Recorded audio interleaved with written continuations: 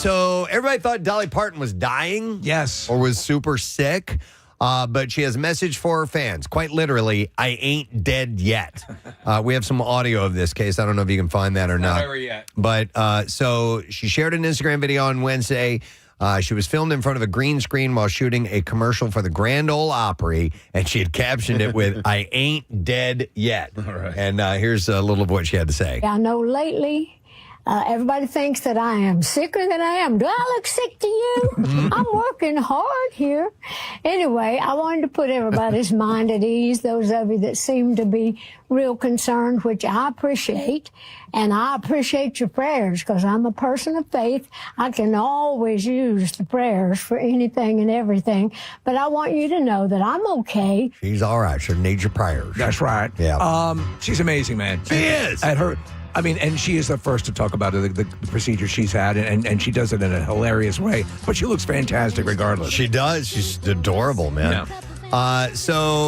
She said, I didn't take care of myself, so I let a lot of things go that I should have been taken care of. And she said, so anyway, when I got around to it, the doctor said, we need to take care of this, we need to take care of that. Those procedures, she said, forced her to remain closer to home, hence why she canceled some events and shows and things like that. The speculation started because her sister, Frida, wrote on Facebook Tuesday about praying for Parton, but Frida clarified her comments later on Tuesday, writing on Facebook, I want to clear something up. I didn't mean to scare anyone or make anyone make it sound so serious when asking for prayers for Dolly. She's been a little under the weather, and I simply asked for prayers because I believe so strongly in the power of prayer. It was nothing more than a little sister asking for prayers for her big sister. Thank you all for lifting her up. Your love truly makes a difference. When I saw that, I thought, oh, man, this got real. This got serious. That's the way I think most people would read that. Yeah. By the way, Preston, that's the Frida from ABBA. No, it's not. So Frida had previously asked fans to pray for her sister, quote, last night I was up all night praying for my sister Dolly. If somebody's up all night praying. I know. Yeah. But what if I were to call you, Preston, like at 2 o'clock in the morning, pray for Claire? Yeah, totally. Just in general. I mean, she could Just, really help. Just think good thoughts, if you would, please. She's traveling. And she's a nice person. Wanted to have a good flight. Yeah, so anyhow, Dolly's okay. Aubrey Plaza, she opened up about finding strength no matter what happens following the death of her husband, Jeff Baena, who died by suicide in January. Promoting her new children's book called Luna and the Witch Throw a Halloween Party on the Today Show recently. She said its witch character was inspired by her grandmother who taught her that life is a party. And she said, no matter what happens, we have to have fun and move forward. She described her grief as a giant ocean of just awfulness, admitting that it's a daily struggle. The two had married during the pandemic in tie-dye pajamas and had quietly separated months before his death. She honored him on SNL 50 special by wearing a tie-dye shirt in his memory. So she's had a tough. I think she's been honest that she feels bad because he was going through all sorts of things that she couldn't get a handle on, his depression. And that sort of led to the split. Yeah, that can happen.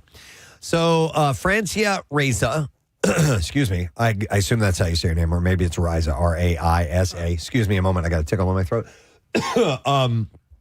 Shut down rumors of a feud with Selena Gomez, calling them nonsense and insisting that she's never spoken negatively about her friend. This is a girl who gave her the kidney. The rumor bubbled up again after fans noticed that she hadn't made an appearance at Gomez's and Benny Blanco's wedding, despite giving her a kidney.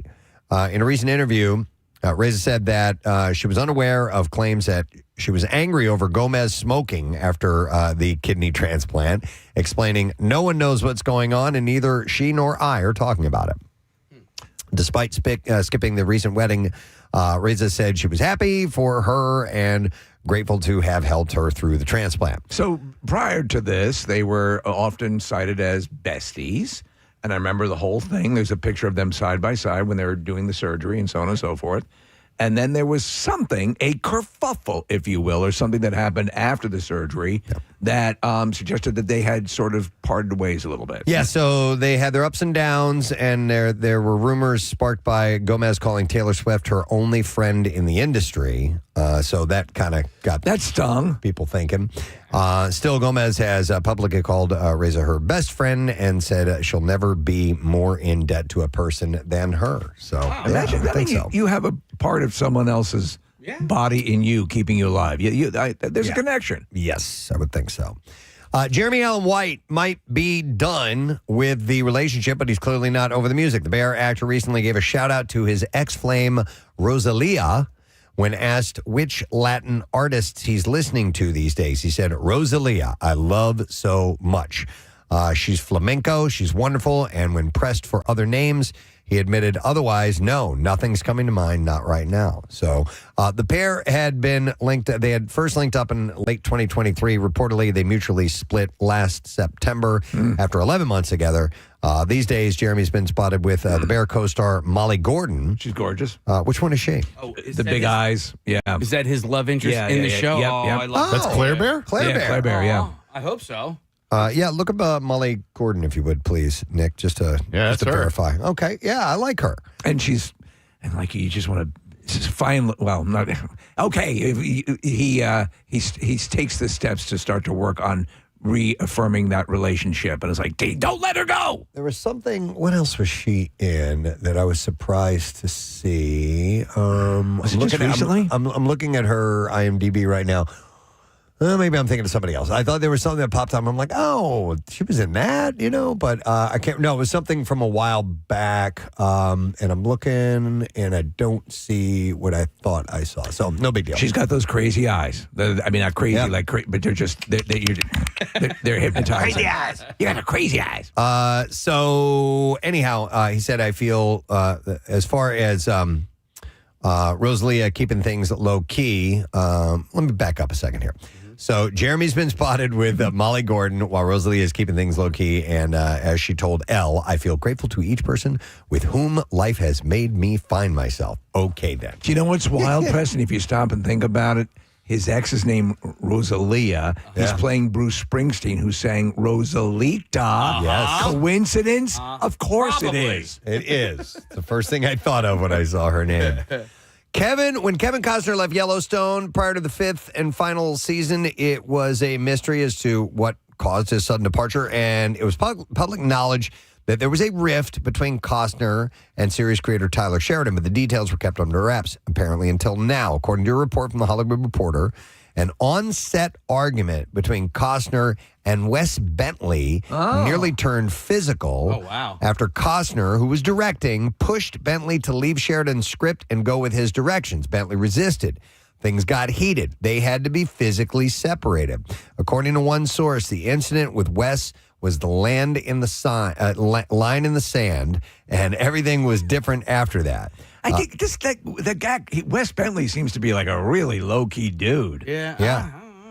So they said everyone loved Wes, and so that really made Taylor upset. Kevin and Taylor butted heads from there on out, and it got very awkward. Listen, we had him in the studio, so we have to be Team Kev Koss, right? Yeah, I mean, I will always be Team Kev Koss, Steve. I'm a fan. I love all of his or most of his movies, but I think that it's his way or the highway. I think like Kevin Costner is very opinionated on how he wants his projects to go, and if somebody disagrees with them, they're wrong. Yeah, I could see that. All right, congrats going out to the View star Alyssa Farah-Griffin, who announced yesterday during her show that she's pregnant. It's a long time coming for the host. She's been open about her IVF journey, and she broke the news while her husband, Justin Griffin, was in the studio audience, revealing the couple would be welcoming a baby boy in February. So it finally paid off for them. Yeah, good for them. So while we first learned that Lori Loughlin and husband Massimo Giannulli were breaking up after 28 years of marriage just last week, apparently it's been in the works for a while. TMZ reports that the couple have been living separately for several months. In fact, their source says the couple aren't even living in the same state. Lori is in L.A., and Massimo is spending a lot of time at their house in Sun Valley, Idaho. So it's the fashion capital of the world. It is? Idaho. Yeah. Sun Valley, Idaho. So here's an opposite story a couple getting together. Congratulations to Brendan Hunt, who plays Coach Beard on Ted Lasso. He tied the knot with longtime girlfriend Shannon Nelson in a ceremony in Ireland. In a post on Instagram, Hunt captioned a carousel of wedding pictures with, "Oh, wait, I totally forgot to mention, me and Snoop San," or is her handle on Instagram, got married in Ireland a couple of weeks ago.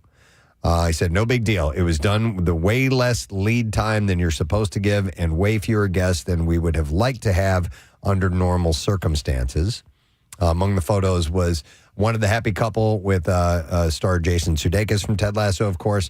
Hunt and Nelson announced their engagement in June of 2023. They have 2 kids already, so they went ahead and tied the knot. That's nice. Yeah. And I think he, and correct me if I'm wrong, I think he was periodically a writer on the show as well, was he not?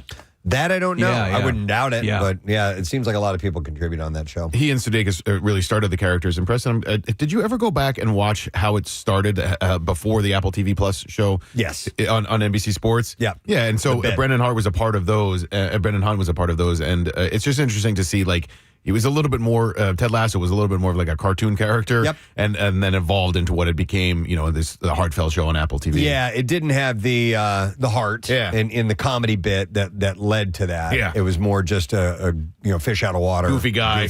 Goofy thing, yeah. Hey, the shows that we love, like Ted Lasso, there is a spinoff, or there's talk of another season coming back. That and Shrinking. When can we expect to see those back on the screen? That I don't Do we know. have any idea? I think Ted Lasso is next year, correct? I need it fixed, man. Yeah, I know. Yeah. You know? Yeah, it's good to have shows like that in your life. Yep, Marissa. When did we have Jeremy on, Casey? Who's Jeremy? The British, Jeremy Swift. Jeremy Swift. Who, I think he had said that they were just starting filming that day or that week. And I think he mentioned, Marissa, that the idea was to premiere the next season in 2026. All right, well, we're hanging on. All right, this was sad to see. Actor Ron Dean, who is best known for his roles in Risky Business and The Breakfast Club, passed away. He was 87. This guy you've seen in a bunch of stuff. I'll run down some of the other titles that he's been in. The actor died at a hospital in Chicago, Illinois on Sunday. Although the cause of death is unclear at the time, he'd been fighting a long illness. He often played law enforcement characters throughout his lengthy acting career. One of his earliest roles was as a detective in 1983's Risky Business alongside Tom Cruise, and he went on to appear in the Mission Impossible, with the Mission Impossible star in 2 other movies. He was in The Color of Money in 1986, and he was in Cocktail in 1988. However, the veteran actor, perhaps most popularly known for the 1985 John Hughes classic, The Breakfast Club. Yep. He appeared as the father of Emilio Estevez's character, Andrew, in the beginning of the movie when you get in the car, or he's getting out of the car. Besides appearing alongside William Shatner in an episode of T.J. Hooker, as well as opposite Gene Hackman and Tommy Lee Jones in 1989's The Package, he often collaborated with the Fugitive director Andrew Davis. He was in The Fugitive. Yeah, he was one of the detectives. Yep. He was more rich. So Davis, who cast Dean in 7 of his films, remembered his dear friend as a tremendous actor. In a touching statement following the news of death, he said he was the essence of what Chicago talent represented, and said, having a very troubled youth, Ron turned his life around to have a wonderful career as a loving, decent human being and a respected talent. He was also in The Dark Knight. Yeah, the guy popped up in a bunch of stuff. He just read as authentic, and so he was. That's pretty much it. Exactly. All right, so for those who have been waiting for the latest installment in the Oceans franchise, some good news for you. George Clooney updated E! News saying that things were finally moving forward with Oceans 14. He said, we just got the budget approved at Warner Brothers, and we're trying to set it up. It's just scheduling, so it's setting a start date for us. Probably start in about 9 or 10 months shooting. And he also hinted that at least some of the main players would be returning, including Brad Pitt, Don Cheadle, Matt Damon, and Julia Roberts. So they're all much older, and from what I understand, the plot this time around will be them stealing tickets to the Carrot Top show. Yeah, in Vegas, man. Yeah. You gotta get I can't believe there's been 14 of those movies. There has. That's crazy. But I think 13 was probably my favorite one. Really? Believe it or not. Yeah, it was 12 fun. was fantastic. It was excellent, but I really liked Maybe I 13. should go back and watch those because they all sort of blend together. If you know what I They mean. do, Yeah. they do, but I agree pretty much with what you're saying, and that one hit a little better. I thought, Yeah. Yeah. For whatever and I reason. was telling you a couple of weeks ago, I just love heist movies. Do you know what you need to do? Yeah, If you yeah. want a kick, watch the original Ocean's 11 with the Rat Pack. Yeah. It's I a think I very did, different actually. movie, but it's the plot essentially. Yeah, Pacino's a really good villain in the 13. Yeah, I agree. All right. Jimmy. So Timothée Chalamet has a new look, and it's a shocker. He got his head shaved. He debuted his new hairstyle yesterday on Instagram Live during a promotional spot for his new ping pong movie, Marty Supreme. In the footage, he is walking around with his naked head while wearing merch from the movie.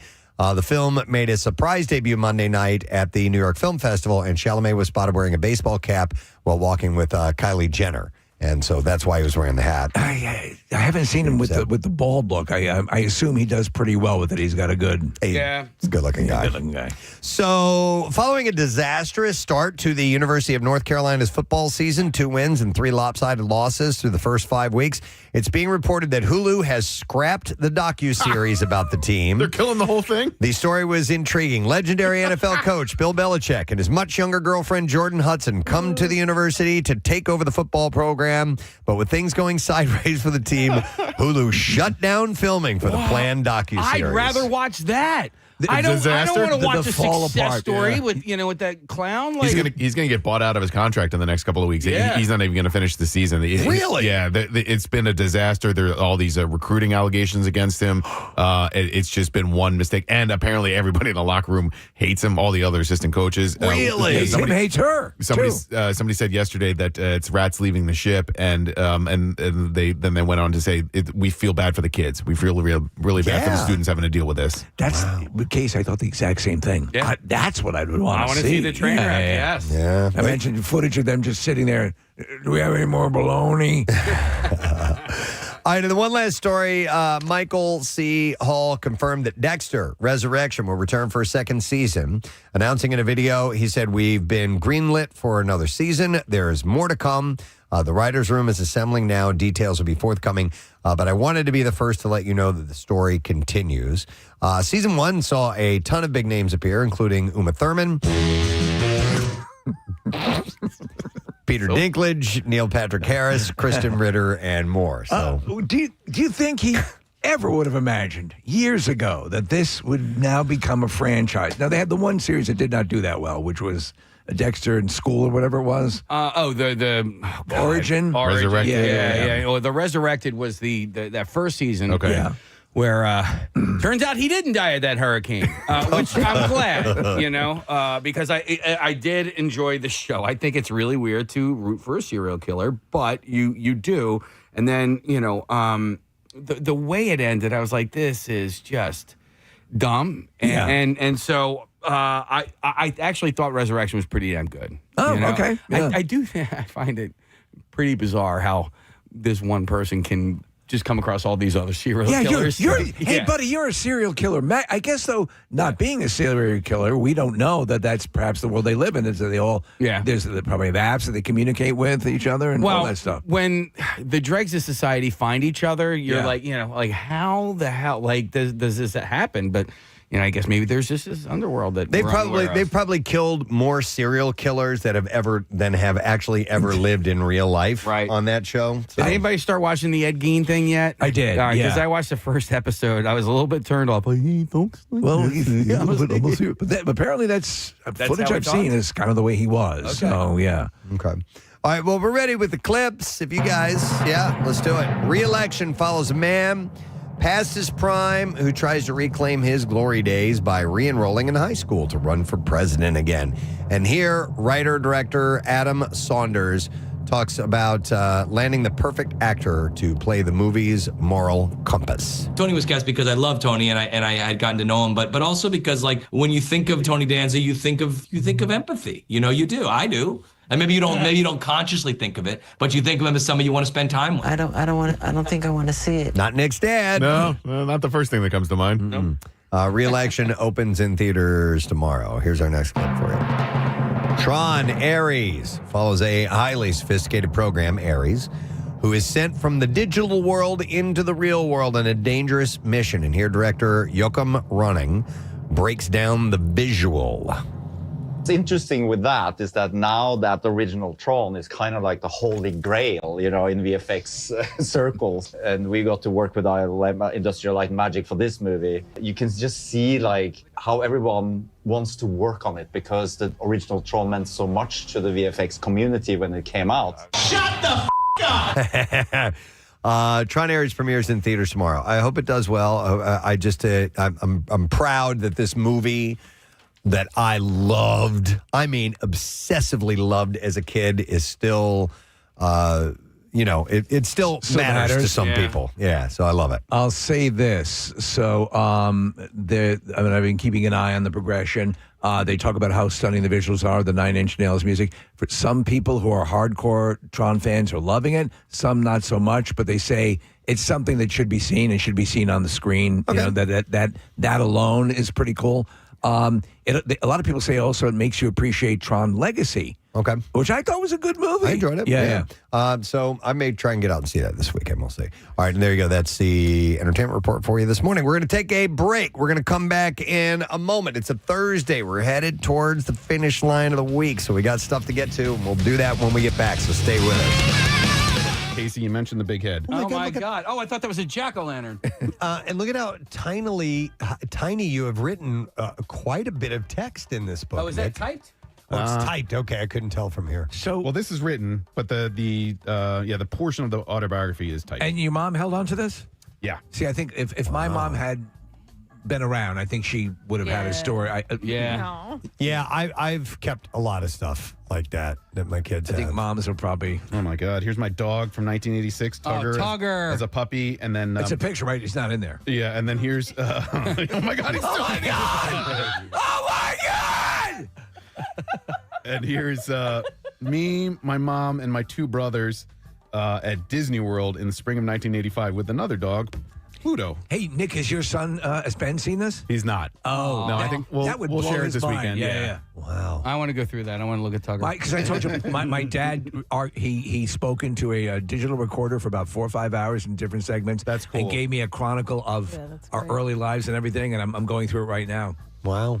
That's really cool, Nick. Yeah. Nice. That's well awesome. done. Hey. All right. And then the third? Well, I think We don't have that time? was his third thing. Oh, that was your third? Yeah, Doc Gooden, the Book of Me, and the May I say, autobiography. all you guys had good stuff. And by the way, Nick, a number of people are texting in saying that your Doc Gooden card is worth about $445. I'll sell it to you right now. Sold. I don't know if you guys knew that I'm an artist. This is a bird. With a penis. Now, I think That's a tail. That's Oh. no, that's it a says red tail, penis but it does look like a swallow. penis. That's the Dr. Seuss bird. That's the bird I drew.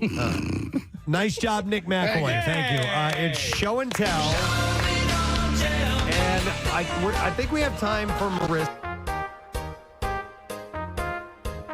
Marissa, what do you have for the class? She just ran out of her office. Yeah. So she didn't know she was going to be doing it. Yeah, she was telling me out before we started the segment. She had one just in case we didn't have enough, or we had too much time. She's filling out one of those Dr. Seuss books right now? Well, she wasn't sure if the segment didn't go anywhere and we had extra time, we could put her in. But She's got a big package. We got just enough to do another one, and then we got a break because we have some guests coming up in a moment. All right, Marissa. Is that what is that, a canned ham? Oh, my God.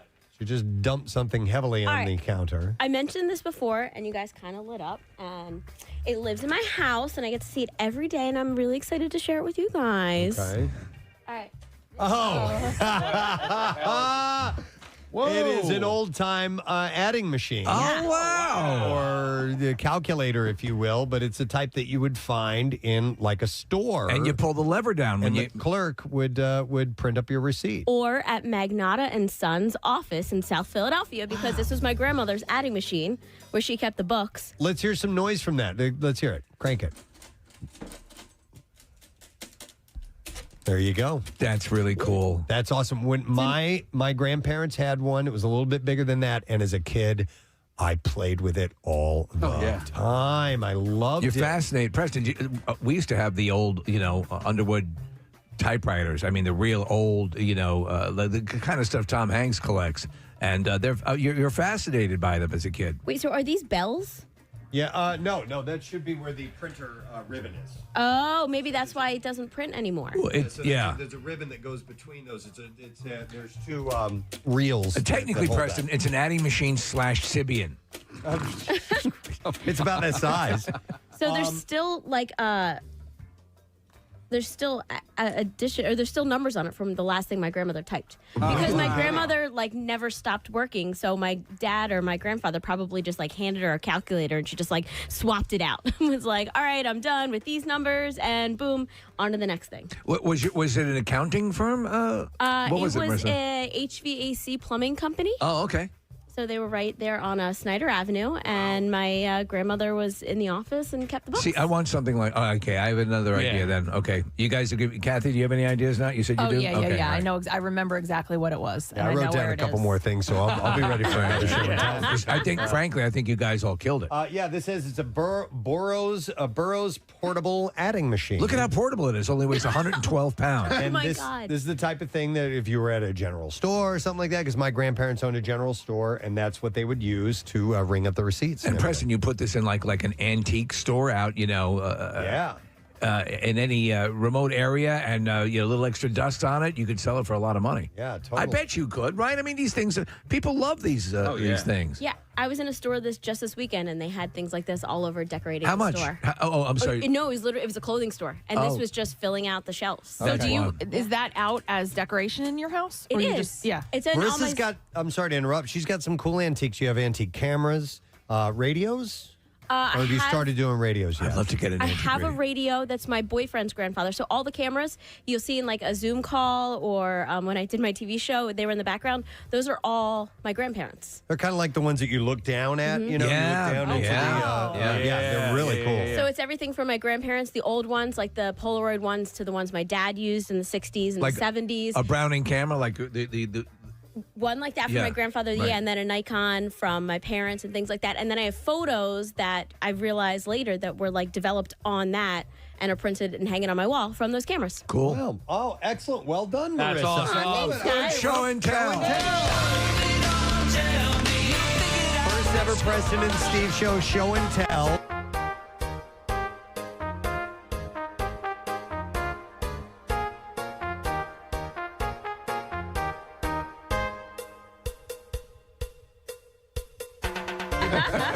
And Marissa's adding machine. That's really cool. All right, so now we've given some ideas to Yes, Steve now and we have Kathy. ideas. Yes. Next time, I think we'll have a full class participation. Absolutely. Yeah, and I sent you guys the link for my shoes. You guys might want to get them now before everybody gets them. I know. All right, well, thank you guys. Let's take a break. Come back in a second. When we return, Mr. Alex Lifeson of Rush, talking about his new band, Envy of None. His fellow bandmate, Andy Kern, will be joining us as well. We'll be back in a moment. Don't forget, it's Tattoos Day as well. You want a Preston and Steve tattoo? Text the word tattoo to 39333. It's from Floating World Tattoo and Piercing on South Street. We'll be back in a few.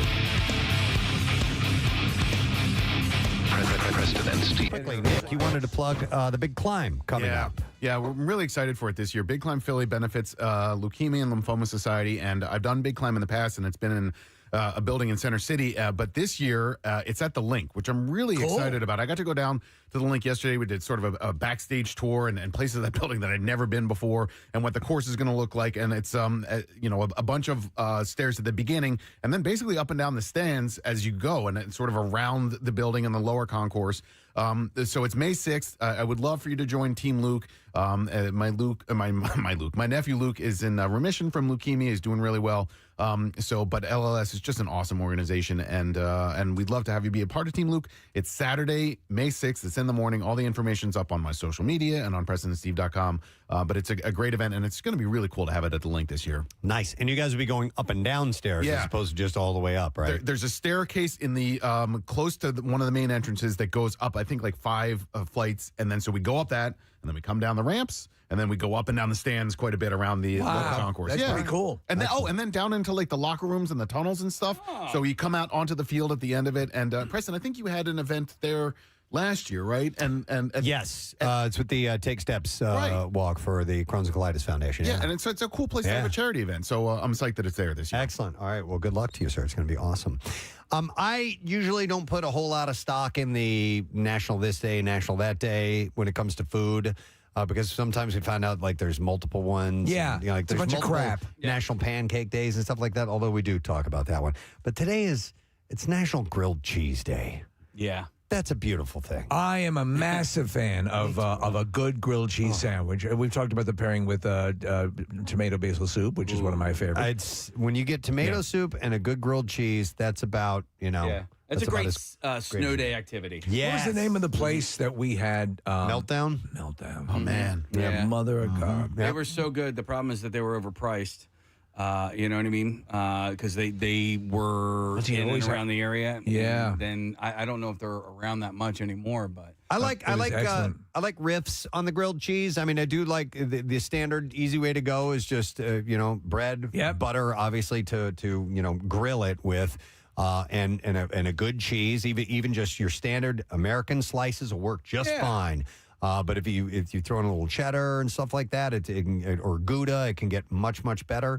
But there's stuff you can add to it like pesto, tomato. Oh, yum, man. Yeah. there's a guy who listens to our show, and he lives in Idaho. And we talked about him before. He apparently has the greatest grilled cheese recipe of all time. Liar. And he will not give it to me in writing. Really? Yeah, he wants me to call him so he can talk me through the steps. Are you going to do it? No. Why? Because it's not that. You don't want me to give you your phone number. No, okay. not necessarily. No, because I make a good grilled cheese. I don't need your help. All right, bro. what's your grilled cheese? Listen, the secret ingredient is love. Is butter. Lots of butter. Okay. Yeah, it's just as simple as that. So I'm going to mention a bit. The Couch Tomato has a grilled cheese sandwich that is extraordinary, and it uses the toast is buttered. Mm-hmm. Well, you have to. Yeah. I mean, that's how that's what makes it different than being toasted. Making it grilled is you use either some butter or oil, but butter is usually the way to go. So let me ask you this fundamental technique question when it comes to grilled cheese.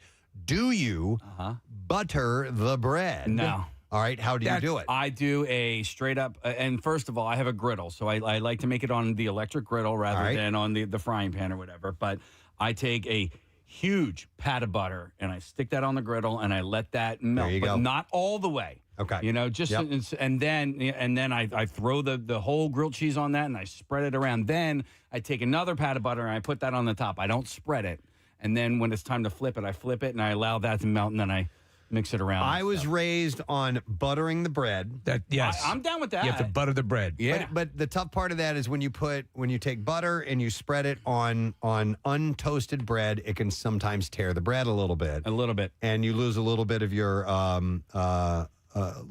integrity and your cohesion. Sandwich. So what they do a lot of times on these Grateful Dead fish lots is they'll have a paintbrush and they will take already melted butter and they will spread it with the paintbrush, and that's how they. That's a apply great that way as to do it too. If you have the time to melt the butter ahead of time and take a brush and brush it onto the bread, that's probably the best technique. But I have come around on throwing the butter onto the warm skillet, and then putting the bread on top of that. But then you have the mystery of that other side.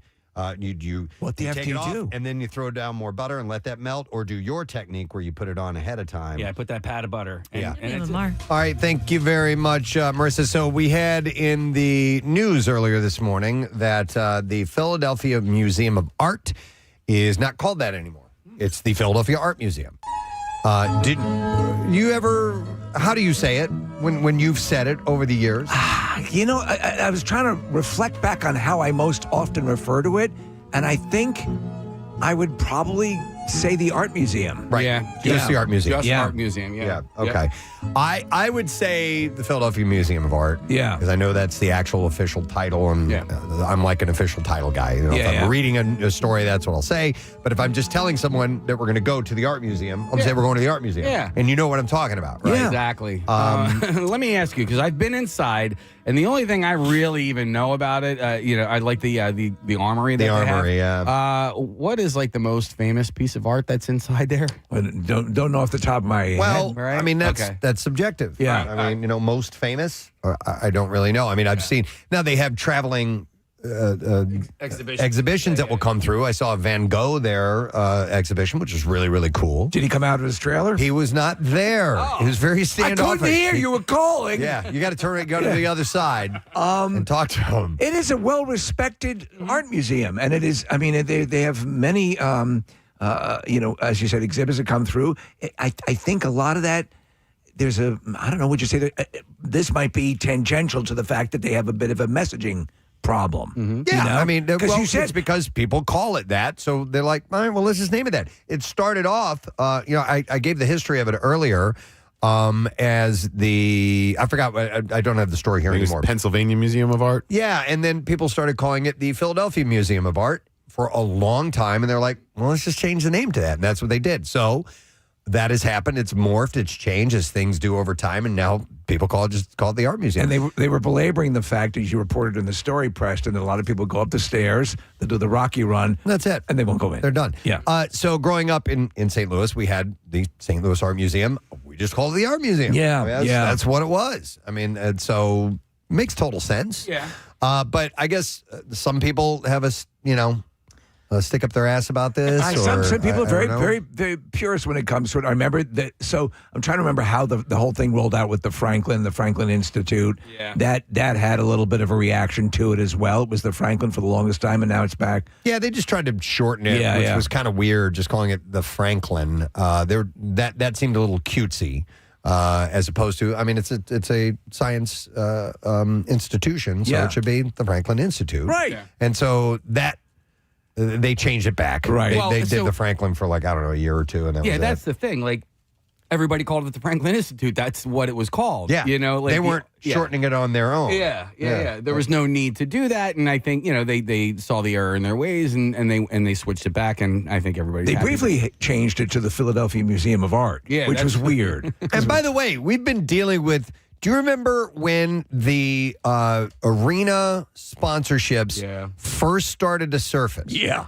And we were like, come on, man. And it was like, everybody was like, I don't want to call this building that or that. Right. And with a brand on it.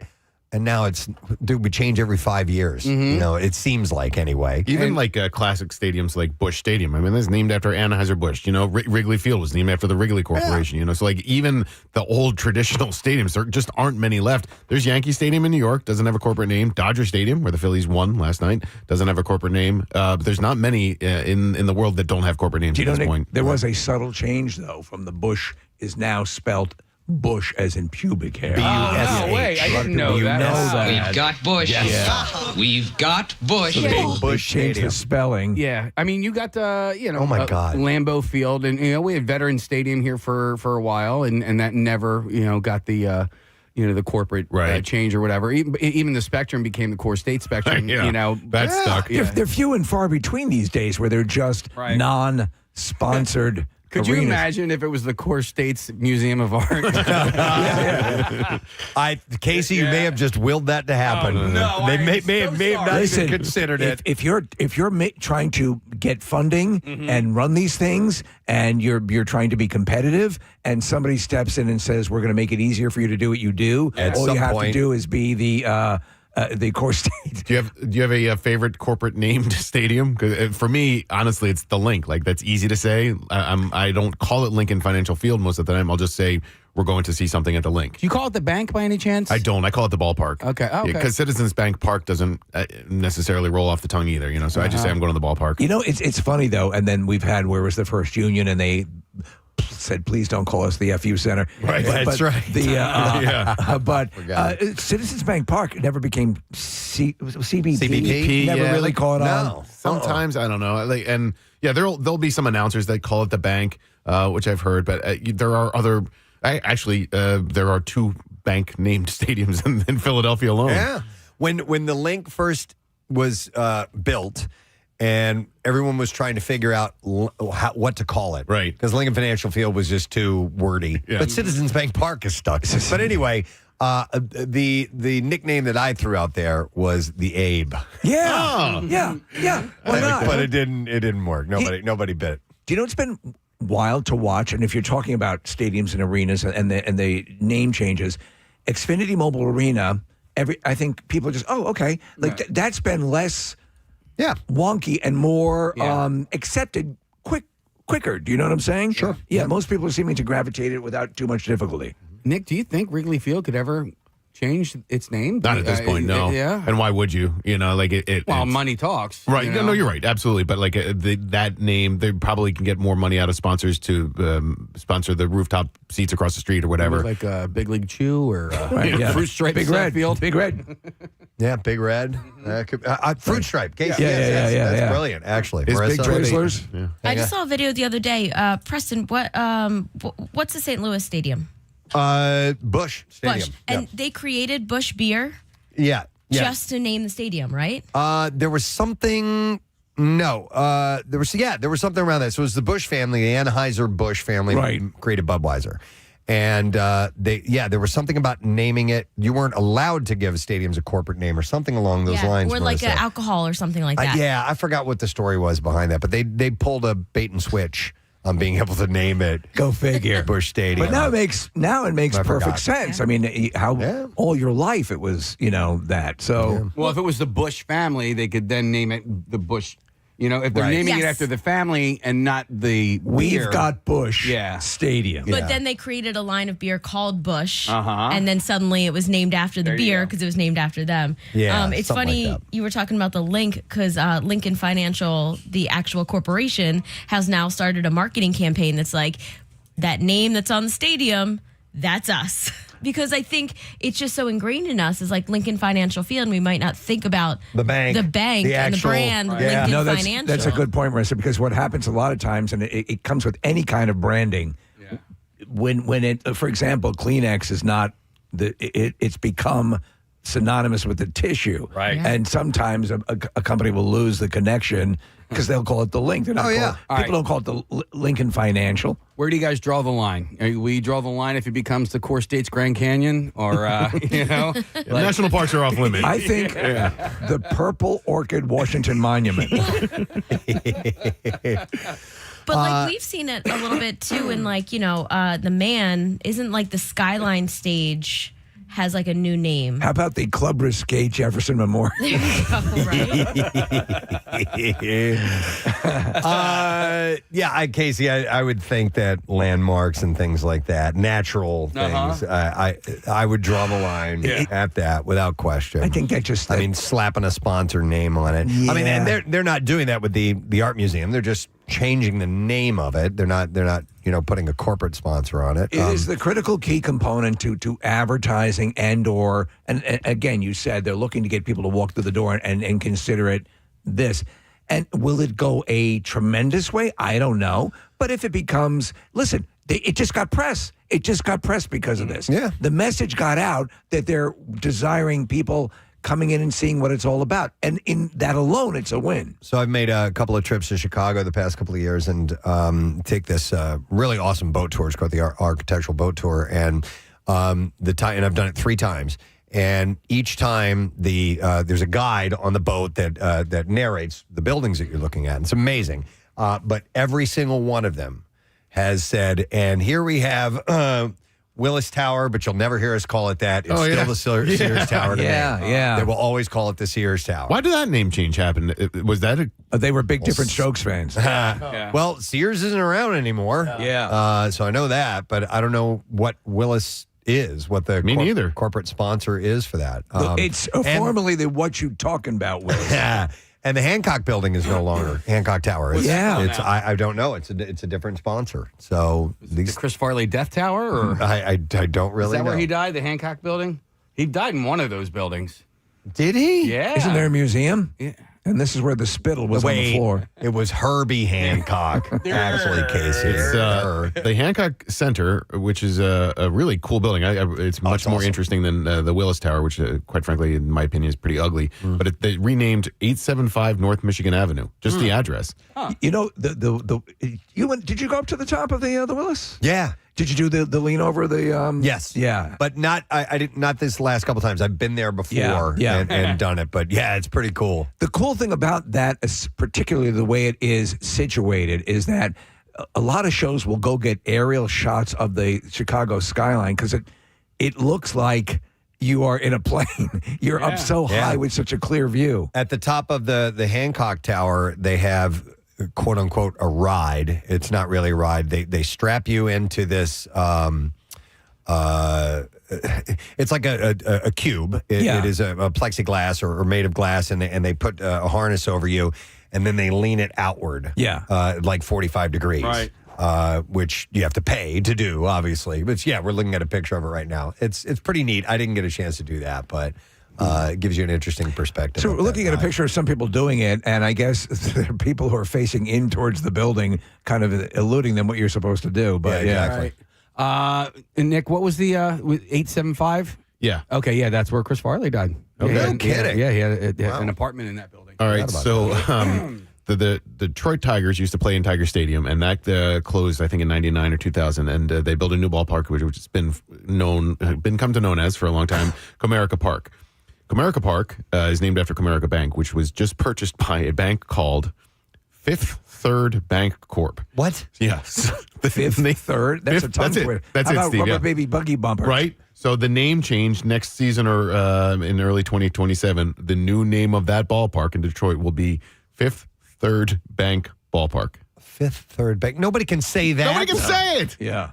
It's insane. And if you don't want to call it that, you don't have to call You it don't that, have to. right? Yeah. Like, Call it Tiger Stadium. yeah, call it Tiger Stadium. Do And whatever most you want. people People probably will. Yeah. I was just there, by the way, because I wanted to go to Mom's Spaghetti. That's M&M's restaurant, and it's right across the street from Fifth Third. Fifth Third. Take that big pause in there. Will Wheaton Stadium. Here's a couple of Philly streets that have changed. What do you guys call the roadway opposite Kelly Drive? West River Drive. Yeah, Martin Luther King Drive. Martin Luther King Boulevard, or Drive, yeah. Yep. And then what do you call the street where like all the clubs were in the 90s? Well, it's Delaware Avenue, but now it's Columbus Boulevard. Yeah, exactly. Wait, hang on. Is that? See, I thought it's at some point it went from Columbus Boulevard to Delaware Avenue. I think it's the opposite way. It was Delaware, and they call it Columbus, but I think people have reverted back to Delaware given controversy. I Delaware Avid when I'm referring to it. It doesn't matter. Yeah. Because I thought down where Club Risque was, that was Columbus Boulevard, and up where like Egypt and Maui were, that was Delaware That's Avenue. Delaware Avenue? I don't know. I'm looking at Google Maps, and there might be like a small stretch of it that's still Delaware Avenue. Okay. All right. I mean, road changes can get confusing, if they change the name of a road a little bit. Like the 95 change. When you take the Pennsylvania Turnpike into New Jersey, for the longest time, that didn't automatically switch over to 95, and they changed the whole stretch of the PA Turnpike when you get into New Jersey. Like that's where the Tony Danza Expressway. No. I'm going to screw up the history of it, but at some point it was 95 North became 195 South or something like that, and you would have to loop around Trenton. Anyway, now it makes much more sense. And then where does the Turnpike become 76? Because that's Valley Forge. That's the Schuylkill Expressway. Yeah. Yeah. And how can they both be the same thing? So the PA Turnpike from Pittsburgh to the Valley Forge exit is 76, and then 76 East becomes the Schuylkill Expressway, and the Turnpike becomes 276. Well, yeah. East. All right. So with that transformation, Right. 76 becomes 676. Claims its 76 status in Jersey. What's that now? No, it does not. No, because 76 is Walt Whitman Bridge. Ah, there you go. Yeah, okay, yeah, all right. Yeah. So the 676 is just Another an road. offshoot, yeah. Okay, because we're asking, is the Northeast Extension not the Turnpike? Well, Rochelle refers to it as the Turnpike. Yeah. I do not. Okay. But it's a toll road. Yeah. And it's the Northeast extension of the Pennsylvania Turnpike. Right. So, but I think the Turnpike is 76 going across the whole state. Yeah. You know what I mean? It's the Northeast extension. All you have of to the know Turnpike. is that if you've got on it accidentally at that point, there are many ways to get off. Oh, dude. So me and Monkey Boy back in the day. Buckle in. Buckle in for a ride. Monkey Boy and I had this is a Y100. We were in the Y100 Hummer, and he was driving, and we were supposed to get on the Turnpike East, and we ended up on the Northeast Extension. We were so late to our gig because there's no turnaround. You will man. never yell as loudly as you will when you've consigned yourself to going miles 10 out minimum. of your way. Yeah. 10 minimum when you get on to, especially the Northeast extension. And you Technically 20. just, there have been times I literally thought I was teetering on a massive coronary. Yep. A listener texted in, Casey, where the Steelers play for the longest time since they built it was Heinz Field, but they changed the name of that last year or a couple of years ago to, I don't even know how to say it properly. I think it's Acrisure, which is another financial institution. But nobody in Pittsburgh calls it that. Everybody still calls it Heinz Field. All right, so you had Three River Stadium for the longest time. Obviously, that's not around anymore. The Steelers play somewhere else, and the Pirates play somewhere else. But that never got a corporate sponsorship. Right? It's a beautiful day today here at Dickford Stadium. First ball thrown out at Dickford Stadium. Dickford. Hey, I got to ask a question. What's a Dickford? To be with. Yeah, somebody needs to create some product that's called a Dickford. Yeah. Just to get a stadium and arena named after it. The most elaborate hoax ever perpetrated on the public. The Dickford Stadium. We'll create a beer, right, Marissa? My You got Bush, God. Dickford. Yeah. The thing about name changes are, though, and as difficult as it might be initially, you get used to it. You know? You do. And what happens really, and you pointed it out a couple times during this conversation, Preston, is people just default to what they were calling it anyway. Yeah. It's, unless you are ownership, unless you have official stationery, it doesn't matter. I still tap Mac. Because Mac doesn't even exist anymore. Rochelle says that, too. Yeah. Got to tap Mac. Yep. What are you doing? Yeah. Oh, you're going to the ATM, you mean? Yeah. Okay. Tap Mac. Dude, it's so funny because we got a big laugh last week when Marissa was like, oh, it was right across the street from where the Wendy's was. Right. And but dude, I still say it. I'm like, yeah, it's right by where the Bazaar was. Or I'll say like Heckinger's. You know, like Heckinger's is an old hardware store. Oh, my God. But if I say that to somebody in Delco, they know exactly where I'm talking about. It's like you're traveling through time. And there was a neighbor I was talking to, an older gentleman, and have you ever heard this? He goes, yeah, I watched it on the home box. No. HBO. Home box Home office. box office. Yeah. I watched I'm like, it on what? the home Watch box. it on the home box. Well, so, yeah, they're changing the name of the museum. Philadelphia Art Museum instead of the Philadelphia Museum of Art. And also there's a shorter sub-brand that's called FAM, P-H-A-M, Philadelphia Art Museum. So they should just call that FART, Family Art. Yeah. Dude. For a long time, right? No, it'd be Philadelphia Art. Yeah, FART. Fart. Right. Yeah. Oh, my God. Now you want to draw attention to your place? Wow. FART gets it done. this is why they don't put us in charge of anything. Philadelphia Art. I'm going to go to the Fart, guys. Fart. Let's go to an art museum. Oh, my God.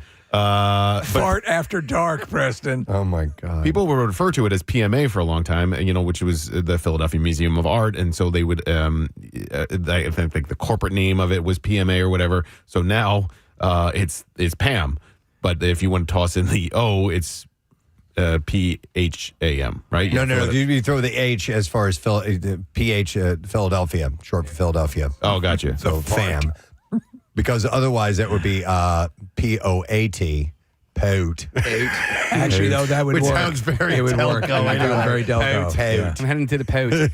But seriously, I can't. I'm working at the Fart tonight. What are the famous pieces of art in there? Because listen, if you know, we're going back to that. I need to go there because What piece of art weighs the most in a museum? Well, listen, man, I know the Mona Lisa's at the Louvre, right? Right. I know that. Okay, so what's the crown jewel? Yeah, Because because the Philadelphia Art Museum. I got it. It's the Myrna Lisa. no, but like when the Chicago Art Institute, that like Sunday in the Park thing is there. Right. I've the never one heard, with the farmer and his wife. That's there. I've never That's heard called American Gothic. Yeah. Farmer and his wife. The guy, I think it was his sister. the but guy whatever. with the ugly old You're right. bitch. You're right. It is. Yeah. It's father-daughter. Yeah. Actually, not Yeah. sister. Oh, sister. Okay. It's father-daughter. Stuck up dick with Daughter. ugly bitch. Yeah. Daughter. Yeah. I'll tell you the answer to your question, Casey. Yes. Vincent van Gogh's Sunflowers, which is a very famous painting, and it's housed in the Philadelphia Museum of Art or the Philadelphia Art Museum or whatever the hell you want to And call it. needless to say, we can assume that is the original, right? That is. Yeah, it's not a screen print. Right, like a lithograph. Actually- You bought a Prince Plus. Listen, the first time I went to a world-renowned art museum, it was the St. Louis Art Museum, and I was standing in front of a Rembrandt, and I'm like, that can't be real. Why, Yeah. And I asked the one of the curators there, and they were like, yeah, we have a lot of, this is all original stuff here. And It is, and we talk about the Smithsonian over the years, and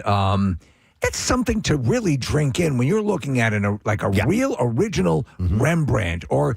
And I said after going to the Smithsonian, which is so expensive, you're flooded with so many moments like that the last thing you want to do is go up and say, "Oh yeah, okay, let's go, let's move." Hope Diamond, let's get out of here. Yeah. It wasn't until I talked to Nick's wife about art, and it was when we were in Chicago that I paid attention to things a little bit closer because I didn't realize how they used colors. Right, like so you think you're looking at green, but you're not. Like you're looking at all the colors that this artist used, especially in this one particular picture. Oh, it's impressionist work. Well, Yeah, there's a multitude of styles. Yeah. So that's incredibly cool to take a good close look at. When you were saying that, so the Barnes has a Van Gogh, and I went to that, and I'm you like, can get real close to it. I'm standing 6 inches away from this thing, and it's a little troubling. And look, exactly. Yeah. And looking at the the oil that's sticking out almost three-dimensionally from the... This thing sucks. This guy's overrated. What a loser. But it's amazing. When you can get a guided tour, it's nice to have a wife who knows a lot more about this than I do. And Casey, she points out stuff to me all the time. But to your point, Preston, like if you go to the Barnes or you go to the Philadelphia Museum of Art, Philadelphia Art Museum, get a guided tour. And for me... That's a good idea. Yeah. You're going to learn a lot more about it. You're going to gain an appreciation. It's like getting the tour in Chicago that you've done, Preston. But for me, it's almost always... I cap out at about 2 hours. Beyond that, my brain just doesn't work anymore. Yeah, I'm good for about an hour, and then I start walking by masterpieces fairly quickly and not getting them. Yeah, that's what I'm talking about. So Rochelle and I created a game to hold our interest, and we'll come into a room, we'll go to a painting, and we have to, without looking at the description of it, we have to try and get as close to what we think the name of it is. Okay. Just by guessing. Yeah, that's cool. And if there's people in it, we give them dialogue and direction and what they're doing and what they're saying. I could do that. And that makes it kind of fun. Yeah. So you know what I did for this specific reason? I bought a pair of the Meta Wayfarers. Yeah. The glasses. And you go up and you can... It's like Tony Stark looking at something? And it'll tell you what you're looking at for that very purpose. Wow. Listen... to have that kind of artwork here, you're making me think it's been a long time since I've been in the art museum, and it is something to check. We like the Museum of Natural History. We're talking about them cutting back on their hours of operation. That's a great museum to go to, and they're all kind of sitting right there in that area. Yeah, you can walk. I mean, the Barnes is right by the the Rodin Museum, and the Fart is right there. Dude, right down the street. It's right down the street. They're all right there. Yeah. And in the Barnes, there's a Steven Starr restaurant too, so you can have a lovely lunch while you're there. Very too. nice. All right, hang on a second. I'm going to go to. We have Ray, who is an art teacher, having a stroke right now, listening to us. Hi, Ray. You're on the air. Good morning. Hey guys, sorry to bother you at work. It's all right. What's up, bud? Yeah. Well, I am an art teacher, and I do try and include PMA or PAM collection stuff so my students can go and see it easily. And you guys mentioned the sunflowers. And the Rodin Museum, which came out of a huge exhibit the PMA did, or when they were the PMA, they have a huge impressionist, post-impressionist collection because Philly's had a long, strong relationship with like French museums and French collections. And they have one of the best pieces of 20th century art there as well. They have Marcel Duchamp's The Bride Stripped Bare, which is a huge glass and paint and applique piece in a room of its own back there that you can go and look right through. The sunlight comes right through into it. What is the name of the work? It's called The Bride Stripped Bare by Her Bachelors. It's Marcel Duchamp, so it's very sort of abstract relative to the title. Okay. Let me ask you: was people like Ben Franklin and people who loved going to France, and were they sort of initially responsible for that art exchange? I think they definitely inspired it. I couldn't tell you exactly how it started relative to the museum itself, but I would assume that some of those very rich early people were bringing stuff back, and you know, we have a long history with France from that era because of like General Lafayette as well. Right. Yeah. So like it makes sense that we would have a bunch of that in Philly, where we had the constitutional conventions, and we you know, Philly started it. Ray, so it makes sense. Ray, I think that the largest collection of Rodin outside of France is in Philadelphia, right? At the Rodin Museum?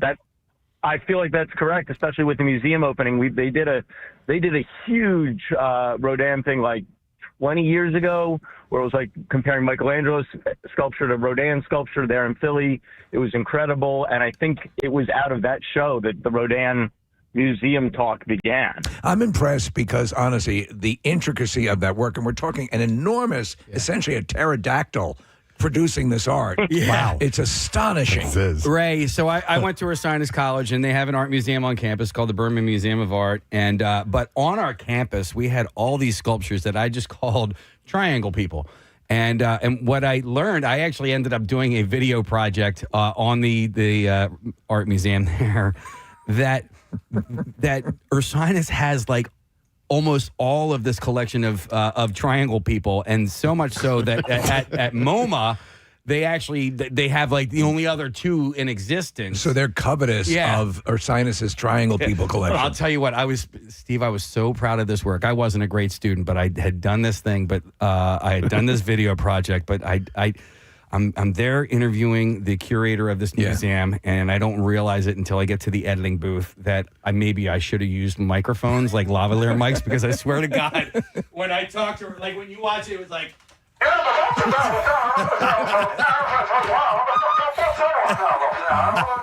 was like, oh my God.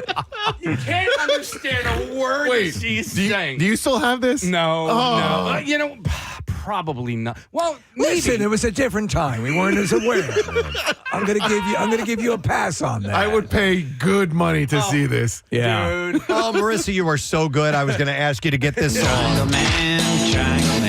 Triangle Man hates particle man. They might be giants. By the way, in the picture we saw, there was a squarehead man. Yeah, it was a squarehead there, too. Yeah. Ray, I don't even know if you want to comment on that or not, but where are you an art teacher? I'm an art teacher down in Willingboro, New Jersey, so just across the river. A great way to get my students to go across and look at that stuff. Awesome. And I think you guys need to totally live stream that video when he finds it. Okay, done. Thank you, Ray. Let us know for a week that we need to tune in on a Friday morning with popcorn. Done. We'll do that. I appreciate it. I want to point out something that is not an art museum, nor is it a museum altogether, but Steve and I have been there.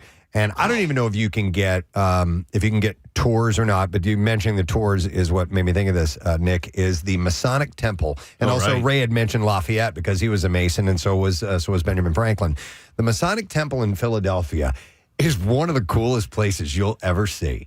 It's amazing. Wild. Yeah. Marissa, your dad's a member, yes? My dad, I don't know if he's a member or if he's definitely friends with people who are members there. And you can absolutely do a guided tour. Okay. They don't take you around the whole place because there are some sacred areas. We got like in I think back hallways and secret passageways. Like hidden secret passageways. It was cool. And there's like, and when they you just walk into a room and you go, oh man, some heavy stuff goes on in here. Yeah.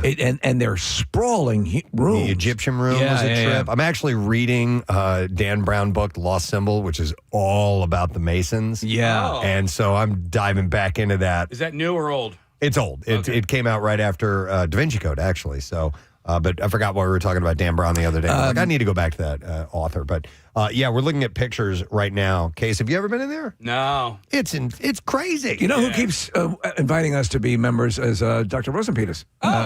Dr. Rosenberg is I just want the ring. Yeah. No, it's cool. Yeah. You can also have events in that main room. Yes. Like you can do a wedding or any event. We were at an event. Received an award. Yeah. Steve and I did it at that from the Masons. It was really, really cool. You guys want to have a sorority party in there? We were made goals of the seventh order. We can go look at it tomorrow at 2 p.m.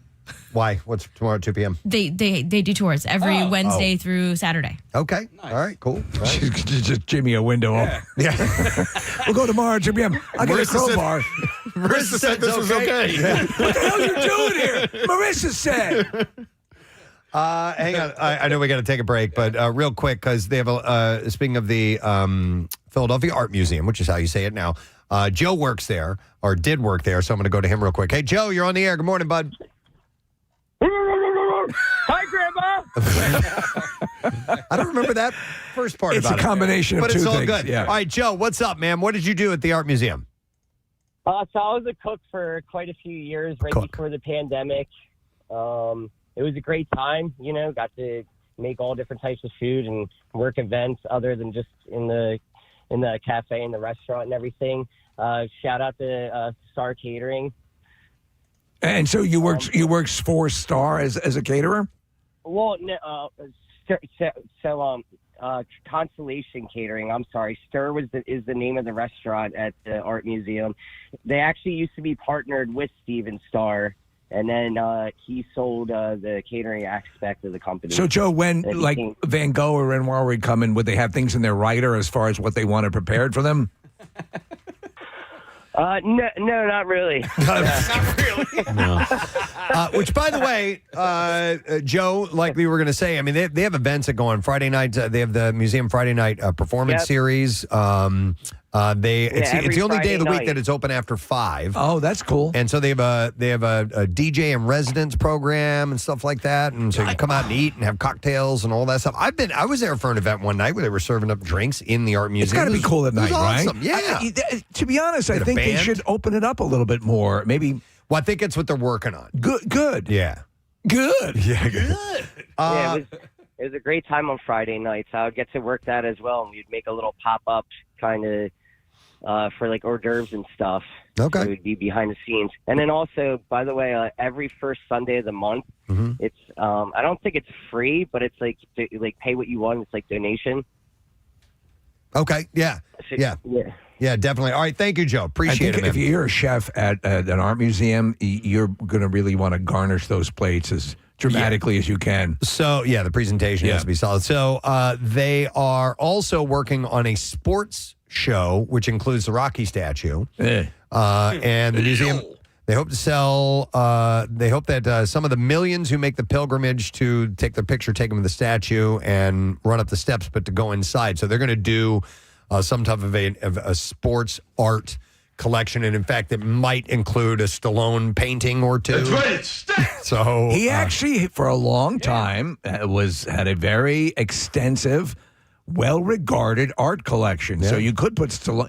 I wonder if it'd be too cynical, or to put the statue itself in the art museum for a while to get tourists to come in. I don't know. And maybe if Stallone tied in something with it. Yep. They might. Who knows? They might do that type of thing. So they're working on getting some paintings from him and other sports, related art, and do an exhibition of that. They're planning on an over-the-top exhibit, which is paintings depicting arm wrestling. Okay, arm wrestling paintings. Yes. Yeah. Okay. That's cool. All right. Absolutely. Color me intrigued. He has a book that's coming out next year. I just pulled up Sly's Instagram page, and it's called The Steps. It's his memoir, and it's him as Rocky on the top of the art museum steps. So it comes out May 5th, 2026. And it's a memoir of his life? Yep. Yeah, it's his own story, and it's a nod to Philadelphia right there. I was a baby. I would not have expected him to give it the title The Steps. I love that. That's really cool. Yeah, it's a nice nod. All right, by the way, we don't have time to go. Rebecca's been on hold for a while. Well, you know what? I'll go to her real quick. She's been on hold for a while, and this is the last call. Hi, Rebecca, you're on the air. Good morning. Hi, good morning. Thank you. I just want to let everyone know that if you have a library card, if it's in Jersey or PA, I'm guessing, too, you can get free passes to all of the museums. I mean, like all of them. MoMA, the ones in Philadelphia, the ones in New York, all of them. You can get if you have a library card, you can get into all these museums mine for free. Is in Burlington. Mine is in Burlington. Dude. And you go on, and they have. Yeah, you just check out free passes. Wow. And library cards are still free, right? Yeah. That's my understanding. Yep. Wow. Does that include the library fart? cards are still awesome. I love it. All right, Rebecca, thanks for the heads up. Appreciate it. Yes, your library no card problem. can get you so much. It can get you into like the Philadelphia Zoo, all sorts of places. You can actually go and like rent like guitars and drum sets or cooking utensils, mixers. At the zoo? Wait. No. At the library. At the library, yes. yeah. I knew there's more than books that you can get at the library, but what I'm curious about is outside of the library, what you have access to with your library card. I just rented a guitar at the zoo. You can't like just walk up to the zoo or the art museum and show your card. I think you have to go through a couple of steps. But the access that library cards get you is amazing. So, Marissa, just to clarify, and to Preston's question, you just go through the process of getting a library card, which is free, and you have access to all this. You check with your local library okay. and ask them and go on the website. I'm sure that they have all the jurisdictions have different partnerships. Also use your library card for the streaming service called Canopy. I've mentioned it on the show before. It's Kanopy. It's a free streaming service if you have a library card, and they have tons of free movies and TV shows on there. So if you're tired of paying for Netflix, download Canopy for free and use your library card, and you can watch a ton of movies. Crazy. Some bitch. I just thought it was a place where you could go access the internet and pleasure yourself. Yeah, I mean, well, listen, it's that's important. They have books there. Yeah, they have books there, too. All right, well, very, very interesting. Thank you very much, guys. All right, well, the Philadelphia Museum of Art is now the Philadelphia Art Museum, so hopefully that's not going to mess up. We are going to take a break. We're going to come back in a second. We have bizarre file stories on the way, but before we do that, Sweetwater Marina and Riverdeck are here. They have arrived, and they brought goodies for us to eat, but guess what? We got some goods for you, too. I have a $50 gift card to caller number 11. 610-660-9333 is the number, and don't forget the game day is better in the Pines at Sweetwater Marina and Riverdeck. You can enjoy breathtaking sunsets along the beautiful Mullica River with cornhole, fire pit seating, and TVs everywhere. Off the Hamilton exit of the AC Expressway, and you can visit sweetwaterriverdeck.com. Nice. Set you up now. Call number 11. We'll be back in just a moment. Stay with us. Do you guys remember a butter campaign that was, give them a little pat of butter? Give them that pat. Yes, butter. absolutely. Give them a little pat of butter. Mm-hmm. Butter. It just made me think of It was that. also the theme song to Law and Order SVU. I did not know that initially. Yeah. Wow. Okay. I have a technical question. Yes. Wawa has a campaign right now for these grilled paninis. Oh my God, my daughter loves them. Right. And they look terrific. They look like they're a lot. Yeah. One of the grilled paninis is grilled with mac and cheese. That's her favorite. Okay. Is that a grilled cheese sandwich? Ooh. Yeah. No, it's a panini. Wait a second. I'd call it a grilled. Well, it's not grilled because it's a panini. Well, it depends it's on. not ciabatta, it's panini. Right, I know, but it depends on whether they butter or use oil to I have a follow-up question. Now there's Does it I involve know they dragons? put it in a panini press. Maybe that is considered that because it may be a grilled cheese with pasta. That's kind of what I'm thinking. You Now, do you think, follow-up question, Wawa would send us some so we could sample them on there? Well, a panini press is a. It's kind of a grilled cheese, right? No, it's a whole different sandwich. It's a panini. Now, let me ask you guys this because Says Master Chef. Master Chef Kathy Romano.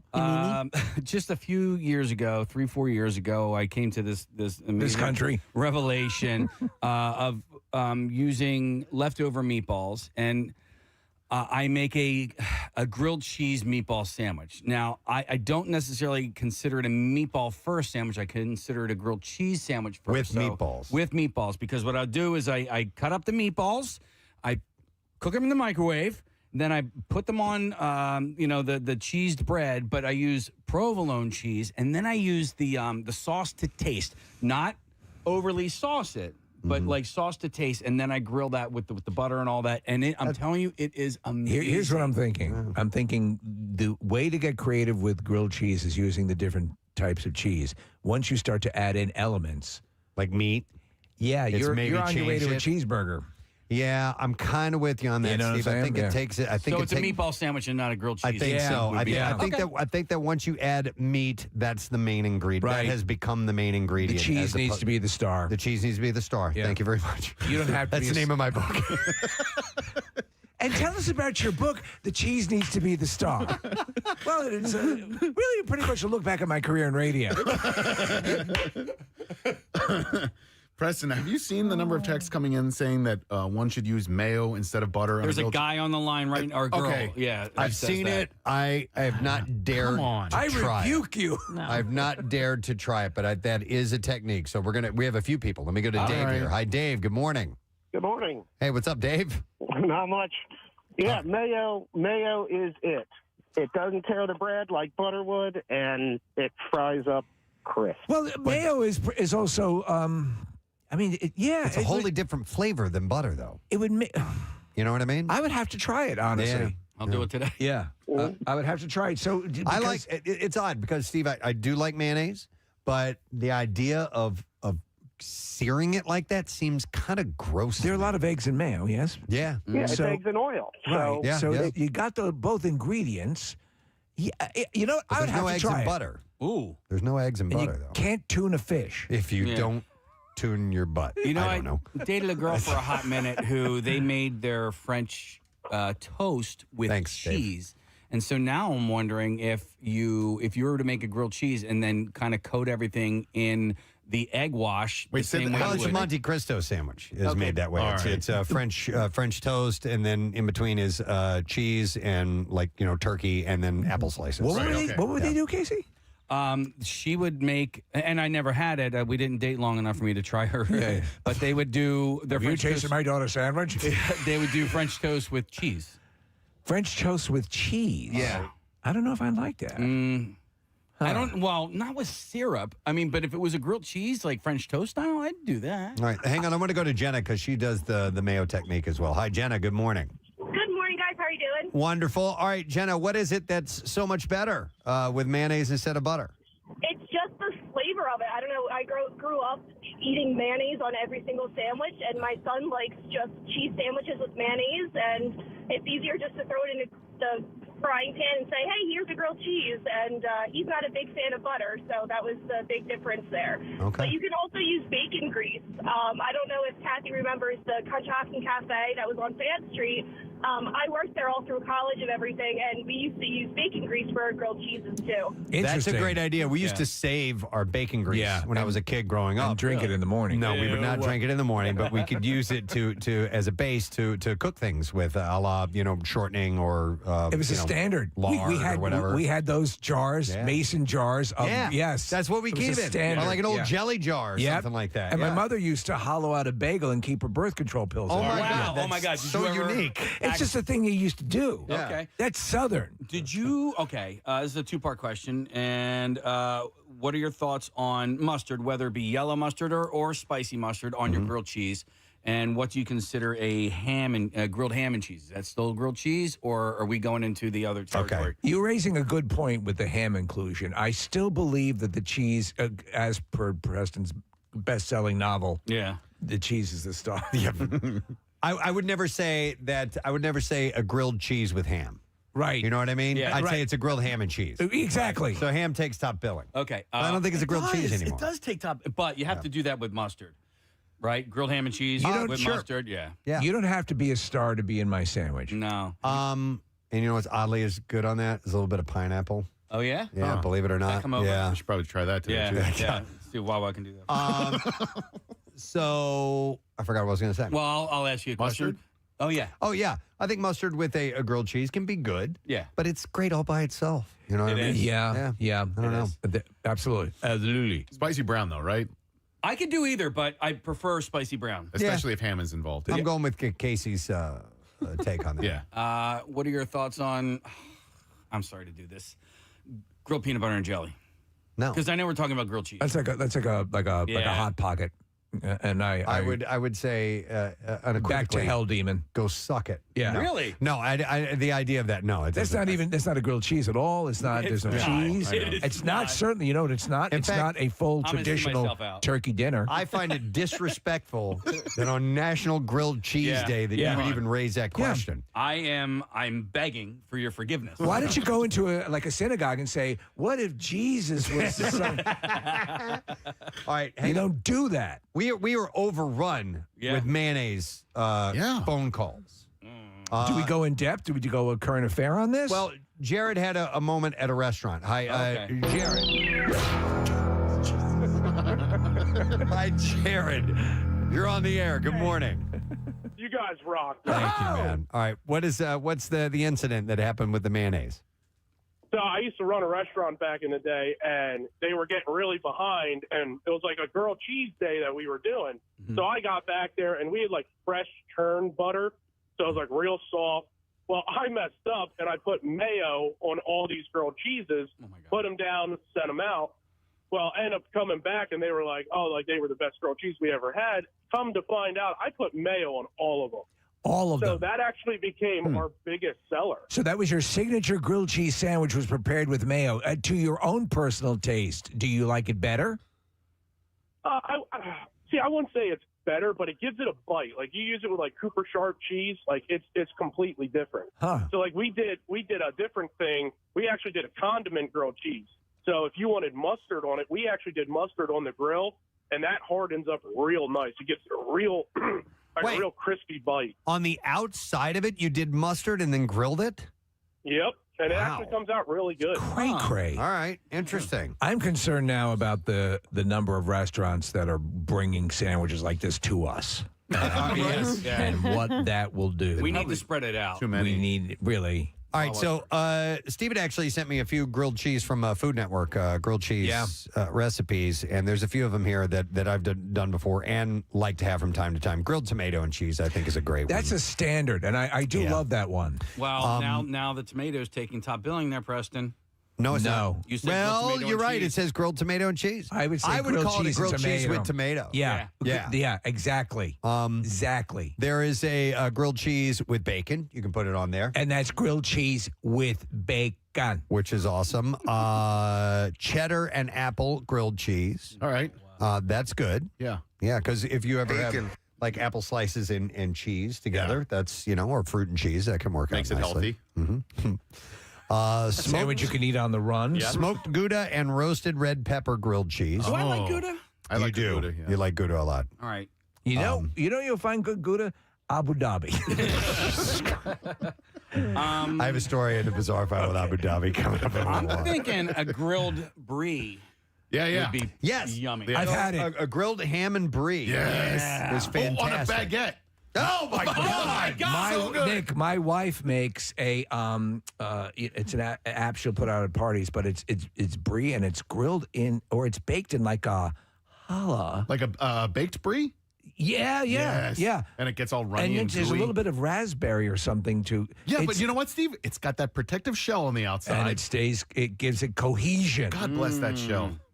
Hang on a second here. Let me go to Garrett has a recipe.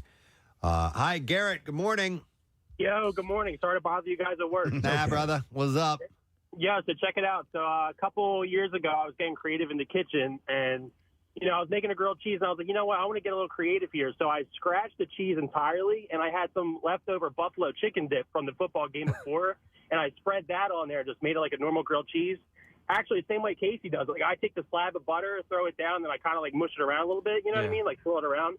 But, dude, I'm telling you, that is a banging sandwich. So I love buffalo. I guess buffalo chicken dip has cream cheese in it, so that's technically in the cheese family. Well, we throw some cheddar cheese in our buffalo chicken dip, too, so kind of Okay. we get in there. Speaking as someone who has Interesting. Thank you, now Garrett. about 160 packets of Star-Kissed buffalo. I love that. Buffalo tuna? But the buffalo tuna is great. The buffalo dip in buffalo dip. I'm every sorry. application, that buffalo flavor, whatever it is. You said it has cream cheese in it. I didn't know that. The dips usually Okay, do. yeah. Delicious. I will say that Panera, they sometimes can hit or miss on some of their things, but consistently their tomato soup and their grilled cheese is good. So I agree.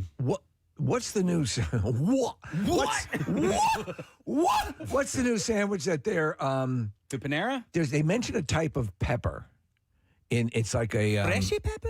It's you know what I'm talking about? Have you seen the thing? Is For it this like- new- like- it's like a new like a Mediterranean. You know what, Steve? They should probably send us samples. I'm intrigued. Yes, Is it, it's a new thing that they're pushing. Wouldn't and be it's a got poblano pepper, would it? no, I don't know, but it is a red pepper that apparently has this incredibly exotic, wonderful taste. Okay, wait, like a vegetable or like the crushed red pepper? A vegetable. No, like a vegetable pepper. Side note, stuffed peppers. Fantastic. Oh, yeah. Big fan. Yeah, Like you well, put we should sausage have in a there. restaurant and call it Sergeant Pepper. Well, listen, it's sort of offensive that you bring it up on Grilled Cheese Day. I'm sorry. Yeah. You're right. I mean, I said side note. stay in your lane, buddy. All right, roasted poblano and mushroom grilled cheese. No poblano. I like a poblano. I do like poblano. I like it. The poblano. I like saying poblano. Fun syllables. I come know what- from you know the what a- village of Poblano. Do you know what a smoked poblano is? An ancho chili. Oh. If you ever see ancho chili. I don't know why I Ancho reacted cheese. like that, yeah. I believe so. That ain't your cheese. Wait, so it's the same thing? It's the same thing, but it's smoked. It's prepared differently, if I remember correctly. Okay. Here, this one sounds interesting. Grilled cheese with everything bagel seasoning. Oh, yeah. Yeah. Yeah. Wait, in or on? Don't know. I would have to click on the recipe, and it would take me off of this. This is just the names of them. I think at Trader Joe's you can Thank get you very much, Merce. I got to thank Chris from Sweetwater Marina and Riverdeck for stopping by this morning. He brought in a damn tasty cheesesteak. I saw your head whip around. Is really good. Like immediately, because you walk into a cheesesteak you never had before, and it's like, what am I going to get? And I was like, ooh. Yeah. Yep. Don't mind if I do. So we'll do some more giveaways. We have some gift cards coming up. Your chance to win that. You can check them out at sweetwaterriverdeck.com. And in the meantime, we're going to do the beat box. WMMR presents Preston and Steve's Bizarre File. Brought to you by The Bagster. Yeah. You can buy yours now at any home improvement store, just $29.99. You fill it up, they pick it up on your schedule. The Bagster, dumpster in a bag. Buy, fill, gone. This is wild. The Disneyland guest died after riding the Haunted Mansion attraction. I saw this and I was trying to figure out how the hell it happened. There had to have been some kind of pre-existing condition. It had to be. Because it's not a overly, I mean, it's it's a quote-unquote spooky ride, but there's nothing really scary about it. What a great advertisement. Right? Yeah. After unconfirmed reports circulated online, the woman died on the seasonal holiday overlay theme of The Nightmare Before Christmas. They confirmed with the source that a guest was transported to the Anaheim, California park to a local hospital on Monday. And then Anaheim Fire and Rescue responded for an unresponsive woman in her 60s who had just finished riding the Haunted Mansion. Disneyland security personnel provided CPR until the paramedics arrived. The woman was transported to a local hospital. She later was pronounced deceased. That's messed up. So sad. The Orange County Sheriff's coroner will determine the cause of death at a later time. And this comes just under a month after that guy died at Universal, you remember? That had to be extenuating medical issues as well, right? Well, they said that one was blunt force. Yeah. Like that. So it's an intense. There's your commercial for that ride as well. So it'll kill you. We'll see if there's a follow-up on this. All right, out on a digital detox. In the western U.S. backcountry, scientist Fred Ramsdell was startled when his wife let out a yell. He thought she had seen a grizzly bear or was being attacked by one, but actually it was a far better surprise. He had won the Nobel Prize in medicine, and she just found out about it. The Nobel Committee had been unable to reach the immunologist, whose phone was on airplane mode as he was hiking, and they were camping as well, but finally got through him a couple of days early on Tuesday morning, and the Thomas Perlman, Secretary General of the Nobel Committee, said they were still in the wild and there were plenty of grizzly bears there, so he was quite worried when she let out a yell. Fortunately, it was the Nobel Prize. He was very happy and elated. He had not expected the prize at all. They should have had someone in a grizzly bear costume present the right. Guess who won the Nobel? Perlman said that Ramsdell and his wife, Laura O'Neill, had been heading back to the hotel when they stopped to fix something on their car. That was the moment that his wife switched on her cell phone and saw dozens of congratulatory messages. And Ramsdell said he certainly didn't expect to win the Nobel Prize. A couple had been on a 3-day trip that crossed the mountain ranges of Idaho, Wyoming, Montana. He said it never crossed his mind. You know, just the concept of the digital detox is so appealing at this point. I agree. Yeah. 100%. My friend is, I just saw him last night. He's 72 days off of all social medias. Yeah. Wow. Yeah. Except for Pornhub. Well, yeah. I mean, it's social. Yeah. So what does he say so far? Right now, he's absolutely loving it. There you go. He was, he just said, I was just scrolling all the time. Yep. You hate yourself for doing it. Yep. All right, the nation's wealthiest real estate tycoon has disowned his son following accusations that the latter swindled investors out of more than $2 million with a fake business that he pitched as the ultimate man cave for the ultra-rich. David Bren allegedly promised what he called the bunker and that it would deliver special access to a suite of luxury vehicles, including Ferraris, Bugattis, and Porsches, as well as curated dining experiences and high-end wines and cigars. A slew of lawsuits have been accused Bren of completely fabricating the business pitch known as the Soho House for car lovers. Most backers alleged that they lost at least six-figure sums in the supposed scam. One investor fled California in shame. Another, who allegedly invested more than $100,000, was found dead hanging in his garage. Jesus. Donald Bren, 93 years old, has a $19 billion net worth and about 129 million square feet of real estate, mostly in Southern California, and he's not coming to his son's rescue. A spokesperson for Donald Bren said, "We do not have a personal business or relationship with the individual." A source familiar with the situation said that there has never been a relationship between Donald and David Bren, and the last time they saw each other was in court in 2010. According to the pitch in a lawsuit, founding bunker members, including Shark Tank star Mark Cuban, fashion designer and oil heir August Getty, and Oracle's Larry Ellison, and NBA champion Kristaps Porzingis, would cough up $14,500 monthly for club perks. But that was all a lie. It's what he was using as a pitch. Well, they swindled some heavy names. Yeah. So David planned to store a fleet of supercars in Beverly Hills just as soon as the project's owners completed a $90 million purchase of Mr. C's Beverly Hills Hotel, according to the summary. So this guy was completely... So they got nothing. Yeah, absolutely nothing. So this guy is facing a series of suits over that. Yeah. All right, then we'll do one more story, then we will wrap it up. This is a good one. Witnesses say a bizarre and scary crime unfolded Monday at a North Charlotte Family Dollar store. It started with a woman demanding the shirt another woman was wearing, and it ended with her threatening people with a gun. When a family member of a person inside the store, actually, they said that the incident started when a woman complimented another woman on her NASCAR shirt and then demanded it off of her. She asked her, the witness said she asked her to give her the shirt that she wanted. The lady, of course, told her no, she wasn't going to give her shirt. This is like dollar store Terminator. That led to a fight. Yeah, give me your NASCAR shirt. That led to a fight between the women. Witnesses said the woman who demanded the shirt at one point was throwing water bottles out of a cooler, and things got more disturbing when she briefly left and came back inside. She came back with a gun and was waving it at everyone. Let's face it, that's why you go to the dollar store for the show. Yeah. Employees got most of the customers to the back of the store, called the police, but the teenager wasn't able to make it to the back in time, and that's when witnesses say the woman threatened her.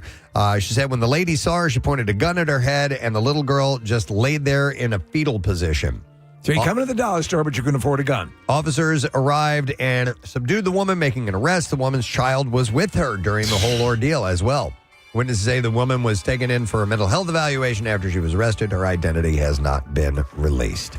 All right, and there you go. Jeez. That is what I have in the bizarre file for you. The NASCAR thing makes me think of, I sent you guys a video on Instagram the other day of somewhere there's this dirt track and they had to cancel the event and there's a news crew there.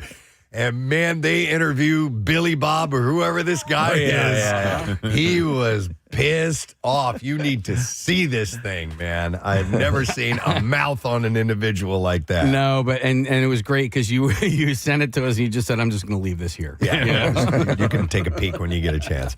All right, well, anyhow, that is the B file. Listen, we're going to take a quick break. We're going to come back in a moment. A good friend of mine is in our green room. Very cool. And he's going to be in Lancaster tonight for The Price is Right Live. Todd Newton will be here.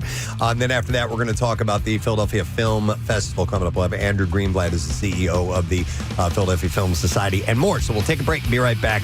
Stay put, my friend. Oh, but not before we give you a $50 Sweetwater Marina and River gift card. Call number 17, 610-660-9333. We're going to set you up. We'll be right back. Stay with us.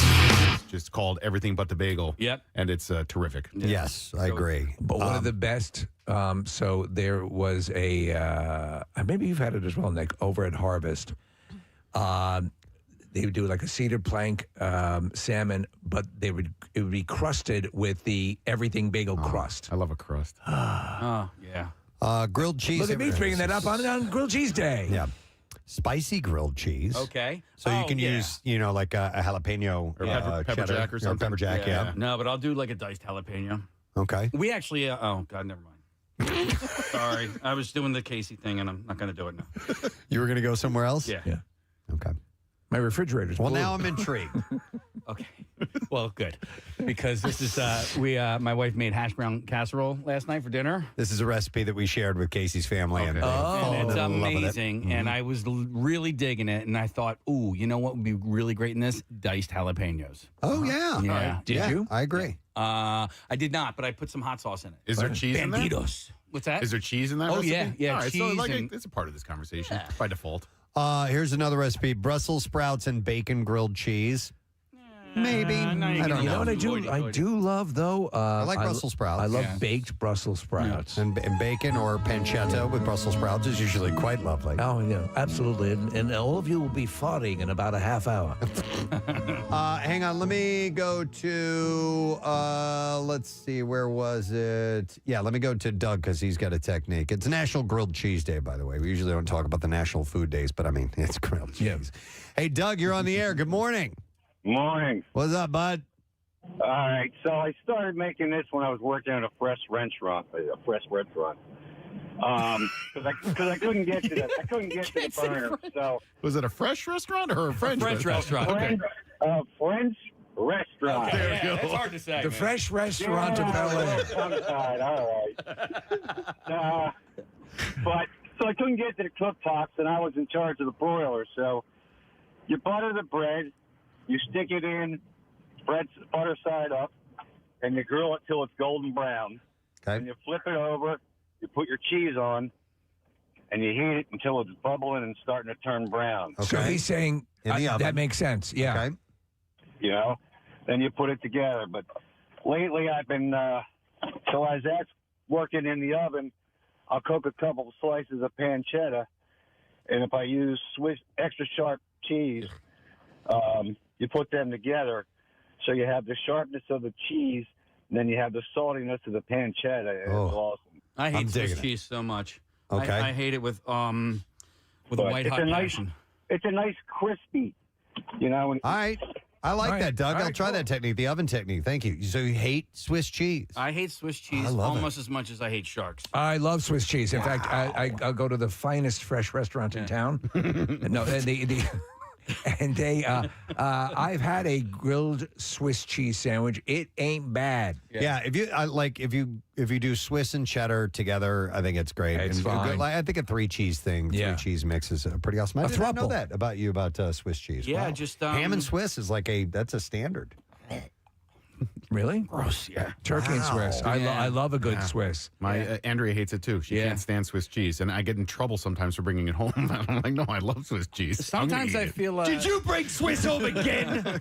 Yeah, because she feels like because she's such a cheese lover. Yeah. which I find Cheese interesting. lover. Well, she loves all cheeses. Yeah. except Swiss, and That I'm seems like, sort of You're arbitrary. kind of missing out. Not Yeah. everything in the fridge has to be for you. I get mad at my wife for putting White Claw in the fridge. I'm like, God damn it! One more quick call. We're going to have to take a break because we have guests lining up. So I'm going to go to Alicia. Hi, Alicia. Good morning. Good morning. Sorry to bother you guys at work. It's okay. We're happy to have you, Alicia. What's up? Thanks. So I own a restaurant in Chalfont called Ember Smokehouse and Tap. Okay. And we have a 3x3 grilled cheese. I don't And believe you know- unless you bring it here right now. I will bring it there. No, go ahead. I will bring it to you guys. Go- And the Brussels sprouts, we have Brussels sprouts. I can bring those too. Explain your sandwich fully. What is your premium grilled cheese sandwich? So it's a 3x3 grilled cheese. So it's got 3 different kinds of cheeses.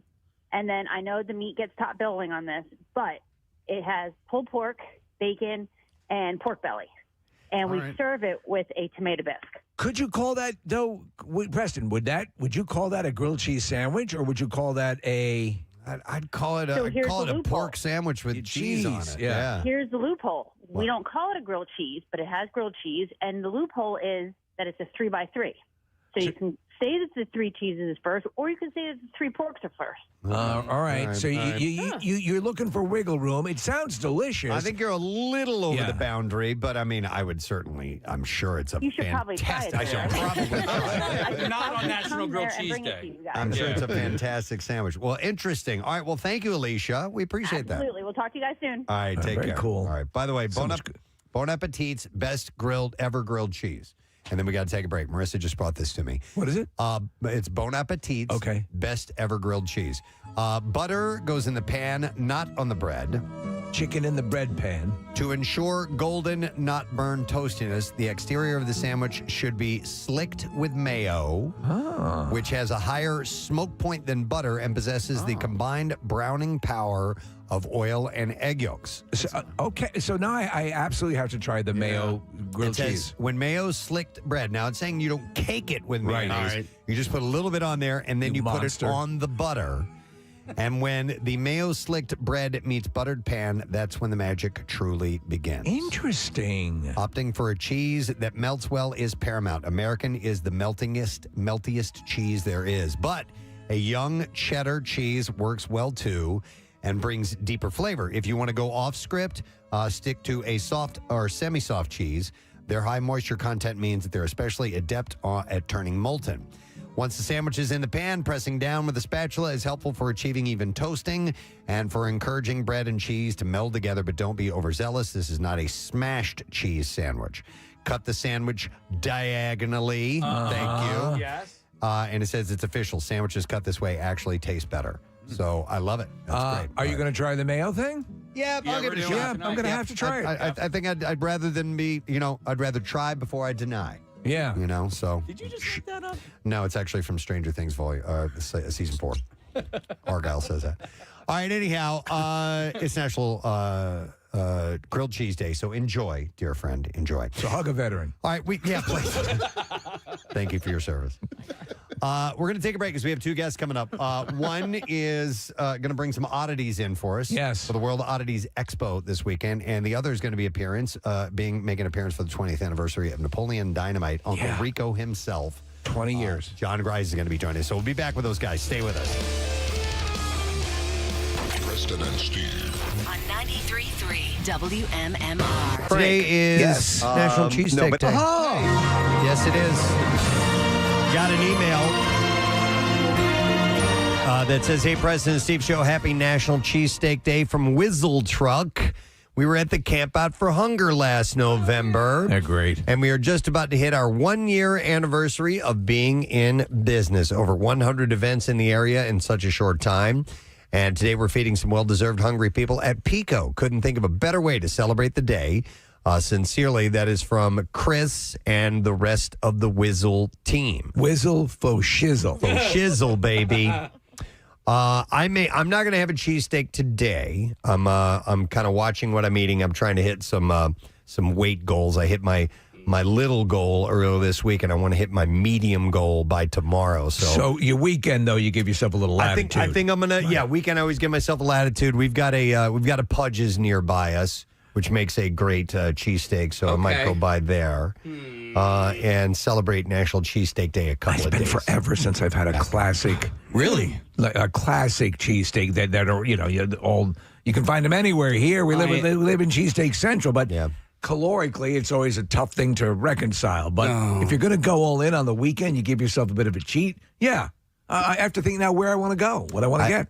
I have a friend who's a member at a golf club, country club called Applebrook, and they make when you go to like an upper level where they use really quality meat and stuff like that, it's to die for. So I'm going to have to dive into one soon. I don't think about calories ever. Like I really, I don't. I got you. But I'll probably do a cheesesteak every probably 5 or 6 weeks or something like that. Yeah, and I have Thunderbird is the place that I go to. That's just it's a wonderful place. And everyone has a great time. We cut the meat thinly. Yeah, it's slightly thinned or thin sliced. Thinly sliced. No. Thin slicely. Thinned slicely. And our chefs, Ert and Bernie, will take care of it. No, it's Bernie and Ert. Bernie and Ert, please. But there is, right down the street from them is Delco Steaks, and they are making waves in Delaware County as far as cheesesteaks are concerned. And just because they're so tasty? Yeah. They have a wave machine. They do have a wave machine. No, no. Their approach to the cheesesteak is... They're redefining it? No. It's more akin to like your Pat's, Geno's, Jim's. It's just real good quality stuff. Sometimes if you just make it in the classic sense, with, as Preston was saying, the best ingredients, you become a thing. but they're also not far from each other, so you really can't go wrong. But so National Cheese, is it National or is it Philly Cheesesteak Day? Today's National Cheesesteak Day. That's how it's been quantified. I don't think it's National Philly Cheesesteak Day. So there'll probably be some sort of ceremony at Arlington or something. I told you when I see the words Philly cheesesteak, I'm like, that's not the real deal. No. Just immediately I think of that. But whatever. Yeah. There's a place that Casey's recommended to me that I still haven't been. It's called Nick Filet. I think they have 2 or 3 locations at this point. There's one in Paoli, but I've heard that their cheesesteaks are banging, and they use Preston like really good cuts of meat, and it's like a standalone kind of steakhouse. It's not at all like a fancy place. I think the one in Paoli used to be like Roy Rogers or something. But anyway, I want to check that out. Nick, and you just started talking about variation and Wilson's. Oh man, they were here yesterday. Yeah, apparently they stopped by and had some goodies. Meatless. They're you like the Impossible one. Yeah, holy effing it's hell! Good too. It doesn't taste like a regular cheesesteak. It's something different. Yeah, and it's fantastic. It's funny, Nick. I've recommended Nick Filet, but I've never actually been. I've only ridden my bike past son it. of a wait a minute. No, you'll recommend places you've never been to? No, I didn't actually recommend. I probably just asked if he's ever been because it's Nick. No, you said it was the best place you'd ever been. That's you were like, I love it so much. You will eat nowhere else but this place. But it only looks really good from the outside. 2 locations that I know about. One is in Paoli on Route 30, and then there's another one right on Beach Avenue in Cape May. All right, thank you very much, Marissa. Our next guest has been the host of awesome game shows like Whammy, the all-new Press Your Luck, Monopoly Millionaires Club, Family Game Night as well. Yeah. But now, The Price is Right Live. He's been doing it actually for quite a long time, and we go way back. In fact, a lot of what I do, I learned from this gentleman right here. Please welcome Mr. Todd Newton. Oh, thank you, guys. Thank you. To the show. You know, man, I'm so happy for you guys and everything you've accomplished. I'm looking at this Starship Enterprise studio that you're sitting in, and I'm thinking back to the studio we used to have, where your shoes would stick to the carpet. Oh, my God. What was your first station? Where did you first meet? Because we've had you on the show before. Yeah. And I mean, when Preston says you guys go way back, you go way back. Yeah. I think the first station, I remember walking into our program director's office when you were interviewing at Hot 97. Hot 97. KTHK, I believe. Or KHTK. KHTK, right. In St. Louis, yeah. Yeah. And then we went to a bigger station, and it was just fun, man. Yeah. It was a great, and I remember Preston and I, and you'll excuse me if I slip and call him Kenny every now and then. He'll always be Kenny Knight, the meat behind the beat to me. But I remember right after we moved to this new station, Preston and I were, unbeknownst to the other, we each went out and bought sports cars. Do you remember that? Yeah. We parked them. Because you made it. You were in the big time. Well, we parked them right by the door, the employee entrance too, so everybody had to walk past our cars to get in. This is like Boogie Nights, dude. I had a Camaro. You had a Trans Am? I had a Firebird. Firebird. Yeah. Was it the red Camaro? Yeah. Oh, I remember. 2 red cars? You had that at Y100. No, mine was silver. His was red. Yeah. But I mean, it was total Midwest American muscle. It doesn't get bad. Were you Ricky Idol at that time? Rick Idol. Rick, yes. Yeah, Come on, I was a mature adult. Come on. Please. So, Ricky. Todd, I had the pleasure and privilege of driving across the country a couple of years ago. And one of the stops, and I did it for the show, and one of the stops I made was in St. Louis. I wanted to go to his old stomping grounds. I went to his old house, but I did go to his radio trade school. Well, let me preempt that. The broadcast center? The broadcast center ended up being at the Q104 studios. Yeah, it sure did. Where we worked. Yeah. Oh. That's where he and I worked together there. Yeah. When was the last time you drove past there, Todd? Dude, I stopped in there, and because one of our old sales guys was running it. Ralph. You remember Ralph? No. There's Kenny Knight right there. Look at that. Oh, my God. Yes. So Ralph was one of our sales guys, and he took the broadcast center over, and he said, hey, if you're in town, will you come, just speak to these students? I'm like, I'd love to. And I walked in, they had no idea who I was. And they weren't paying attention to anything that I was saying. That's how it goes usually. Right. And then I finally stopped. I said, guys, listen to me when I tell you, there are ghosts of radio greats walking these halls. I mean, Jimmy Page, the Nighttime Rage from the old KWK, and Big Ron O'Brien, and all these, even Jonathan Brandmeier for a while. Yeah. These are worked there. And I know I'm inside baseball with these names, but these are. We were talking about Paul Harvey earlier. Oh, yeah. We were talking about, and there was a story about Gary Owens' daughter, and then Rick D's video game. Yeah. These guys were cornerstone DJs, and you may not be aware of them, right? But they commanded huge audiences, and in the Midwest, there was I think an extra level of fandom that DJs could achieve. Well, and towards the tail end of it, I think especially in a town like St. Louis, we were all over you're talking about Nick appearing tonight. Preston and I were doing 2 or 3 bars a night, because we had a sales team that were like, okay, well, the money is in the bars. Yeah. Let's get these guys out there doing it. And we were, every break, somebody was calling in, one of the other personalities was calling in from somewhere. You mentioned Rick Dees. So I worked with him briefly at Kiss FM in Los Angeles right after I moved out there. And I was released of my duties at Kiss FM because I was doing a weekend shift. And I used Rick D's private bathroom. Are you serious? On a Sunday at like 3 in the afternoon. No one, and it was a building like this. Rick D's had a private bathroom. Oh, he had a private studio, private bathroom, the whole thing. Dare you? But and it was closer, and of course cleaner. But how did they know? How'd they find out? I don't know, man. Did you leave some residue? I like to think I clean up. Casey boy, you and I were just in the restroom together. We were. I like to think I'm a sanitary man. We were washing our hands next to one another. You actually went into a different stall, which I appreciate. Which I pointed out. Yes. I could have easily stood 4 inches from you. I chose not to. But I wanted to tell did they specify? Yes, they specify. Wow. Yes. I wanted to tell you, though, that the broadcast center is now a crack house. I know. And it's sad. It's heartbreaking. It is. But apparently all the needles you can get. Here's the thing, and real quick, I'm going to plug that Todd and the Price is Right Live is tonight in Lancaster at the American Music Theater, and you should go. And we're going to talk about the show in just a second, but pricesrightlive.com to get tickets. What the funny thing about Broadcast Center is, so I worked there for a little while. I was an instructor once I started, I was a professional. Right. And I had never really thought about getting back in touch with them to tell them how my career was going and things. But when we were inducted into the National Radio Hall of Fame, I'm like, congratulations, by the way. I appreciate it. I'm like, okay, that's worth calling them. Right. Telling them that I'm a grad and that I've achieved this. They closed by the time I called. Man. I'd been dreaming of this moment for my career. You're lucky it lasted that long, that place. Do you need any heroin needles? They could have helped me. I was bummed out to hear about that. And it's too bad.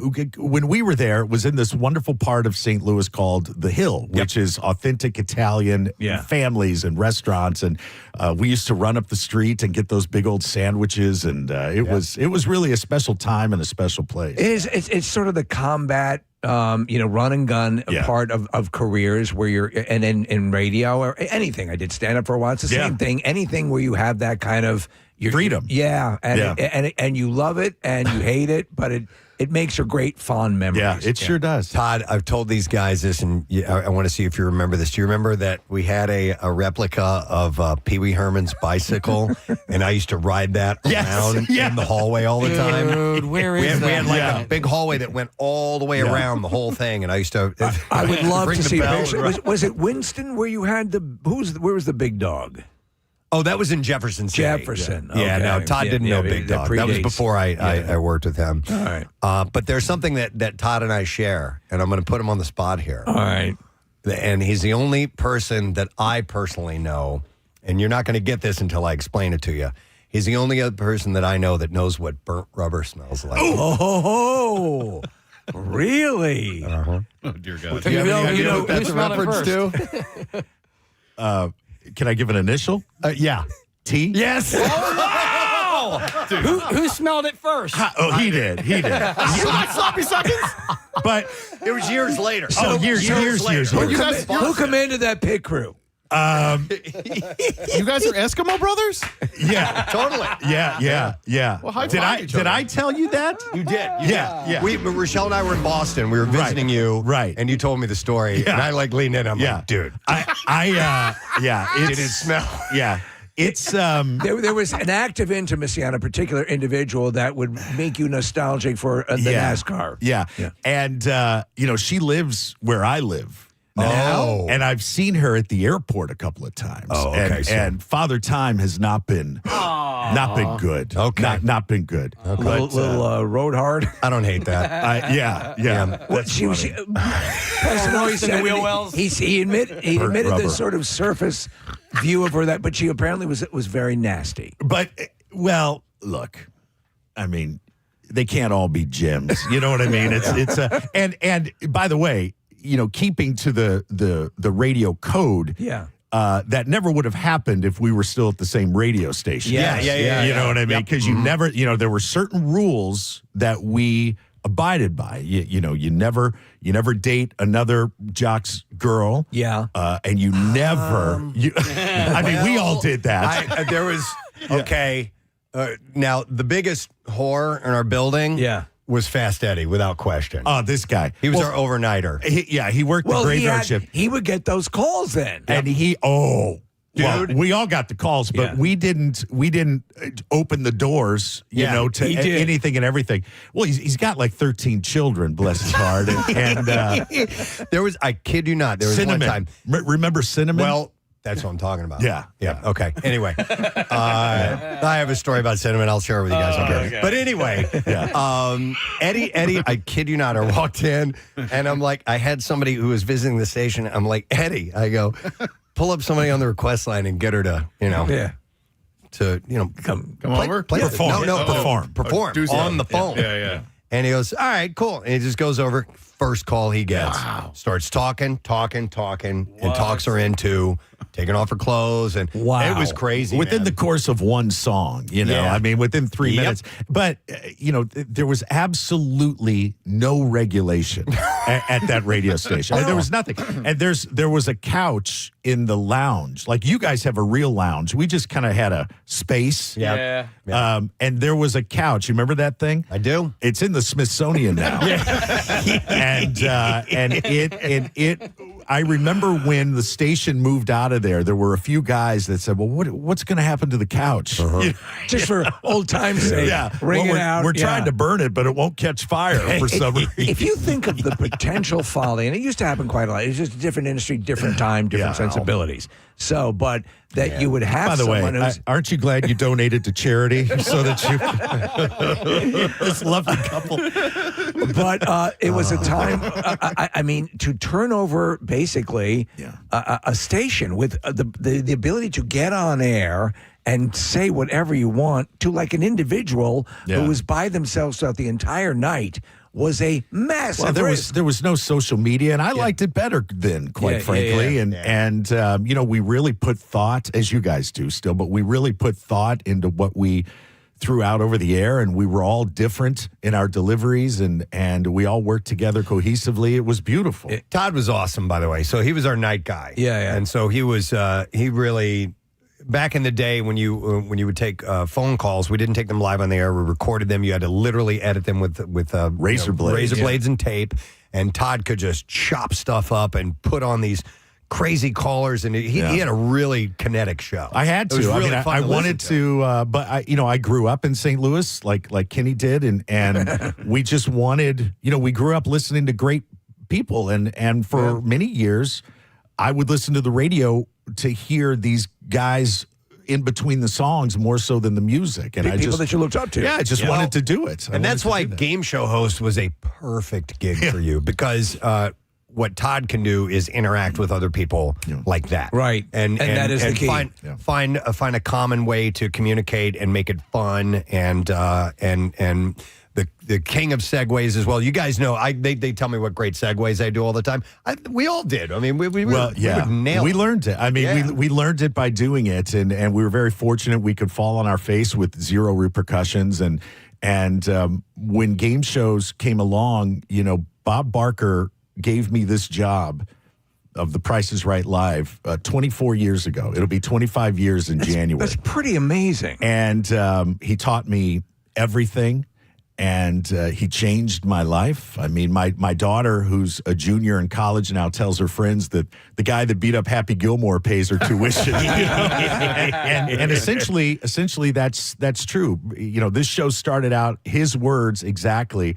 He wanted to create a little bit of Hollywood to take out across the country so that folks everywhere could play these games that they love from television. And they are the games. Same games. They're the games you see on TV. And win prizes. Yeah, I mean, all of our set pieces are built by the same people that build the TV show. We're created by and produced by the people that do the TV show. It's authentic. It's the real deal. It's grown over the years. I mean, even since you guys have seen it. And, it was supposed to be 2 weeks at a little theater in Reno, Nevada. Now it's decades ago. And fortunately, Bob was anti-gambling. He wouldn't step foot in a casino. So he said, well, put Todd in there. He knows the games. And I'd been going to tapings of The Price is Right 3 days a week for 2 years at that point and staying after with him. And, 2 weeks turned into 24 years. Todd was like this close to getting the gig when Bob quit. I remember all that was going on. They went with Drew Carey, which was a special time, though. I mean, I learned a lot, and there very few people can say that they walked through those iconic doors, and it was a wonderful experience. It's really cool that stuff that lives in your brain nostalgically is still actively happening, right? I grew up with a sick day meant I got to stay home and watch The Price is Right and watch Bob Barker. I've not seen the show live, nor have I ever been to the set in California. How heavy is the wheel, and is it really difficult to spin? So that's a great question. It is heavier than most people think, but everybody can do it, regardless of age, sex, strength. I've seen a few spills from people who didn't realize the momentum. We get some fallers. We get some fallers. But our wheel is 85% scale of the actual wheel. And the reason being, we're they call it a bus and truck tour. So we have a couple of 18-wheelers and a tour bus. That's how we get from city to city. We do 160 shows a year.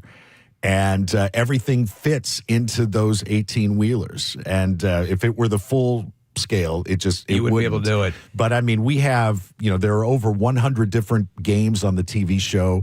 I tell people that we play the greatest hits. There are some games that just don't translate well to a live theater setting. Do any come to mind?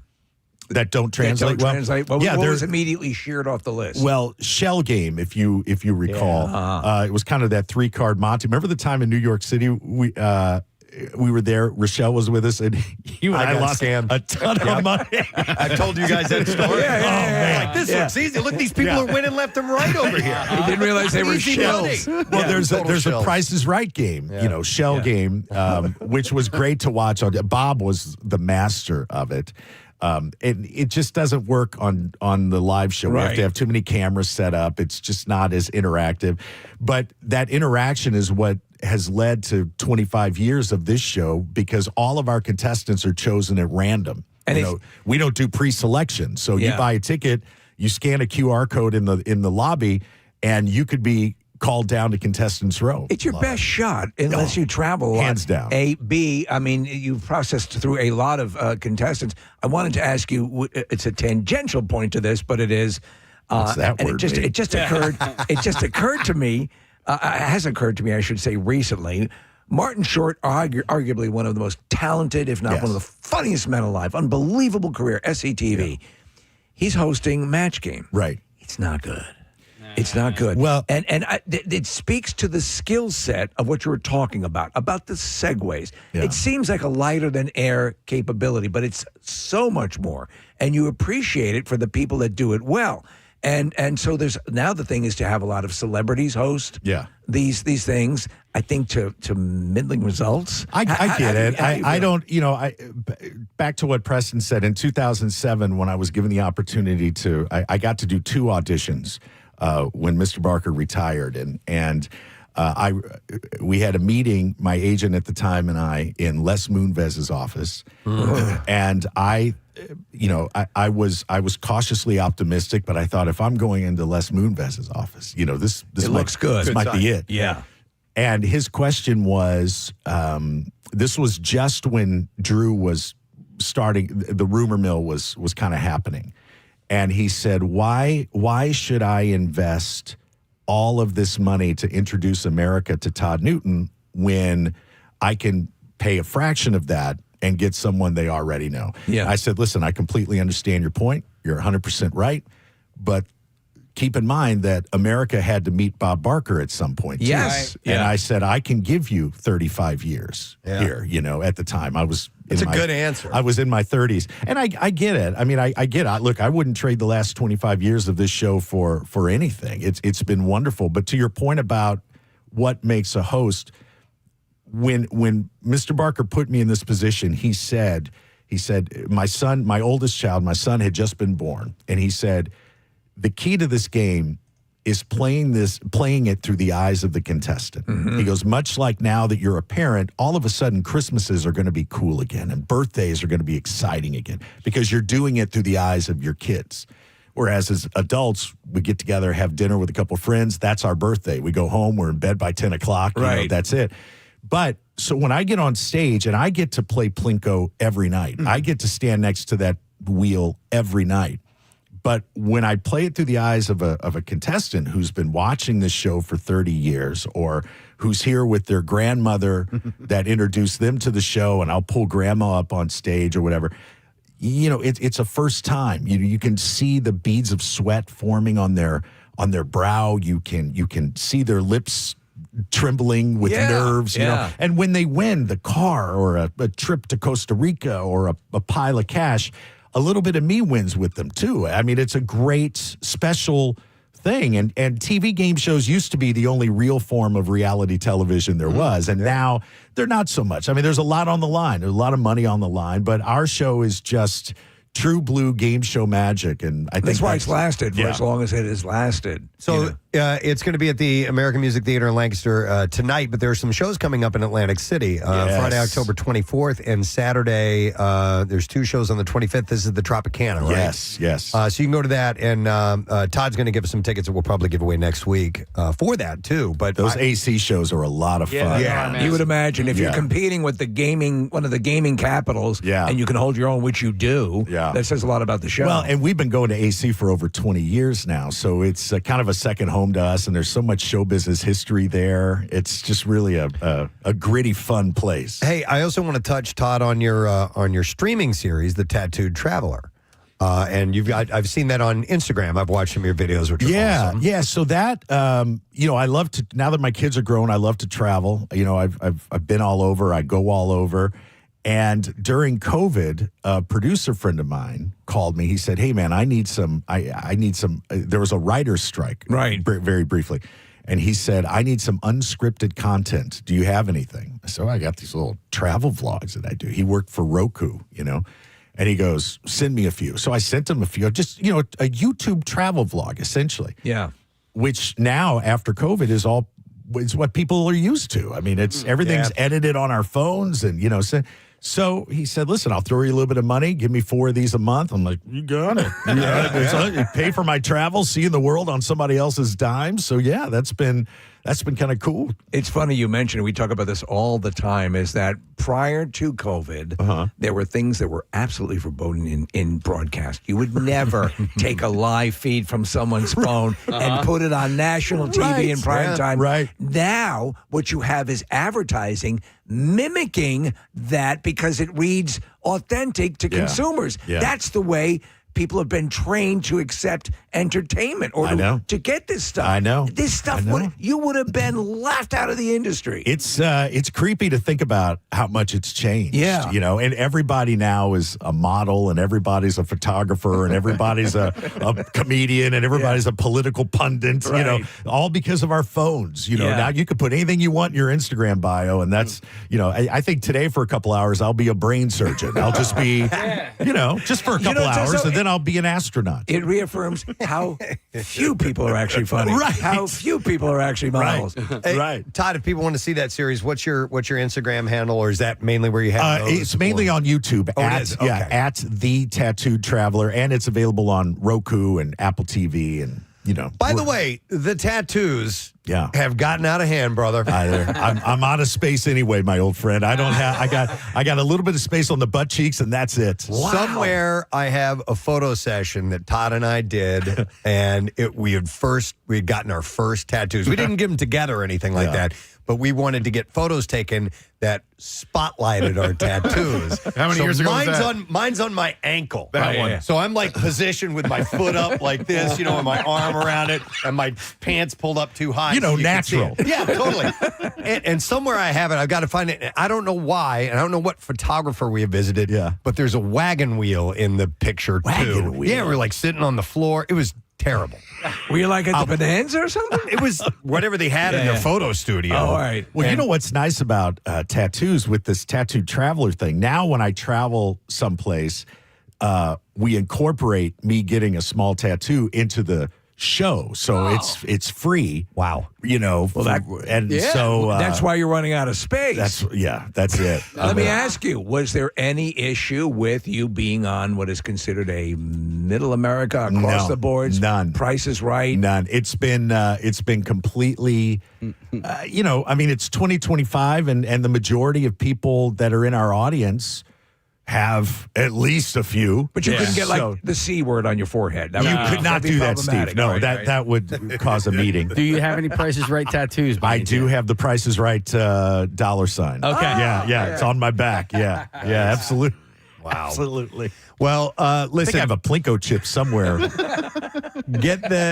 Go see the show. You will have a great time, and you might end up on stage. You might end up walking away with a brand new car. Who knows what? But you can go to pricesrightlive.com, and also you'll get the dates for the shows in Atlantic City as well. Which I said Friday, October 24th, and then Saturday. These two shows on the 25th, and we'll give away some tickets at some point. It's awesome. Yeah, brother, it is good to see you. So proud of you guys. I miss you guys too, and give my love to the family. I will. And, the beautiful. I'm very proud to have been at your wedding. It was a lot of fun. Remember that? I don't think that place is there anymore. Where we had your reception. Oh, man. It burned down. Broadcast school. Yeah.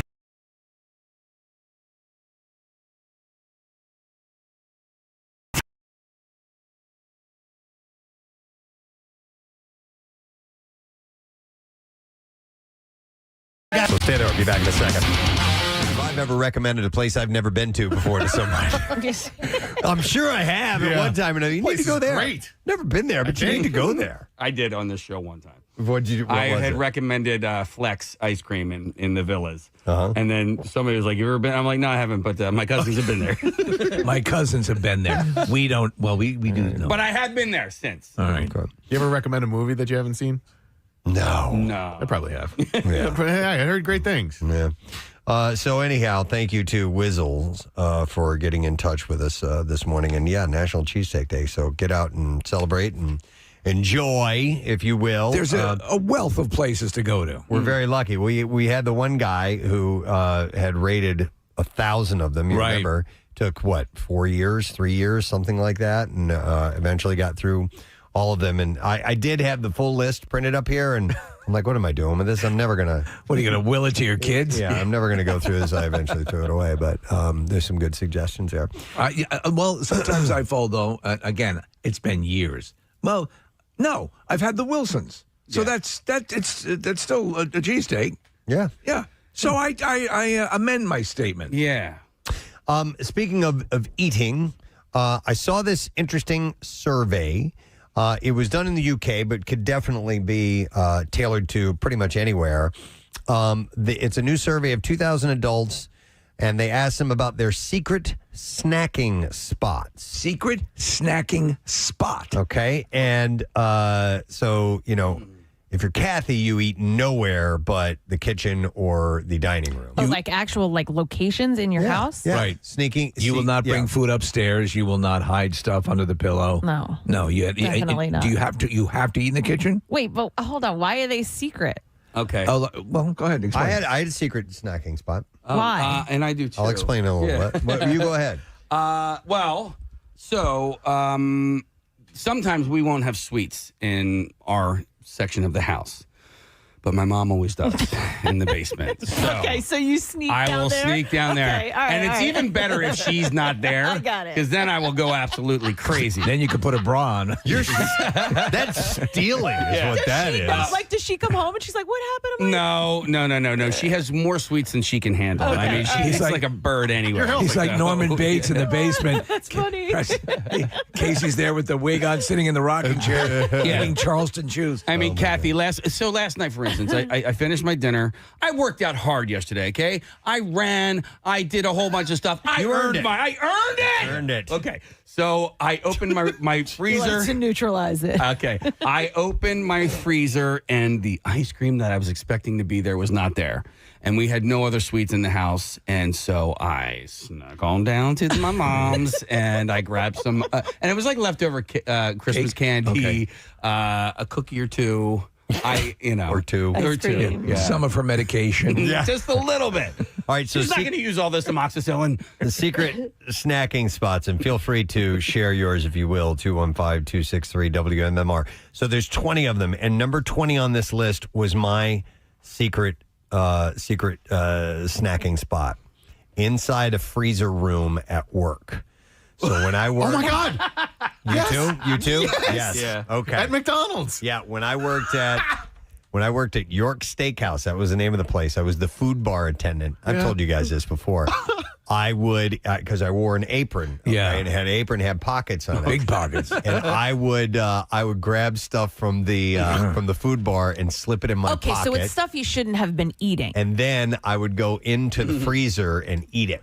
No, that was my secret. So that's why you have to sneak. Yeah, you're hiding from You're one. hiding There's still an application, though, Not at all home. of them. Some of these are other than hiding. But if you want to hide, if you're going to go, you have something that you want to eat out of your significant other's eyesight, right? And that's really what it is. Like in the movie, This is 40. This is 40. Remember, he's out over the With trash with can. muffins.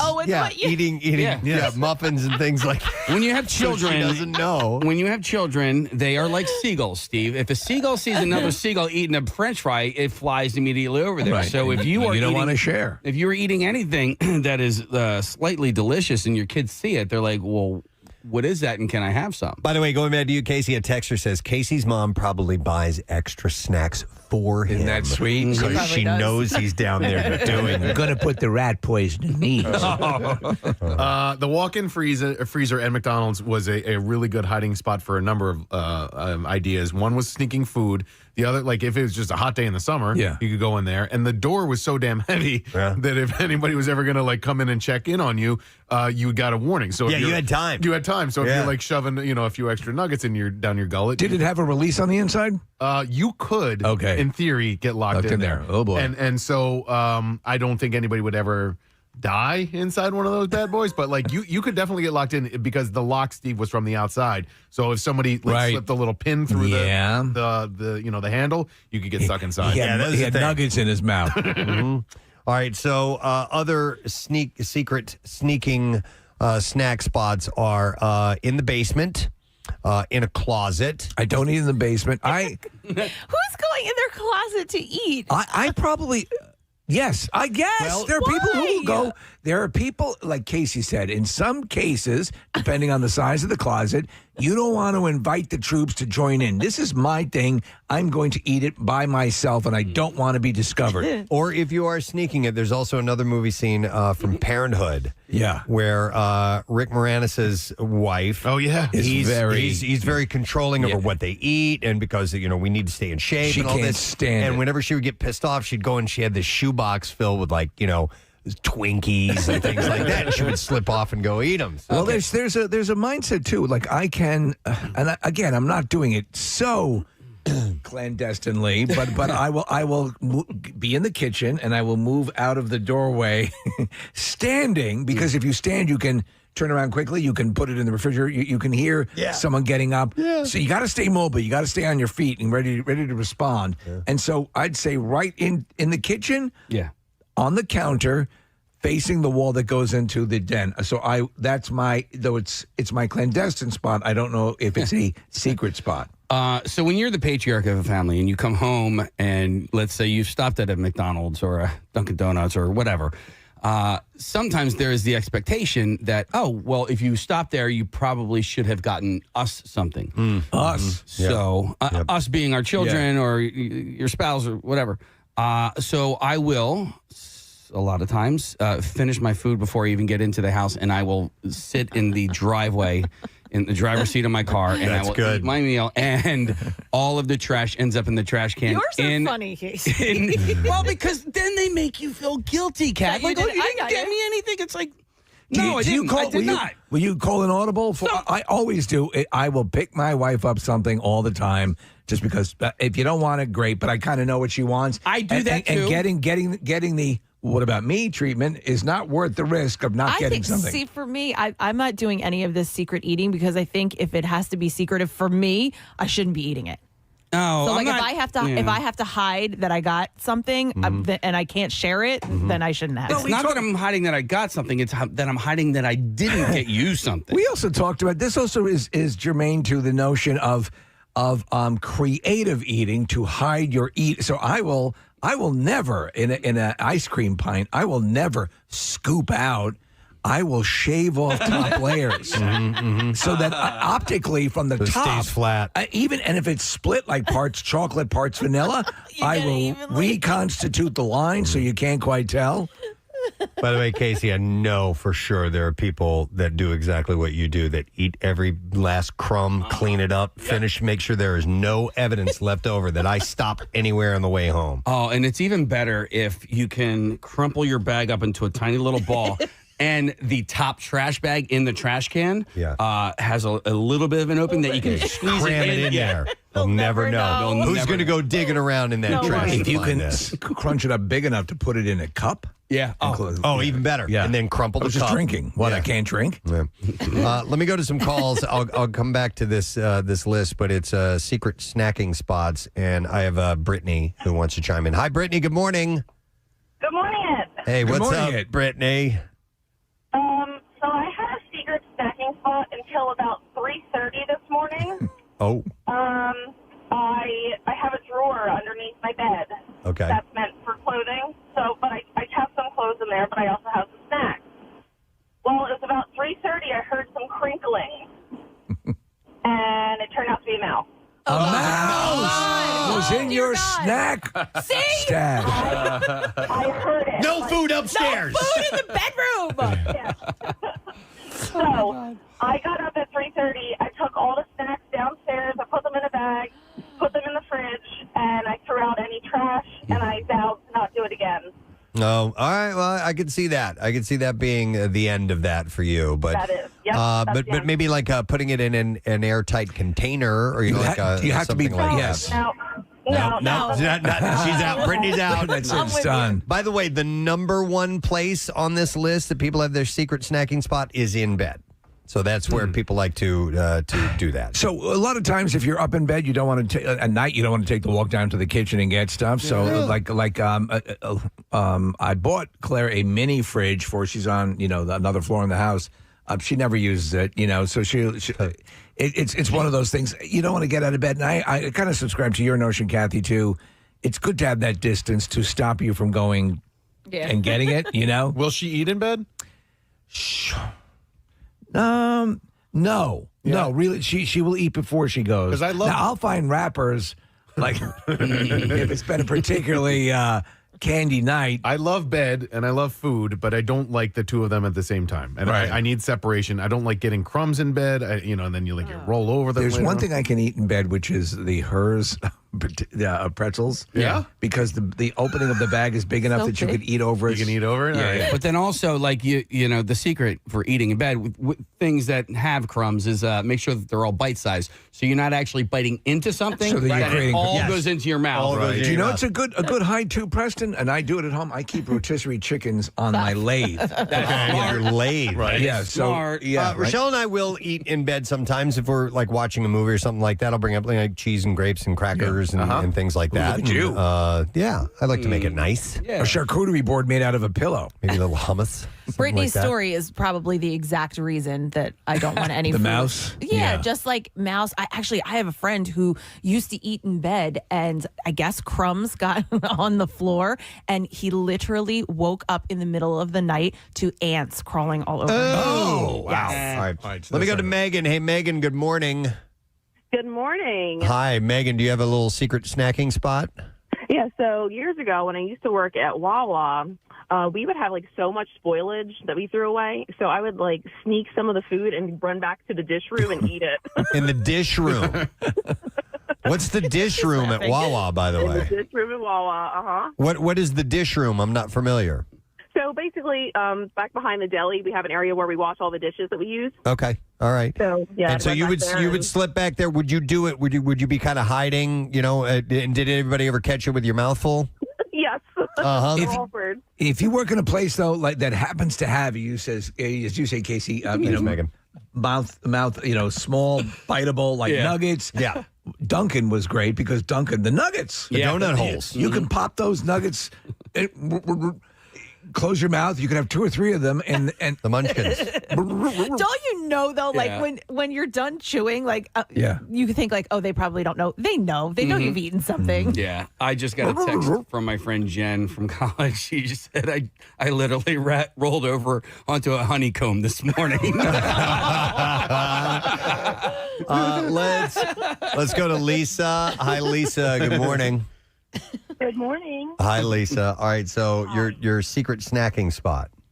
Okay, so I used to work in a diner, and sometimes the cook would give me a scallop or a shrimp, and of course it would be too hot to eat, and you'd be busy.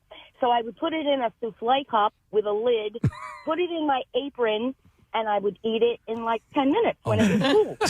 So to the outward appearance, you would just simply be drinking out of a cup, but you're actually eating shrimp. Actually eating shrimp or scallops. Yeah, it was I have to imagine little that there's hors nothing better d'oeuvre. than diner shrimp. Yeah, diner scallops is probably better. I gotta deterred these things. Thank you, Lisa. Appreciate it. I will when I go to the grocery store. I do this now, and I always felt kind of guilty about it. But grapes are a crapshoot, man. Sometimes you get them and you take them home, and you eat it, and you're like, oh, what the hell? This batch sucks. Why am I alive? Well, they're sour. Yes, And I hate that. I do too. So I will put the grapes in my cart.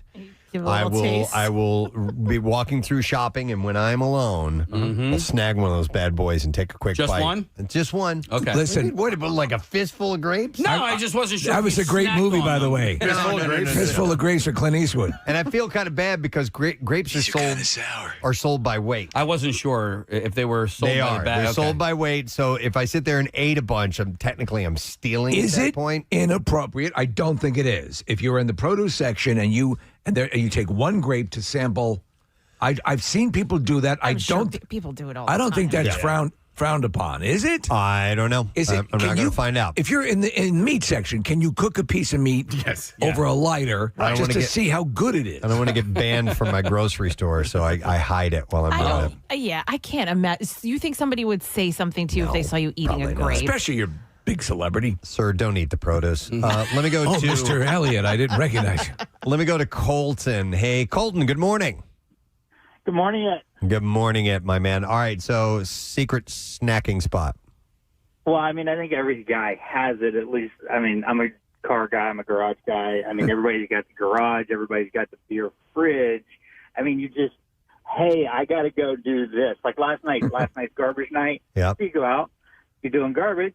You have a beer while you're out doing garbage because you know you're not going to get interrupted while you're in the garage. Yes. So it's just a nice place to have, that one beer that you got to have at night or whatever, and you're not interrupted while you're doing it. Yeah, so you do it. You pick your area. You come up with your cover story. I'm going to go polish this turkey in the garage. Colton, are you slamming that beer while you're? Thank you, Marissa. And speaking of movie shoots, we're here to talk movies because the 34th annual Philadelphia Film Festival is happening next week. Wow. And we get an annual visit from these guys because they've got all the ins and outs and they make this thing happen. So we would like to welcome our friends Andrew Greenblatt and Michael Lerman from the Philadelphia Film Society. Gentlemen, good to see you. You too. And Michael, you just took a red-eye flight in from Los Angeles. How about you? Yeah, I'm very tired. Let's see how articulate I am on the radio this morning. You just wouldn't miss it. Let me just start off the bat saying here that I think this is one of your most eclectic and very cool lineups. I mean, I was going through the lineups of films, and I'm seeing things. And correct me if I'm wrong. You're running the John Woo movie Hard Boiled, correct? Yeah, we are. We're running a new 4K restoration. It's going to look beautiful. So for people who think we're talking about the art museum now, the Philadelphia Museum of Art, sometimes they may look at a film festival and go, "This is going to be a lot of."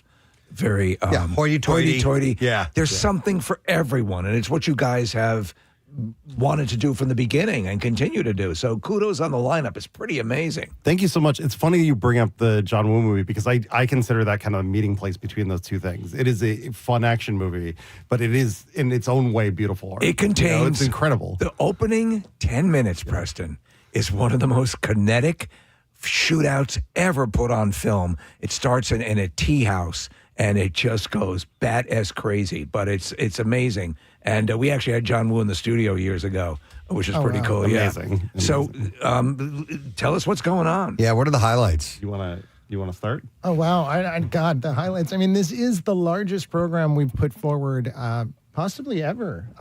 And we couldn't be more excited. As you said, it is eclectic, and it does span from really funny romantic comedies to, critical favorites to films that will certainly be in award contention. And that happens every year. So you'll come in and talk about something, and then you'll hear the buzz about it, and then it'll end up in award season. And the new Knives Out movie is part of the list as well, right? Yeah, we're opening with it, actually. And Ryan Johnson's coming in, so it'll be really exciting. Excellent. Yeah, it's so good. And, Steve, I know you're a big horror guy. Yes. It's light horror, but it's got a little bit of a horror tinge to it. It's more like Haunting in Venice. If Glass Onion was more like Death on the Nile, this is a little more like Haunting in Venice. Nice. And it's also it's very kind of deeply emotionally resonant.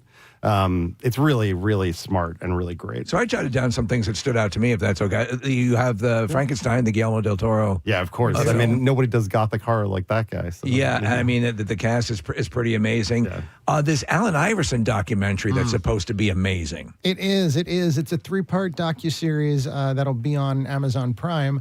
We're showing the first 2 episodes, the second of which is the world premiere, and that is the time when he starts to get to Philly, which is a lot of fun. Okay. Oh, wow. Well, this is going to be great because Matt Cord is featured in said documentary. Oh, that's awesome. Yeah, that's right. Yeah, so, I definitely want to see it for that alone, but also, I mean, what a crazy story. You know what I mean? It's an incredible. His whole life is an incredible story, and he's an incredible person. You know what's wild is the way he's, again, listen, he's just legendary, obviously, but there have been, obviously with anybody, there's ups and downs and so on and so forth. He's flawed. He's flawed. But the way he has seemed to settle into his life now and embrace so much and clearly moved by the adoration and love that he might not have fully been able to process when it was happening, it seems to be a really wonderful thing. Yeah, I remember the moment when they brought him back in that trade, and he was here that first game, and you could really see that he was a different person. I mean, he had matured, and he was here, and the fans just erupted in a season that was really a lost season, and yet that game had so much electricity. And I think that's kind of where he's developed in his life, and you can see through this he's very family oriented and very much about Philadelphia and the fans. All of these films, have you guys seen every single one of them that's at the festival? I've seen every single one. Wow. Yeah. How many for you, Andrew? Yeah, how many? Not as many as Mike. He's got the better part of the job. Multi movies a day? Oh, yeah, for sure. I see something like 600 to 800 movies a year. Wow. So And while that seems, to a cinephile, that seems like a dream, we will have to remember that a good portion of them may not be good. Oh yeah, and that's the real, like, people are like, oh, your job sounds so fun. Like, my day job's a slog, and the slog is kind of going through all the stuff that's not as good. So. Okay, so I hate when I've spent time and the movie is bad. Yeah. I just do. I see it as a waste of my time. Hence that's 2 hours I won't get back. Yeah. But do you feel that way too? I feel that way, but the thing is, like, you kind of can't, if you're sitting in a cubicle, you'll hate half of your time that you spend doing your job. So I'm being paid to do it. You know what I mean? Yeah. It's like, but I feel it. Yeah. And there are definitely movies where I get really angry. And I'm like, why did you waste anybody's time making this and making anybody sit through it? Will you ever stop watching if it's just gone off the rails? Not if it's a submission for the festival. Yeah, not Every if somebody's submitted, paid us to watch it. Gets Right. watched through, and usually twice by different people. Are you guys like me? Like, if you started with a bad movie, you're gonna finish it? Because I did one recently, and I was like, man, I'm at least halfway through this. I gotta finish it out. Andy's like that. I am. I'm less like that. In fact, one thing the job has really changed for me is if I just go see a movie commercially, I think it's terrible, I'll get up and leave. Okay. It's like because I'm just like, my life's too short. My job is to watch bad movies. It's like I will never not finish the movie. And I want to see how it ends. Yeah, because I'm a cutter at heart. But the flip side of it is when you watch something that you had no idea whether it's going to be good or bad, and you get the first 10 minutes in, and you're like, "This is incredible." Right. This person, like, I just feel so comfortable knowing that they know what they're doing and that they're going to take me on this journey. There's no better feeling in the world than that. So, well, this is such an important thing, the film festival, and the fact that the gravitas that it carries and so on and so forth. But we love, and we've all, going back to theaters and getting back into the theaters and all the stuff that happened during COVID and then the strike and all that stuff, which was so, stalling and it sucked. To get that experience, to go and be excited about movies again, and to be a part of it, what you guys do is vital because you're kind of the first, drumbeat on getting word out about these things. So, does that, in fact, though, invite, are people trying to pay you off and curry favor? Is there a seamier side to the film festival? I don't think there's as much that. I mean, I used to work for Toronto International Film Festival, and that's a lot more kind of a premiere festival. And right. There's definitely people trying to, like, I don't know about pay you off, right? But like convince you very strongly to do things. I see. But it's like at the end of the day, what it really is we're trying to keep the audience from having the experience that I have where you sit there and go, why did I pay money? You're going to save them. By the way, it's 11 days. It's October 16th to the 26th, and you can go to filmadelphia.org to get the ticket and just screening information. And I wanted to ask about theaters because, Steve had mentioned getting back into the theaters. We recently went to a screening of John Candy, I Like Me. Ryan Reynolds was there. It was at the Academy of Music. Not a traditional movie theater, or maybe it has been. I'm not really sure, but I normally see stage shows and things like that there. The theaters that you guys have these in, are they all classic movie theaters, or do you have some other venues that you're putting these into? Not only are they classic theaters, but they're all our theaters. Okay. So we have our biggest screenings at the Film Society Center, which is our 450-seat house. Used to be known as the Prince Theater. A lot of people still think of it that way. And we just renovated it. And we just renovated the lobby. Finished a $1.6 million renovation. Wow. So it's very exciting for us to be having this festival, which will be the first time a lot of people are coming back into it and experiencing the building. And then we also use our other two theaters, the PFS East and the PFS Bourse. 2 screens out of 5 at the Bourse and both screens at the East. Okay. So, yeah, they're traditional theaters, which is the best way to And see because it. you were doing it, it used to be a thing, and a friend of mine used to work for, I forget where, some aspect of the Film Society, but he would go into a theater and you're not projecting it at the prop. All of these little intricacies, here you go. So if it's one of your theaters, it's been curated and you're going to see it in another condition. Right. Let me ask you, so other films that are getting a lot of press that are big, that are part of the film festival, Bradley Cooper's new film, right, Is This Thing On, which is a look at comedy clubs at some level, from what I understand, correct? It is. It's centered around a couple that's separating. Right. And it kind of sends the man, who's played by Will Arnett, spiraling. And he's kind of just out on the town looking for a drink and tries to go into a comedy club, and they want to charge him for entrance. And he's like, well, I don't have cash. And they're like, well, if you were doing stand-up, we'd let you in. And so he does. Yeah. He just goes up there, and he's up there and kind of, therapeutically healing himself through this first time. And he's like, this is amazing. And then he just gets into it. They're saying his performance is kind of a game changer for him. It's a really intense, transformative performance. That's wild. And then Rental Family, which is a film that looks really interesting. It's the Brendan Fraser. We were talking about the the phenomenon in Japan, it's kind of going around, where you can rent a grandparent or rent. And what is the buzz on that? I mean, talk about a transformative performance. I mean, Brendan Fraser's really got this new side of his career with The Whale. And I mean, this performance is really, really moving, because what it is he gets paired with this little girl who has an estranged father who doesn't know that he's not really her father. The mother doesn't tell her. And he starts bonding with the girl. So this is a very moving performance where he's stuck in this lie that he's being paid for, and she doesn't know, and he doesn't know what to do. And he's catching all the hate of her abandonment issues. Exactly. Wow. Exactly. That's pretty heavy. And trying to fix them. So it's like, There's also a Miles Teller film, Eternity.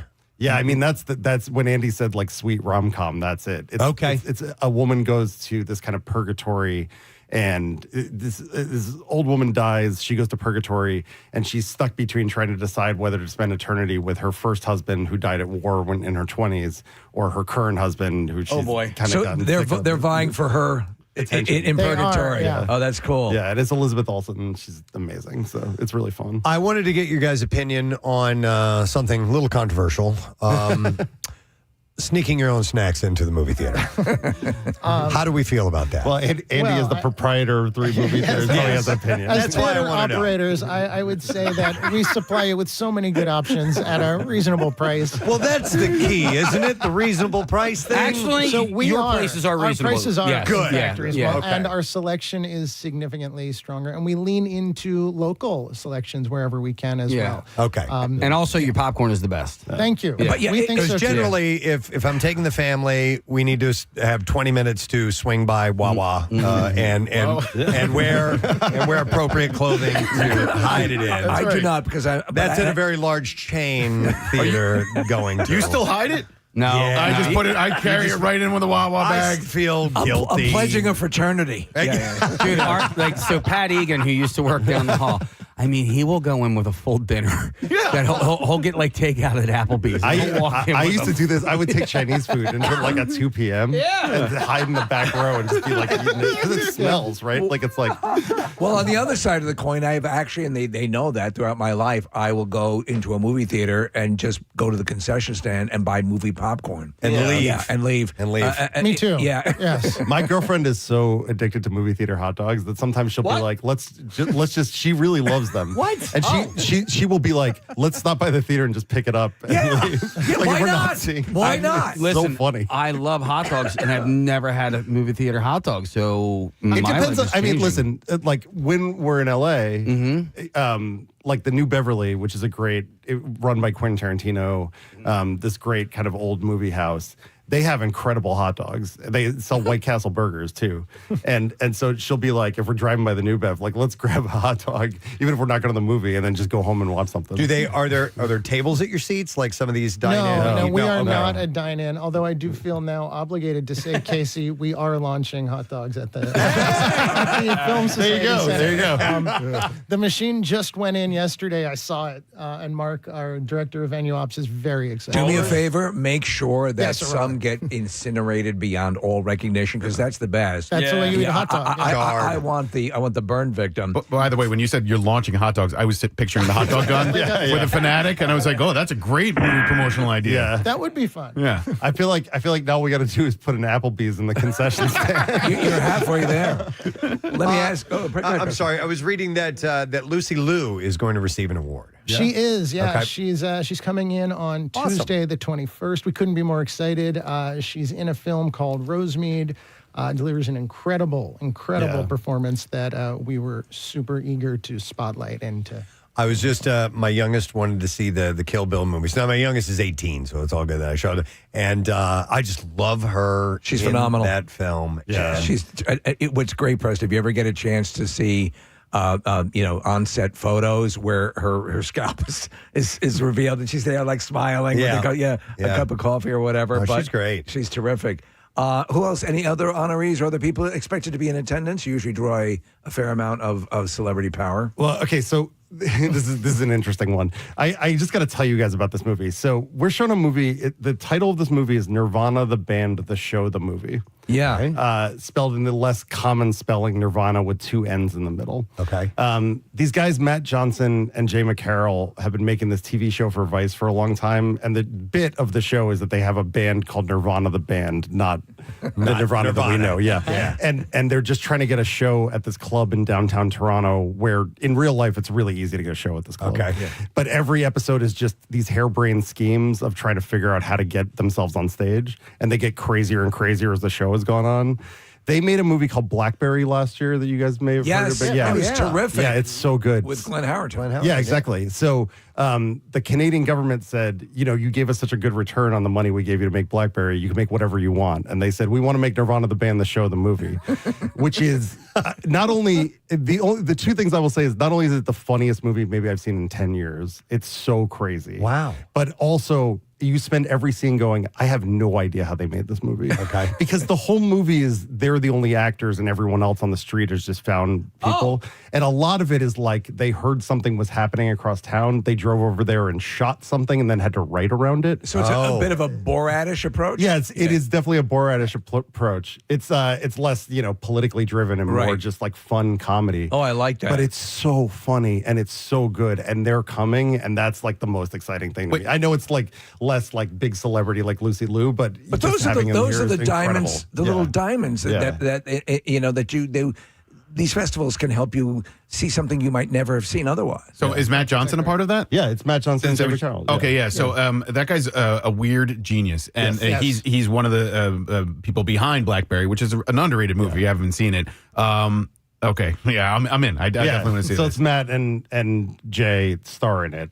And then nobody else is an actor. Everyone else is just people on the street. Jay Baruchel? Or? No, Jay McCarroll. Okay. Is this guy he's been making the show with for a long time. And you don't have to have seen the show to understand the movie. It's like completely self-contained. So a couple of other things. You got Task. You got we're huge fans of the series. And you're going to do this series wrap-up? Is that like a... So you guys had Brad and Tom in here, right? Yeah. Okay, so they're coming back. Tom was on Zoom, yeah. Yeah, so they're coming back, and what we're doing is we're doing, I would assume, I guess, the world premiere of the season finale. Awesome. About 5.5 hours before it hits platform. It's so good. And then we have an extended Q&A with Brad, with Tom, with Amelia. I think so. Oh, wow. I think really? she's confirmed. We need to get her into into executive producers. Yeah. I feel like there's Jeremiah Zagar. Yeah, Jeremiah Zagar, the director for the episode. He did Hustle as well. Yes, he did. He's a Philly guy. He's he's fascinating. Isaiah's son. Yes. The Magic Gardens. So there are other things I just want to hit. You're doing, is it a restoration of Mulholland Drive? It's just a 35 millimeter print of Mulholland Drive. With the loss I of- shouldn't say just. It's amazing. Yeah. David Lynch, obviously. We have a huge Lynch full retrospective that started. It actually reopened our theater on October 3rd and will go through the end of the year. And when Andy says full, he means really full. We're the third theater in the country to show the entirety of Twin Peaks: The Return. Wow. So it's gonna be Cool. Yeah. Okay. We pointed out many times that the whole inspiration for Eraserhead is Philadelphia. That's Yeah. right. And we're doing a lot of like the commercials and music videos and stuff. We're doing everything. So it's very Nice. exciting. Everything that can be shown commercially. The rest of Twin Peaks can't be shown in a theater, but the Return can. You've got that movie Christie, that is the Sidney Sweeney boxing movie. We do, and you asked about guests. The real Christy Martin is going to come in and do a Q&A after the film, and she had such an incredible life and incredible story, from what she accomplished to what she survived to what she continued to build after her career. So we're thrilled to have her in for the screening on Monday. And on the music side, a documentary about the Butthole Surfers. Yeah. It's just, it is the history of the Butthole Surfers. If you don't know the band, we do. Yeah, I know. Yeah. I meant for anybody listening that doesn't know the band, what's cool about the movie is they're such crazy characters and the stories are so amazing that you don't even need to like the music to enjoy the movie. Yeah, the best ones can do that. Yeah. And musical documentaries in particular, because Preston and I are huge fans of the Twisted Sister documentary, which is sensational. And even if you're not a rabid fan. I didn't really care about Twisted Sister, but I loved that movie. Yeah, those are the best. Excellent. I think we have a movie about Curtis Mayfield, too, that's like that as well. That's directed by her, like HER, the recording artist. Yeah. And it's just got this sweet energy about the influences of Curtis Mayfield on all this modern music. It's very good. All right, the scariest movie, or the best horror in the festival. Probably the scariest movie is this movie Primate. It's about a family in Hawaii whose pet monkey gets rabies and turns on them. Oh, geez. And it's like kind of a it's like trapped in a space horror movie. Oh, the monkey I is like that. Yeah. All So right. I really like that. That's probably the scariest movie we're showing. There's a bunch of like kind of horror adjacent stuff that's really fun and crazy. Horror is fueling a lot of what's keeping Hollywood afloat, and because a lot of times the budgets are lower, but the return can be huge. I mean, this movie Dog, Good Boy, I should say, is one that is 100 and what is it? No, it's like an hour and 10 minutes. Yeah, it's short. It's like 70 minutes. It's actually written by one of my best friends from college. Oh, really? Yeah. Shot over the course of a couple of years with his own dog, who is named Preston. Indy. It's called what? Indy. Indy is the dog? Yeah, it's just a horror movie from the perspective of a dog. Oh, yeah. So, Looks interesting. Yeah, Looks good. It's fun. It's fun. It's creepy, and the dog is incredible. Any kind of avant-garde titles? Because you have 100 movies, so there's got to be something that's a little offbeat. I mean, there's plenty that's really offbeat. Okay. We were talking about the genre stuff. One thing that came to mind is this movie called Reflections in a Dead Diamond. This couple has made. They're kind of like experimental genre movies. They're mostly based on imagery and breaking down the experience of watching something. So this movie is like a feature-length Bond opening. Okay. It feels like watching a Bond opening, but for a feature, and it's all about the style and all about kind of like breaking apart the misogyny that's in there and all that stuff. It's really cool. Okay. Yeah. When you think of the indie film press, and you think of the torturous city, you think of something Yoko Ono would put together. Yeah, absolutely. But how about animation? Oh yeah, I mean we have this movie Arco, this French animated movie. It's kind of a riff on E.T. It's about a kid from the sky clouds who falls down and is trying to get back to his family. And it's just so beautiful and so moving, and it's also about kind of ecology.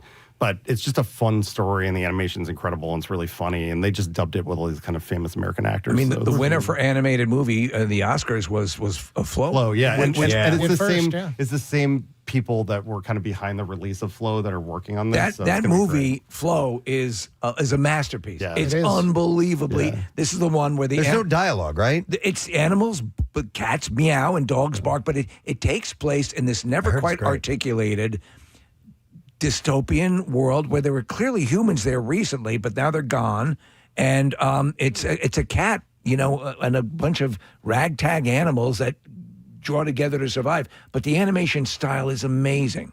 Yeah, I think that Arco, where it sits in the Oscar season, will be kind of this year's Flow. Okay. Obviously, it's got K-pop Demon Hunters to contend Yes, with. right. We'll have to see what happens. Heavy but yeah. hitter, which I thought was great. I thought it was great. Yeah. Yeah, it's great. The music is so good. Yeah. By the way, you guys usually have ticket packages and things like that. We do. So you can buy an all-access badge and see anything and everything. You can go to like 5 films a day. Why not? Mike would. Yeah. I definitely would. In our festival that I curated. And he can eat That's a some lot of of your hot dogs. He can eat some of your economical concession food. Yeah, That's right. Yeah, exactly. Yeah. Yeah, hot dogs. Yeah. Yep. Sneaking in Applebee's. Every screening. So I would. Sorry, I didn't mean to cut you No, off. go ahead. I would get them soon because our numbers have been crazy this year. People They are. have. Yeah. This Well, is congratulations. gonna be a very You've been working crowded on it for, festival. it's well deserved. I love seeing this. So you can go to filmadelphia.org. So like I said, it starts on the 16th, goes to the 26th, and there's something for everybody, all genres and all variety of lengths and subject matter and all that stuff. So if you want to dive headfirst into the world of cinemaphiles, then you got to go and be a part of this. So 34 years. That's cool. Congratulations, guys. Thank you. Thank And you, it's great guys. to see you again. Yeah, but anytime. Great to see we you. love you guys. Andrew and Michael, let's hear it for you guys. And don't miss this opportunity to see it. It's a very special thing here in our city. We're going to take a quick break. We will come back in just a second, so stay with us. No, I mean, that's why you have to make up a good enough backstory that, hey, I'm going to be out there for like 15, 20 minutes Right. or so. Like, it can't just be like, hey, I'm going to go grab a 9mm wrench and come back. Well, you said take out the garbage. Taking out the garbage takes about 30 seconds for me, so. Well, no, because I have a garage can that I have to do. I have recycles that I got to. So there's. I'm going to straighten up a little while I'm out there. Yeah, I gotcha. Yeah. I gotcha. I'm going to rotate the half and half. All right, that's a good one. The garage, definitely. All right, thank you, Colton. Appreciate it. Let me go through a few others. We got tons of calls here. So Other ones are, like I said, in a closet, a public toilet. No. Oh, dear Yeah, that's God. like or a brothel or an yeah, right. alleyway with junkies. In a child's playhouse. Just any random child. I don't know. A public changing room. Oh, what the hell? In a swimming pool.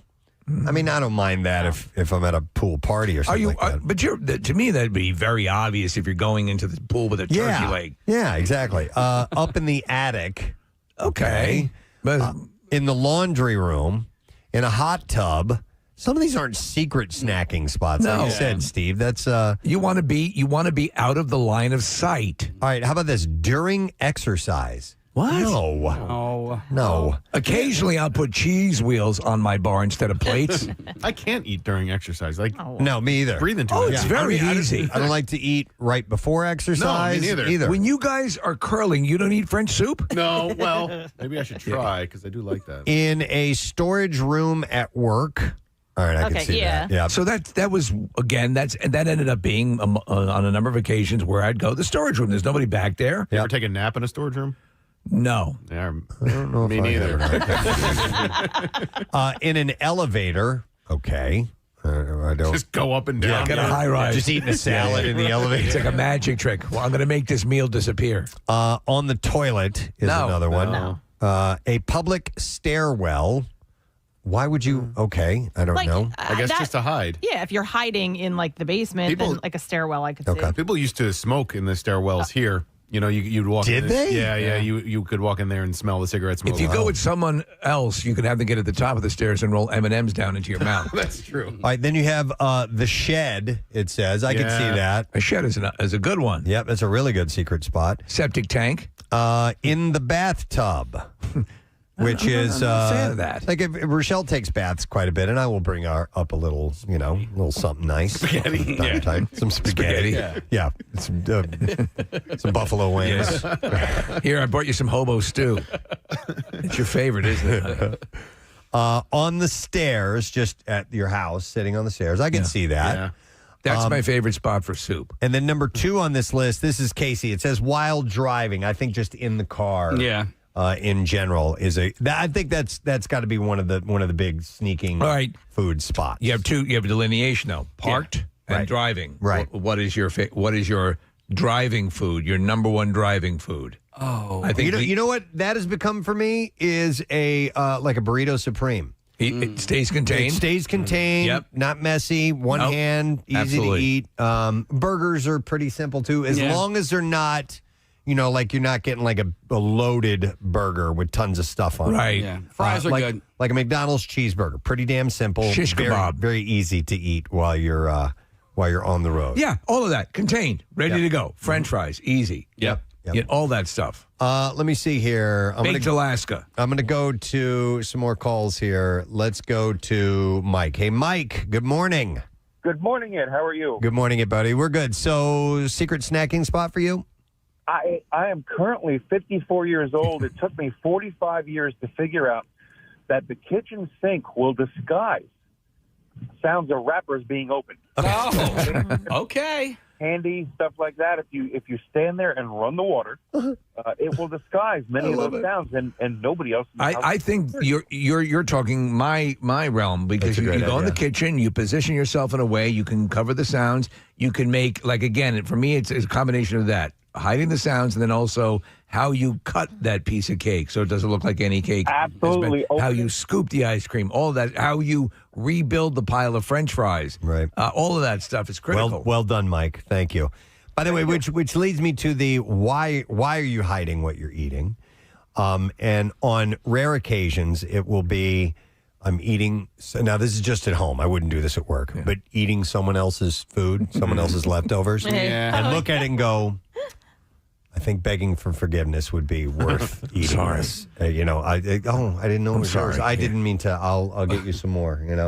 I have done that. What? I don't do that. You don't do that? No, I don't. Okay. You have respect for other people's leftovers? Other people don't. In your house, they'll eat yours. All the time. They ate my ice cream. Yeah. That's why I had to eat my mom's candy last night. Let me ask you something. If you set up your dinner, everything's set there, you're ready to go, and you go to the bathroom and you come back and it's gone. Yeah. Can someone use? Well, you weren't here. I mean, it's on a plate on the table. Yep. No, people wouldn't do that. All right. I mean, Possibly- the dogs would do it. The biggest fight ever between my sister and I happened when I ate the last pizza, the last frozen pizza. I mean, physical fight. Throwing things, punching each other, the whole thing. What kind of pizza? I don't know, just some random frozen pizza, But whatever. when you want it, Yeah. when you've been thinking about it, Yep. that's like I told these guys earlier, I'm thinking about dinner today.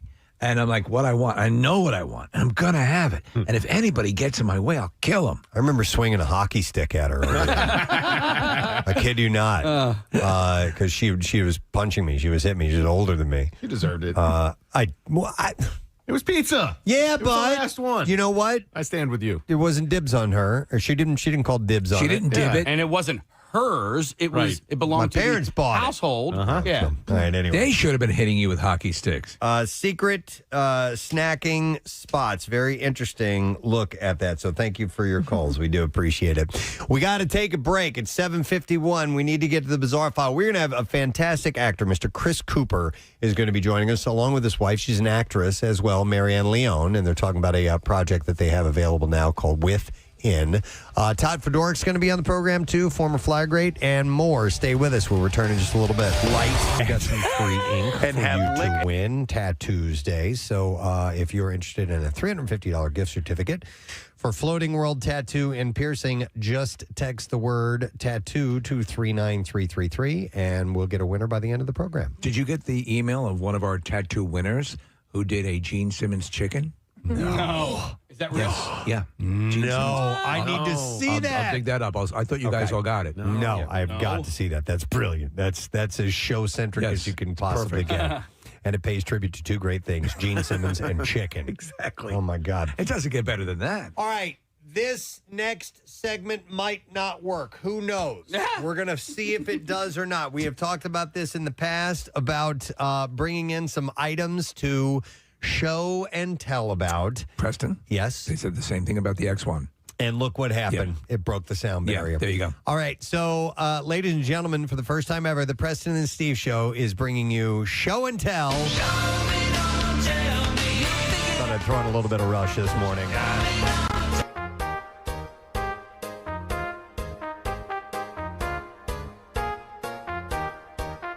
Hey, the teacher, Preston, we'd like to see you. Oh, my God, yes. And your show and tell what you have for us today. I remember sitting there with a big brown paper grocery bag. Oh, yeah. With whatever it was that I brought in, and we would all sit on the floor. And like Steve, the teacher would call you up, and it was your turn. And it was so exciting because you would have seen a couple of people go by then. Yeah. And you know that yours is way better than theirs. And you'd have and you could bring in things like a new cool toy that you had. Like, look at this, what this does. Yeah, totally. I could be the a-hole kid who criticizes what the other kids Sure. brought. Yeah. Oh, my God. Because I didn't bring anything. Totally. But everyone starts to pass out because you brought some stuff that you baked into the.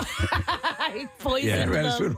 So I had I only remember one show and tell ever that I participated in, and it's because on my way home from school one time I found a gardener snake. And so I captured it and I put it in a Folgers can, and then I brought it into school the next day for my show and tell. And then the gardener snake somehow magically got away, and my mom let him go. She did not care for having a snake in our house. By the way, check on that. Is it gardener snake or garter snake? Garter. I was pretty sure it's garter. Garter snake, like in a wedding when you put the snake on the girl's thigh. Yeah, and then it crawls around. Yeah, I just wanted to make sure. That's cool. And so people will be. What was that? texting and saying- Did I said it the wrong way? No, Garter. Garter. Garter snake. The snake that you are talking about has a gray mustache. Yeah, you said a gardener snake. A Jim Gardner Okay, snake. so what I brought, speaking of show and tell back in the day and when the kids would be there, is what I've mentioned before. I brought this to my third grade show and tell and recently found it. Wow. And hopefully... This is a good one already. I haven't brought this in for you before, and it just dictates, it just shows exactly what a different time it was, because, ladies and gentlemen, I brought to my third grade show and tell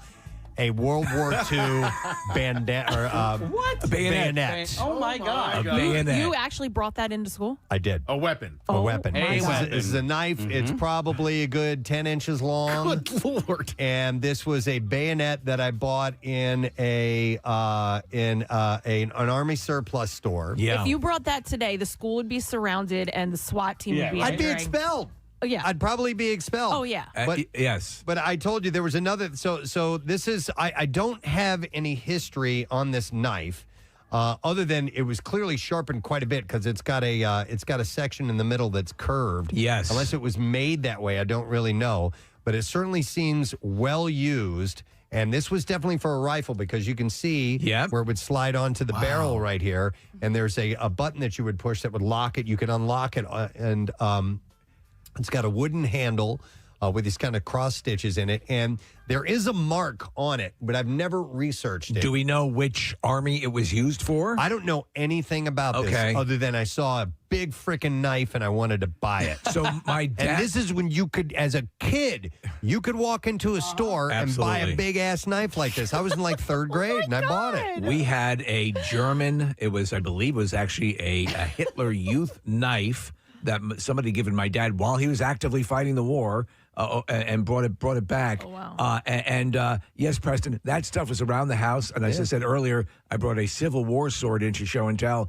But remember, we had a bayonet as well. I was fascinated with the concept of the bayonet. So it'd be cool to kind of find out the history of that. Yeah, it does have a mark on it. And I guess I could. It looks like a letter N or an M. I can't quite tell, with a crown over it. That means Nermany. So it was an enemy weapon. Do you remember the year you bought it?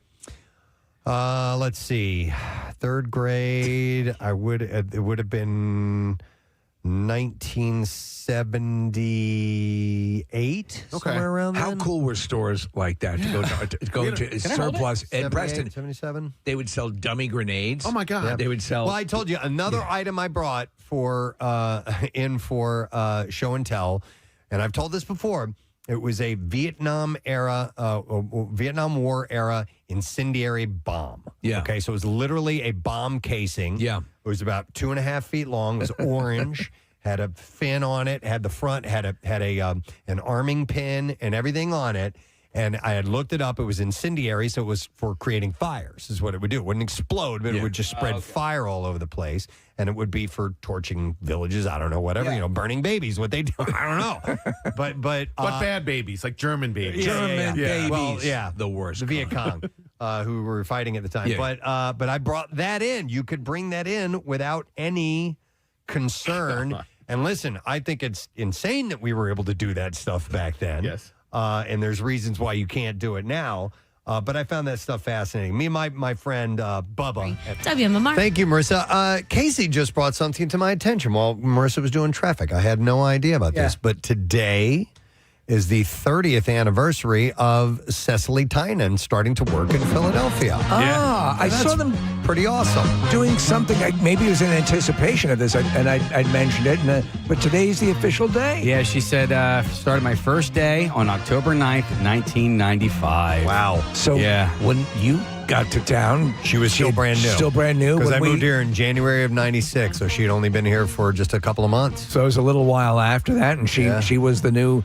And listen, she like fine wine. Oh, yeah. Better Almost and better, yeah. I always like to say that, how you look should be the least interesting thing about you.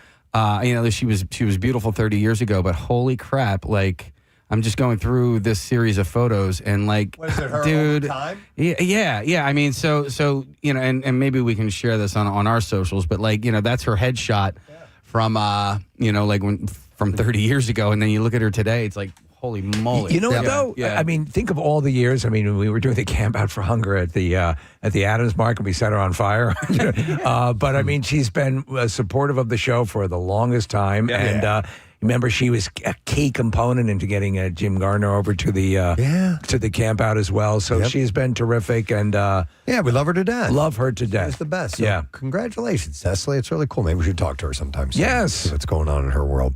All right. So there's that. Thank you for that, Casey. Real quick, a couple of charity plugs, and I wanted to mention this one. This is our friend Dan Ritchie with the Philadelphia Ghostbusters. Speaking of the Camp Out for Hunger, I just saw those guys at the Mutt Strut. They come out in full Ghostbusters regalia to our event. Well, they will be appearing tonight at Bates Motel and Haunted Hayride in Glen Mills, Awesome. and they'll be there from 6 to 9, and they'll be collecting donations for Camp Out for Hunger. Isn't that great? And for every donation, you get Philly Ghostbuster stuff. 1 donation item gets a sticker, 5 donation items gets a sticker and a button, and 10 get a patch, and 20 or more get a shirt while supplies last. I mean, honestly, they kind of just wind themselves up and go. They're like, they just do all this stuff with their own energy and their own resources, and we are the beneficiaries of it. They're a lot of fun, and it came from a chance meeting. I met him at Penn in Radnor. He works there, Dan, and he's like, hey, we were thinking about coming out. I do this Ghostbusters thing. You're thinking about coming out Camp Out for Hunger? I'm like, absolutely. Yeah. And so now it's a match made in heaven. Love it. So tonight at Bates Motel, 6 till 9, stop by. So bring donations with you if you could, and get some swag from those guys at the Philadelphia Ghostbusters. And you can check them out on Facebook or Instagram at Philadelphia Ghostbusters and see what they're all about. So another butt plug. Let me see. All right, this one is way in advance, but they want people to get registered. This is for the Delco Turkey Trot 5K race and 1 mile run on Thanksgiving morning. Yeah, a lot of them will be actually on Thanksgiving. So this is a fundraiser for Nether Providence Elementary School PTO. As a Title I school, 100% funds raised support student programs, field trips, clubs, and classroom resources. And they want us to remind people to sign up if we can. And also, they would love it if they could get a blessing from the unofficial mayor of Delaware County. Yeah, you're damn straight. All right, so Casey, can you give him your blessing? Yes, here's my blessing. There you go. That's from Kelly and Rosie. So we have Go in this, peace. by the way, on the community page of PrestonandSteve.com. I'm literally wearing a T-shirt that was created by a teacher at Nether Providence Middle School right cool. now. Yeah, nice. May I, when you're done, Preston, I have something? Yeah, there's a shout out specifically for today that says, hey guys, please give, or it says, good morning, Preston. Please give yourself a shout out for being a fabulous and supportive father. I love listening to you talk about your children. It warms my heart. And then they said, second, the shirt goes out to my brother, Bill. He's challenged himself by registering for the Big Bear Lake 100-mile race that starts tomorrow. Whoa. Bill lives in California now, but will always be a Philly boy. And I would like to wish him luck and congratulate him on this amazing accomplishment. This big sis is proud of you. Go Phils, go Birds. And that is from Lisa McDermott. So there's a shout out for you. And Steve, fire away. This gentleman, Mike Patterson from Westchester, sent me this. I was talking about The Lamb Lies Down on Broadway, and he sent this huge box set of the Genesis Lamb Lies Down on Broadway, the 50th anniversary super deluxe edition. Wow. Just out of the blue, said I was a fan. I'm a massive fan, and it's just a very generous thing on his part, and I wanted to say thank you for doing that. That ain't cheap. That is not cheap. That No, was very cool. It is from very cool. Mike Patterson? Yes. Mike is the nicest guy. I've met him at a few different events over the years. He texts into the radio station at least 47,000 times a day. Wow. And he's the most loyal listener I've ever encountered. He is so nice. He's such a great guy. And so thank you, Mike. And it's really nice you to do that for Steve. Is he the guy that just texted Channel 6 has the hottest women? Yes. Okay. That was the There most you go. recent. Yeah. I would agree. Yeah. It's a lineup of stellar female workers at 6 ABC. And all you said was that you like that?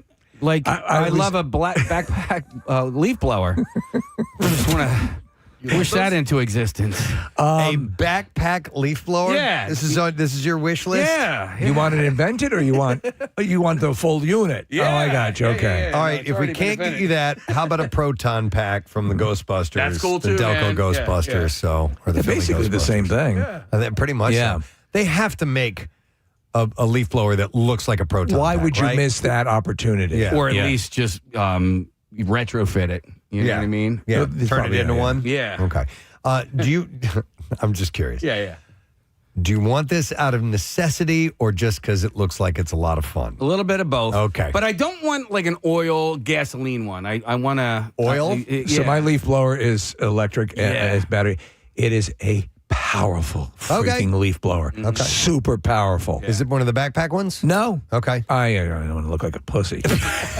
No, you look like a badass. You kind of do look like a badass. I had one of the gas-powered ones, Casey, that was the backpack one, and it was super powerful, but I didn't like having to change the oil, change the gas all the time. So, Steve, I went the electric battery route, much better, much easier, a lot less maintenance. I was considering buying an electric. Yeah, I have. A battery one. I already have an electric one, but that takes a cord, and I want to get rid of the cord. I have so years ago, I bought the iWorks, the lawnmower, the hedger. I have the bank of the batteries, which charge up nicely. I knew I would always forget to have gas in the tank, or in the garage, and it'd be always screwing up. And this way, it's worked out great. Everything, the batteries transfer between each of the things, and it runs like gangbusters. All right. So if you're looking for a gift to get for Casey, then you know what to do. Yes, it's all on you. We've told you. All right. I'm going to give you the bizarre file case. Here we go. WMMR presents Preston and Steve's Bizarre File. Brought to you by Pella Windows and Doors. Don't miss limited time savings on Pella Windows and Doors.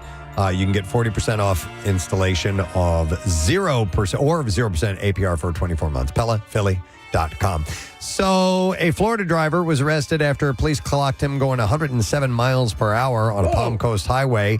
And it was because he had to make it to an urgent appointment. When asked why he was speeding, the 57-year-old Michael Stenek told the deputy that he had an appointment with his barber in Smyrna Beach. If you book, you have to book in advance, and if you miss your appointment, it's going to take forever. So the two cities are more than an hour's drive apart, and the traffic stop happened after 6 p.m. on September 23rd. Body camera footage shows the deputy telling Stanek that he would spend the night in jail for weaving in and out of traffic and putting other people's lives in danger. Great, now I have to sit in a jail cell with a bad haircut. In Florida, drivers caught going 50 miles per hour over the speed limit or 100 miles per hour or 100 miles per hour or more are called super speeders and can face jail time under a law that went into effect on July 1st. So they're starting to enforce this. Stanek was driving a black Chevy Corvette C8 convertible. He was taken to jail, later released on $150 bond, and his car was towed. On top of it, he missed his barber appointment. By the way, I'm sure we've done it before, but we need to. This guy was driving an hour to go get his hair cut. I mean, come on. We need to have a discussion of farthest you drive for a pretty standard appointment. The question would be, are there not barbers closer to you that are good? I told you guys, my barber Jackie, she's got a guy who comes from like the Jersey Shore to get his haircut. Yep. So maybe we'll dive into that. So sometimes that fiber cable just needs a shooting. A stray bullet cut through a Spectrum fiber line a couple of weeks ago in Texas, knocking customers offline in the Dallas-Fort Worth area. Charter, which owns Spectrum, confirmed a bullet damaged a key data cable. Of course. And almost 25,000 reports of lost service showed up. On Friday afternoon. So probably like a 1 in a million shot, right? Yeah. Other cities affected including Irving, Plano, Arlington, Austin, and San Antonio. Spectrum said teams worked quickly to make the repairs. It's not even that unusual of a problem. This is the third gun-related outage that Spectrum has had in the last year. Wow. In June, an Ohio customer went more than a week without service after shotgun blast damaged a cable line. Last New Year's Eve, stray rounds in Columbus, Ohio hit Spectrum's fiber and left customers offline for 43 hours. Many ISPs have had similar problems, including a 2022 incident where someone shot overhead cables in Oakland during an NFL game. So maybe not 1 in a million. Maybe it's a little more common than we think. Wow. An Alabama man earned the Guinness World Record for the longest natural beard locks on a living person.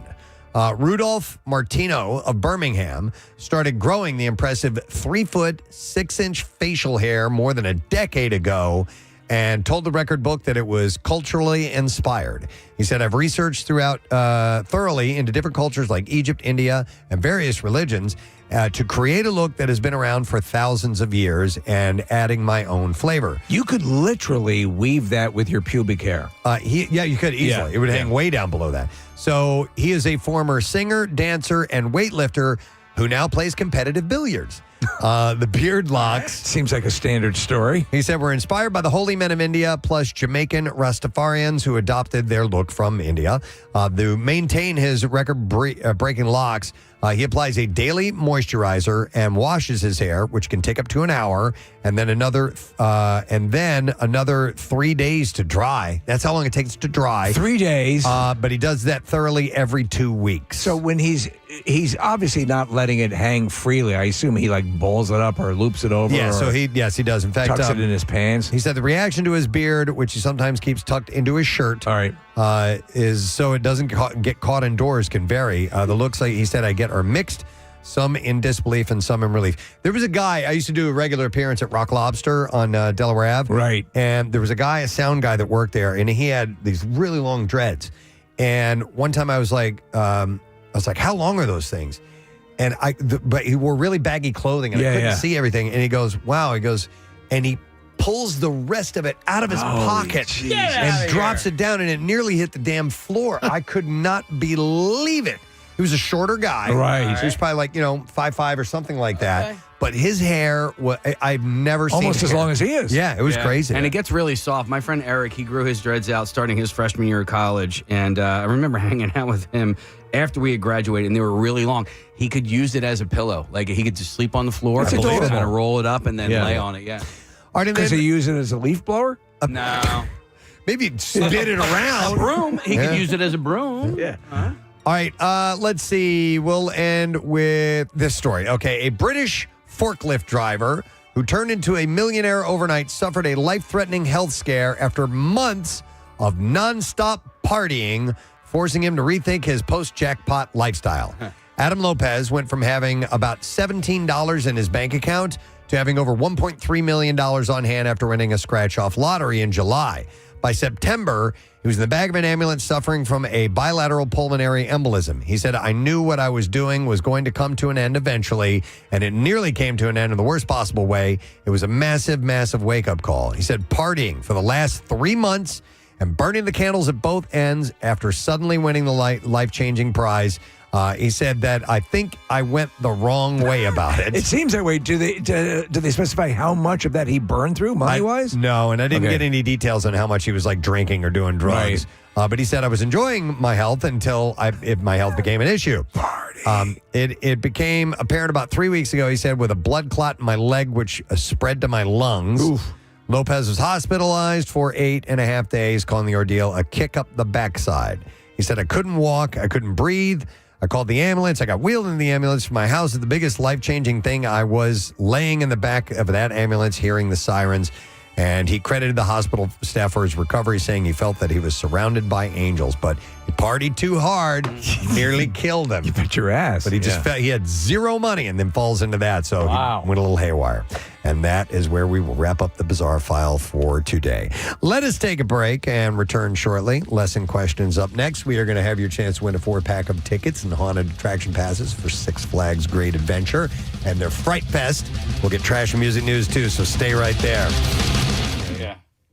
We were way into Steve like playing war. Oh my God, that's what we did all the time with the full size GI Joes, and when you could get your hands on equipment like this, Preston.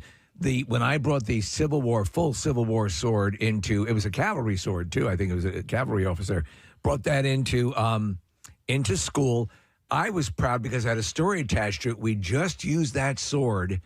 My pool was above ground pool was frozen, and I ran the sword about 50 times into the frozen pool liner. Oh man, my dad loved that. So it was a Civil War era sword. Yeah. What did you guys ever do? Those things are worth a ridiculous amount of money. I guarantee you, it walked. My dad, when my mother passed away and we moved.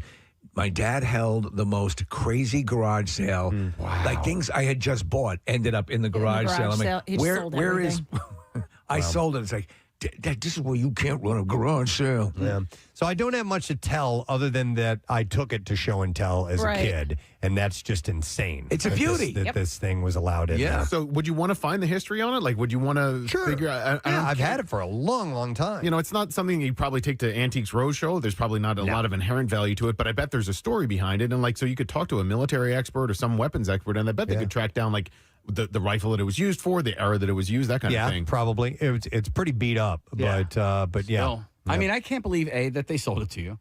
You didn't have a parent with you? I can't remember if you said that. I don't remember. No, you could walk in, honestly, Case. There's a surplus store in Northport, Long Island. Yeah. You could walk in. I remember. And walk out. I'd buy cigarettes for my mom. I know. You know, I mean, but if I came home with a knife like that, you know, A, if they sold it to me, and then B, if I came home with it, my parents would be like, no. Casey, I had a machete as well. I couldn't even have nunchucks. I wasn't even allowed to have nunchucks. We lived in a place, this is when I lived in South Carolina when I had this, and there were woods all over the place around us, so I needed a machete. Yeah. I had to get around in the woods, you know, so it was crazy. I had a motorcycle, I had a shotgun, it was ridiculous. I remember buying flying stars from, all sorts of crazy weapons. Yeah. Yes. So somebody messaged on the YouTube stream that you should never clean that blade. It's worth more with the patina on it. Oh, I've never heard that before. Maybe just that's the new thing in collecting. And I was telling Preston about this. And with automobiles, Nick,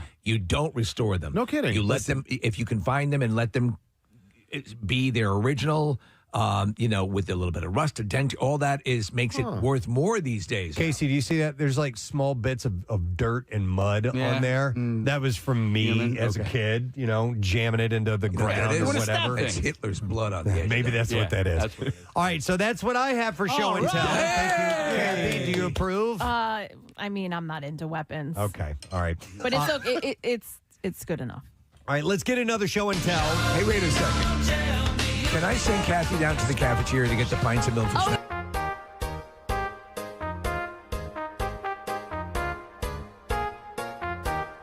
The class would like to hear from Casey. But Nick has 3 different things. So if I know. you wanted to, you could do like Nick and then me and then back to Why Nick. don't you again. let him be the teacher? Yeah. Oh, all right. Who went to school for teaching? Okay, well, then you guys got to hang on a second. All right. So I got to get ready here.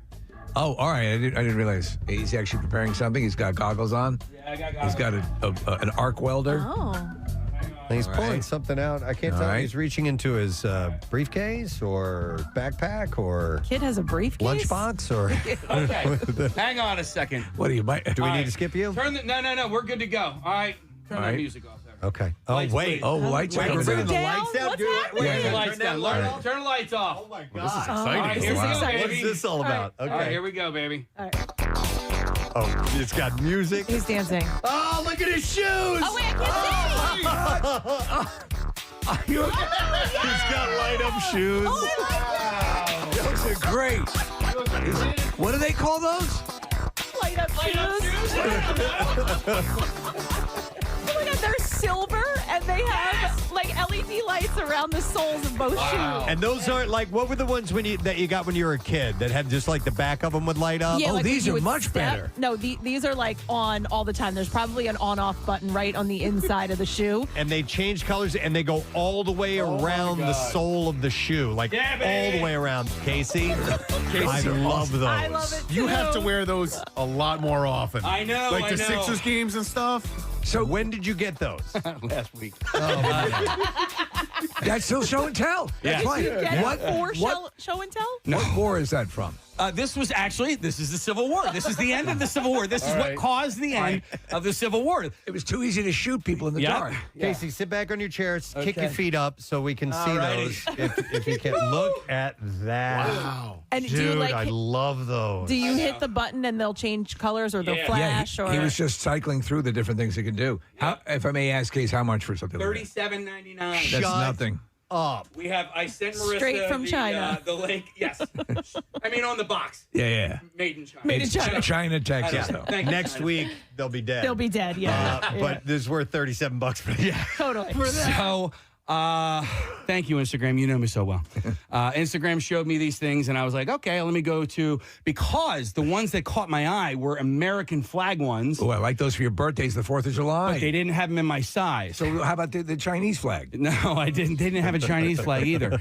When I went to the site, they had these ones, obviously like super shiny silver, but they had like goldish ones, but I was like, well, I got to get the silver ones because silver goes with more. Well, than let me gold. tell you something. These are excellent. Yeah. Those are excellent. Preston, that's... I love them. Is it okay if I get a pair? Absolutely. Okay, That's all why I'm right. showing You it to guys can walk around at night along the boardwalk? Yeah. Yes. And then, so I sent Marissa the link. She can share that if you want. What kind of battery does it take? Oh, so it charges. So here's Okay. You have to run really fast. Yeah, you got to run really, really fast. Runs They're on kinetic energy. exercise No, so it runs like this. It's got a And when battery on the inside. You run that right to your pacemaker? Run it right to the pacemaker, and you're good to go. Oh, that's excellent. Casey, do you mind if I ask how much they cost? $35. Oh, you said $37.99. Gotcha. All right. Yeah. Yeah, $38. That's awesome. Yeah. One other question. Yeah. Can you strut around the room one more time? Hell yeah, I got For the music.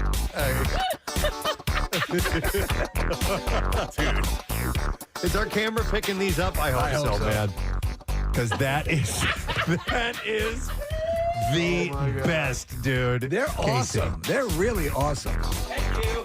Dude, we should all get them. We should have show light up shoes. I agree. I will get them. agree. I'll gladly get them. And then, Kathy, you could teach us a little short dance routine. Oh, man. All right, here's the deal, though. Whatever our next live event is, we have to do that. We have to order the shoes at the same time so they all fail at the same So they all work at least for a week. Yeah, because within a week, they'll be dead. Garbage. By the way, this is my second pair of light up shoes. Well, you know what? I think because Jace has a pair. He wore them like twice, and then he was like, Like the "Meh." regular blinkies? No. He has what Casey has, and I feel like you told me, you sent me the link, and that's why I ordered them. Okay, wait. of these, like this style? Not like not Well, 'cause metallic like that. The but other yeah. ones that I have they're a cloth white shoe, and the whole shoe lights up with these LED lights. Okay. And they're really, really cool. How much are those?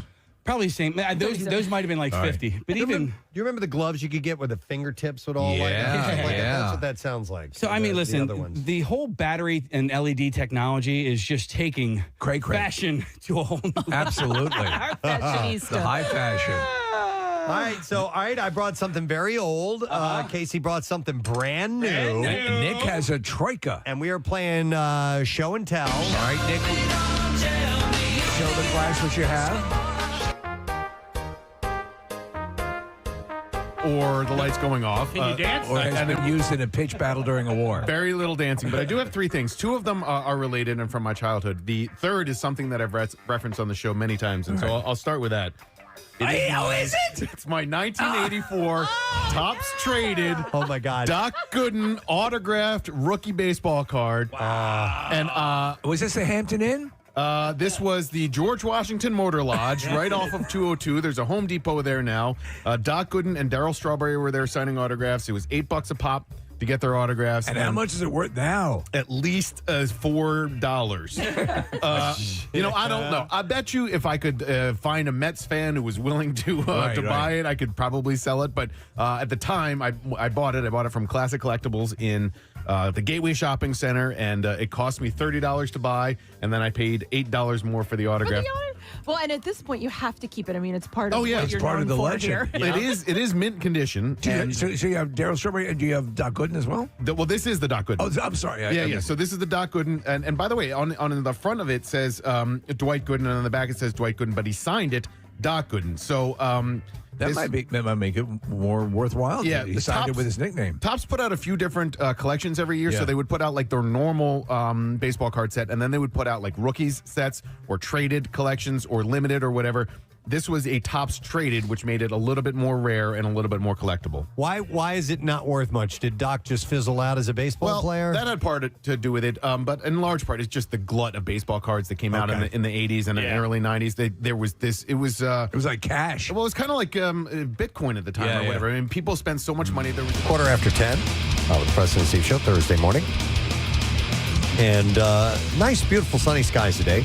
And nice crisp fall day, 64. I mean, it's funny how it's all subjective because I know that when we're coming out of winter and all of a sudden it gets to mid 60s, you're like, dude, you're going out in shorts and tank top. And, and now I wore a long sleeve shirt and long pants and a jacket today at work, That's the good part of being winter shorts guy. It's a slower transition. But no, you're right. I'm starting to look for the long sleeves and all that stuff. And as you said earlier, the crisp fall air is kind of a cool thing. It is. So, Yeah. you have Sweater weather. Sweater weather. Sweater weather. Sweater weather. All right. It's weird. We're going to... Oh, dude. Is that what you had said? Yeah. Weird. It's weird. Yeah. Casey's having pistachio nuts. Yeah, man. They're good. It's a broadcasting tradition. I think Preston and I finally came to the realization this week that pistachios are our favorite nuts. Yep. And I don't even mind the work that you put into it. It does. It does require a little elbow grease. I would rather do that than sunflower seeds. Sunflower seeds are too much work in my opinion. You're talking about the more. What about almonds or? Almonds are great. Yeah, macadamia. I like pistachio. What about pecan? Pine nuts. Pecans. Pine nut. Ooh, I love a good pine nut. Do they still make the colored pistachios? Remember they used to be like red or green? Or green, yeah. I don't And do they would those. dye your hands? Yeah. Yep. I think anything with an artificial dye is going to be good for you. All right, that's just the 90s. They So stopped making those. no, Nick had pulled the 90s. No, it goes way back. Well, that's what I remember. I know, but Nick had pulled up the reasoning behind that. It was because they looked similar to another. Yeah, there was nut. a marketing ploy behind it. Yeah, and so they dyed them for that reason. Yeah. We have to distinguish them. Let's put chemicals on them. Hey, is it the pistachio that makes it a Dubai chocolate by any chance? Ooh, that pistachio cream. Yeah. Yes, what makes actually, it Dubai yes. chocolate? Okay. It's interesting because the people of Don't do it. Don't do it. No, it is, Casey. All There are right. pistachios behind that from what I haven't had any of that Dubai chocolate. they don't like. But the I've had Abu Dhabi chocolate. because the Abu Dhabi do. It's true. It's true. Okay. What is it, Nick? Casey's right. Crunchy filling of shredded toasted phyllo dough or phyllo dough, whatever you want to call it, which is kataifi, I think, combined with a creamy pistachio paste and tahini. I was going to that's ask you the guys, Dubai chocolate. which nut do you like associated with a candy? Like a Hershey's with almonds, I think is good, but my answer is a peanut. With in a Snickers, which is my favorite candy bar, it's peanut, so I had to go with that. But I do find a Mr. Good bar a little boring. It's just peanuts and chocolate. I prefer a Hershey's almond if you're just talking about chocolate and peanut. I got chocolate and nuts. What about you? Just chocolate and peanut? Well, I mean, I know a peanut is a legume and then technically a nut, but I think I'm still going peanut with chocolate, especially a dark chocolate.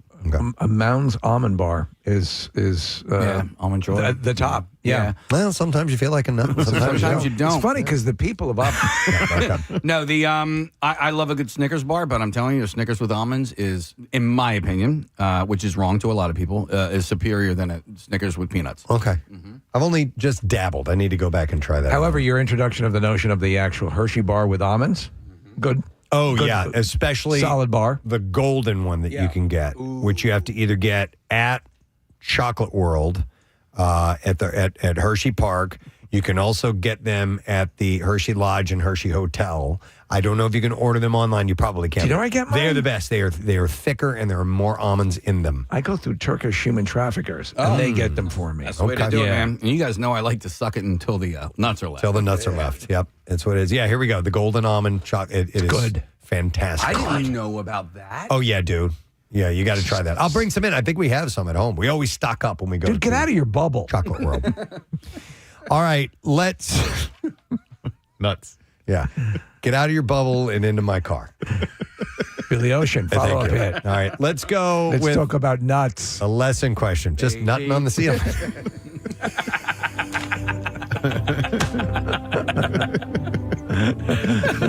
Oh, what a feeling when you're nutting on the ceiling. All right. It still works. We're going to give away a 4-pack of tickets and haunted attraction passes for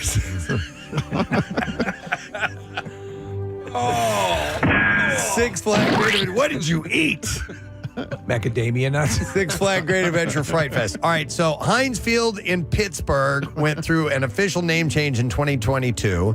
Its new name is Acrisure Stadium, also known as what? And yeah, we said it a few times. In fact, we kind of pretended like we were announcers saying welcome to this stadium. 610-660-9333 is the number. Let's see if you know the answer to that. Heinz Field in Pittsburgh went through official name change in 2022. Its new name was Acrisure Stadium, also known as what? 610-660-9333. Call now. The trash business is a gold mine. 93.3 WMMR with Preston and Steve's Hollywood Trash. Brought to you by Screwball Whiskey and Preston and Steve's Camp Out for Hunger, and they are giving back. So drop off jars of peanut butter at participating locations and try a Screwball cocktail now through October 31st. Details at WMMR.com/campout. What's going on this morning, Steve? Well, Preston, Catherine Dennis, a star of the reality show Southern Charm, was sentenced to 30 days in county jail after a DUI arrest. The repentant Dennis told the judge that if she could turn back time, she would kill the mother of the judge so she could just walk out scot-free. Britney Spears injuring her knee after taking a tumble at her friend's home. Spears was reportedly up on a precarious lawn chair attempting to bite a cloud. Oh, my God. Peacock is going ahead with a Friday the 13th Camp Crystal Lake prequel series. The series will reportedly focus in on a young Jason Voorhees and how he loses his virginity to a sock. We're going to see if you know the answer to the question, and it's Heinz Field in Pittsburgh. Went through an official name change in 2022. Its new name is Acrisure Stadium, also known as what? 610-660-9333 is the number, and we are going to go to Tom. A is his name. Hey, Tom, you're on the air. Good morning, buddy. Hey, Gadzooks. Gadzooks. Okay, Tom, so the stadium change was also known as what? Dickfur? Dickfur Stadium. Yep, 1 second.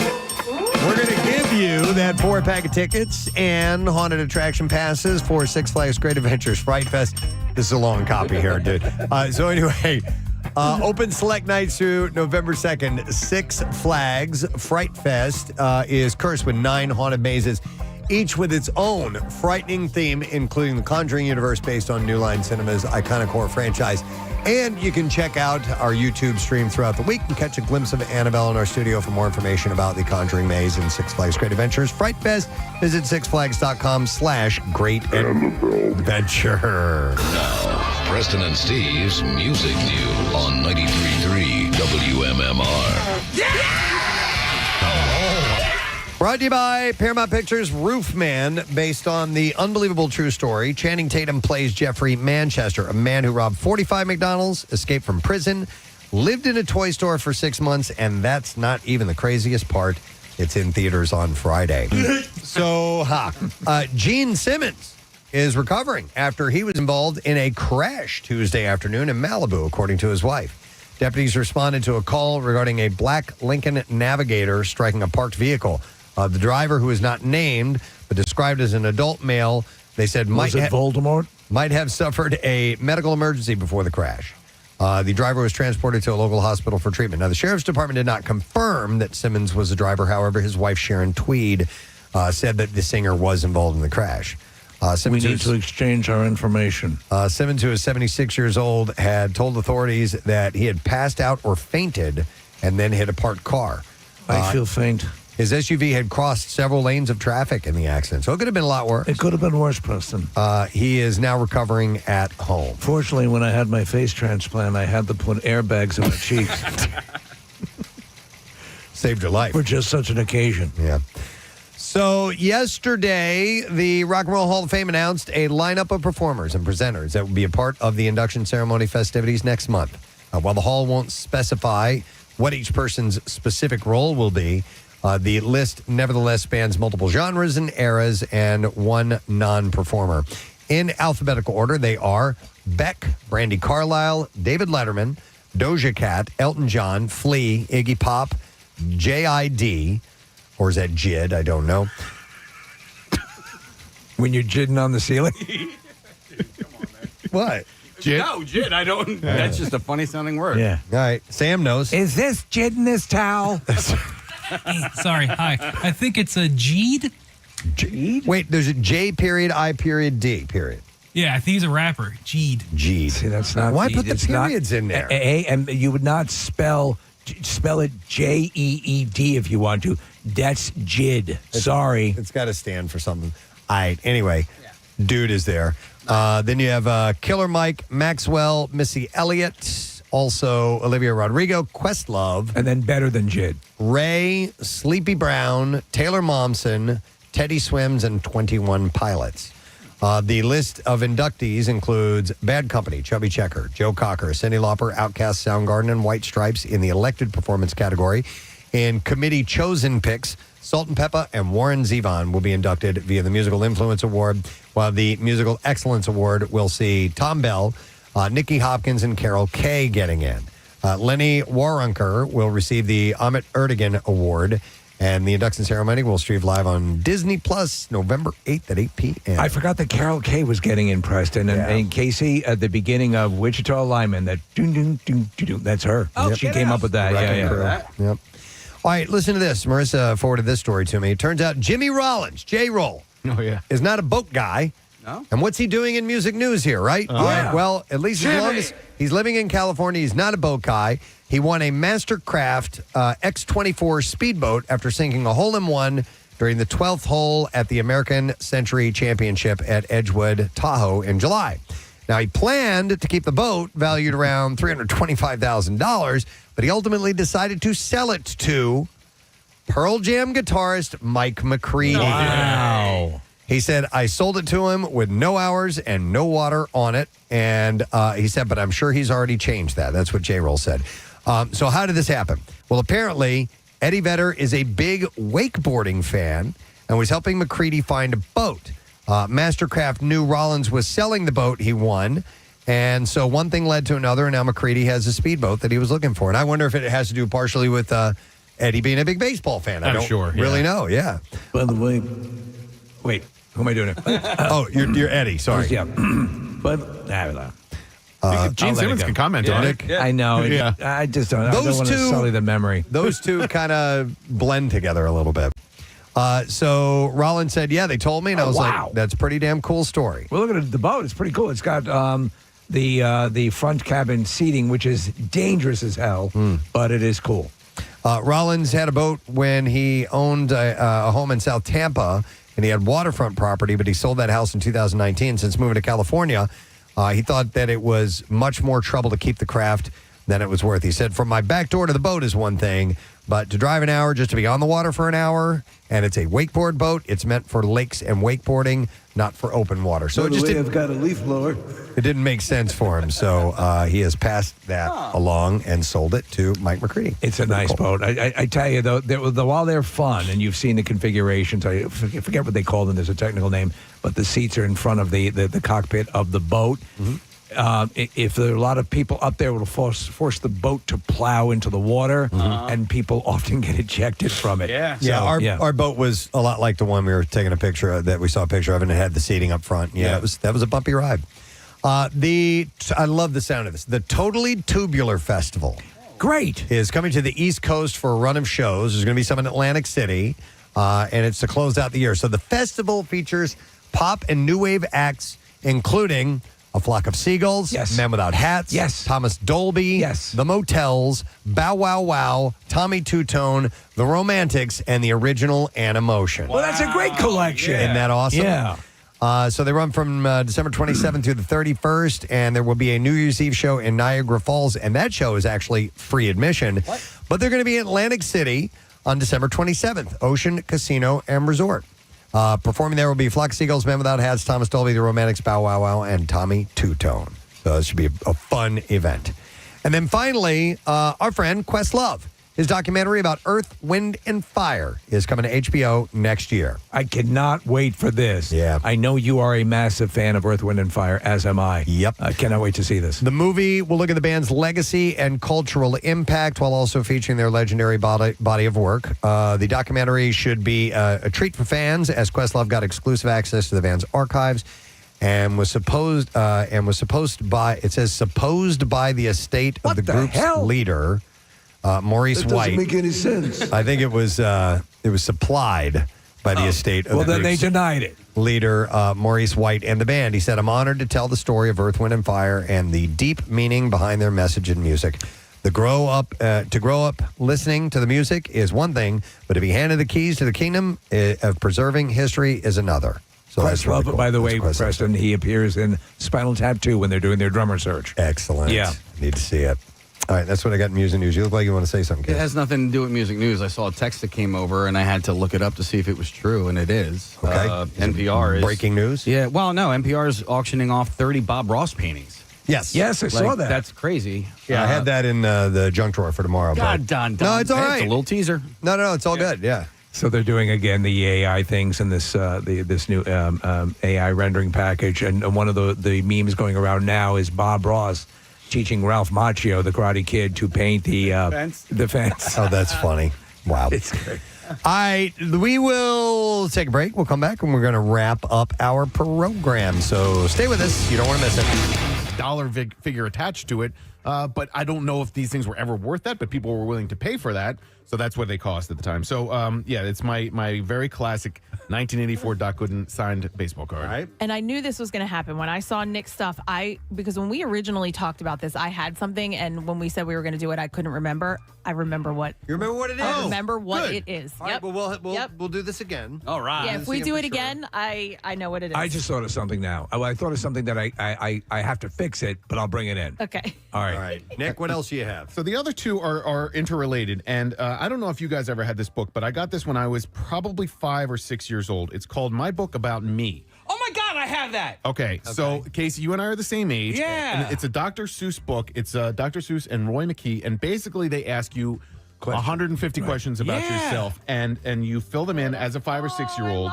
See, my book was, I think I got ripped off. My book is my book about Nick McElwain. Oh, yeah. Weird. You didn't even know him. I didn't even know him then. But That's great. I was, you could do some drawings. So here's a drawing of a son. That's so cute. And a then hamburger. A guy. No, Preston. That's not a hamburger. Hang on. Let me see if I can guess what that is. Airplane? No. I think it's bus. the ocean. No. Wait, look. It's a guy with a lot of eyes and noses. Okay. Wait, how do you remember that? Because I remember going over this with my mom at one point, and she, Okay. you know, it was a Nick big doesn't deal. have many childhood memories. Yeah. He just recalls one or two. I had to write them down. First of all, there's one thing you should know. Am I a boy or am I a girl? Well, I'll tell you, I am a ... boy. Yay! I weigh 60 pounds. How tall am I? 4 feet. How giant is my head? I counted my teeth. I have 13 up top. I have 11 downstairs. You draw your hand, you know, so it's little things like that. Is that book still available? I think that's an adorable concept because I hope want to so. fill it out. That's my hair color. See, I drew it. I had a little bit blonder hair when I was a young boy. And so that's blonde with a little bit of brunette there. Yeah. How old were you at the time? I think You were 5 or doing the ombre look before it became popular. I think it was 5 or 6, but there are some pop culture references on here. Okay. Like including my favorite song, Where in the World I Would Like to Live. Here's my address. What's your growing up. favorite song? Where'd you say, where would you like to live? Both of them. Answer both questions. Let's see. Where would I like to live? I got to go back to that one. All right. Somewhere, Hawaii, the beach. I live in the United States. I circled the United States, and then I played tic-tac-toe on that page. Okay. And then England apparently made the list. And then What song? I want to hear. I want to hear your favorite song. Oh no! Oh my God! Wow. All the way back then. I know you're weary.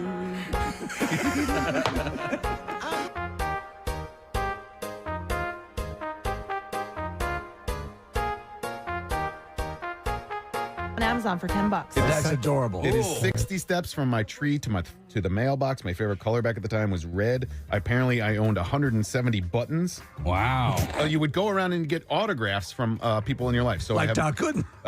yeah, right. Maybe that's what started it. My Aunt Ann signed it. My Uncle Michael signed it.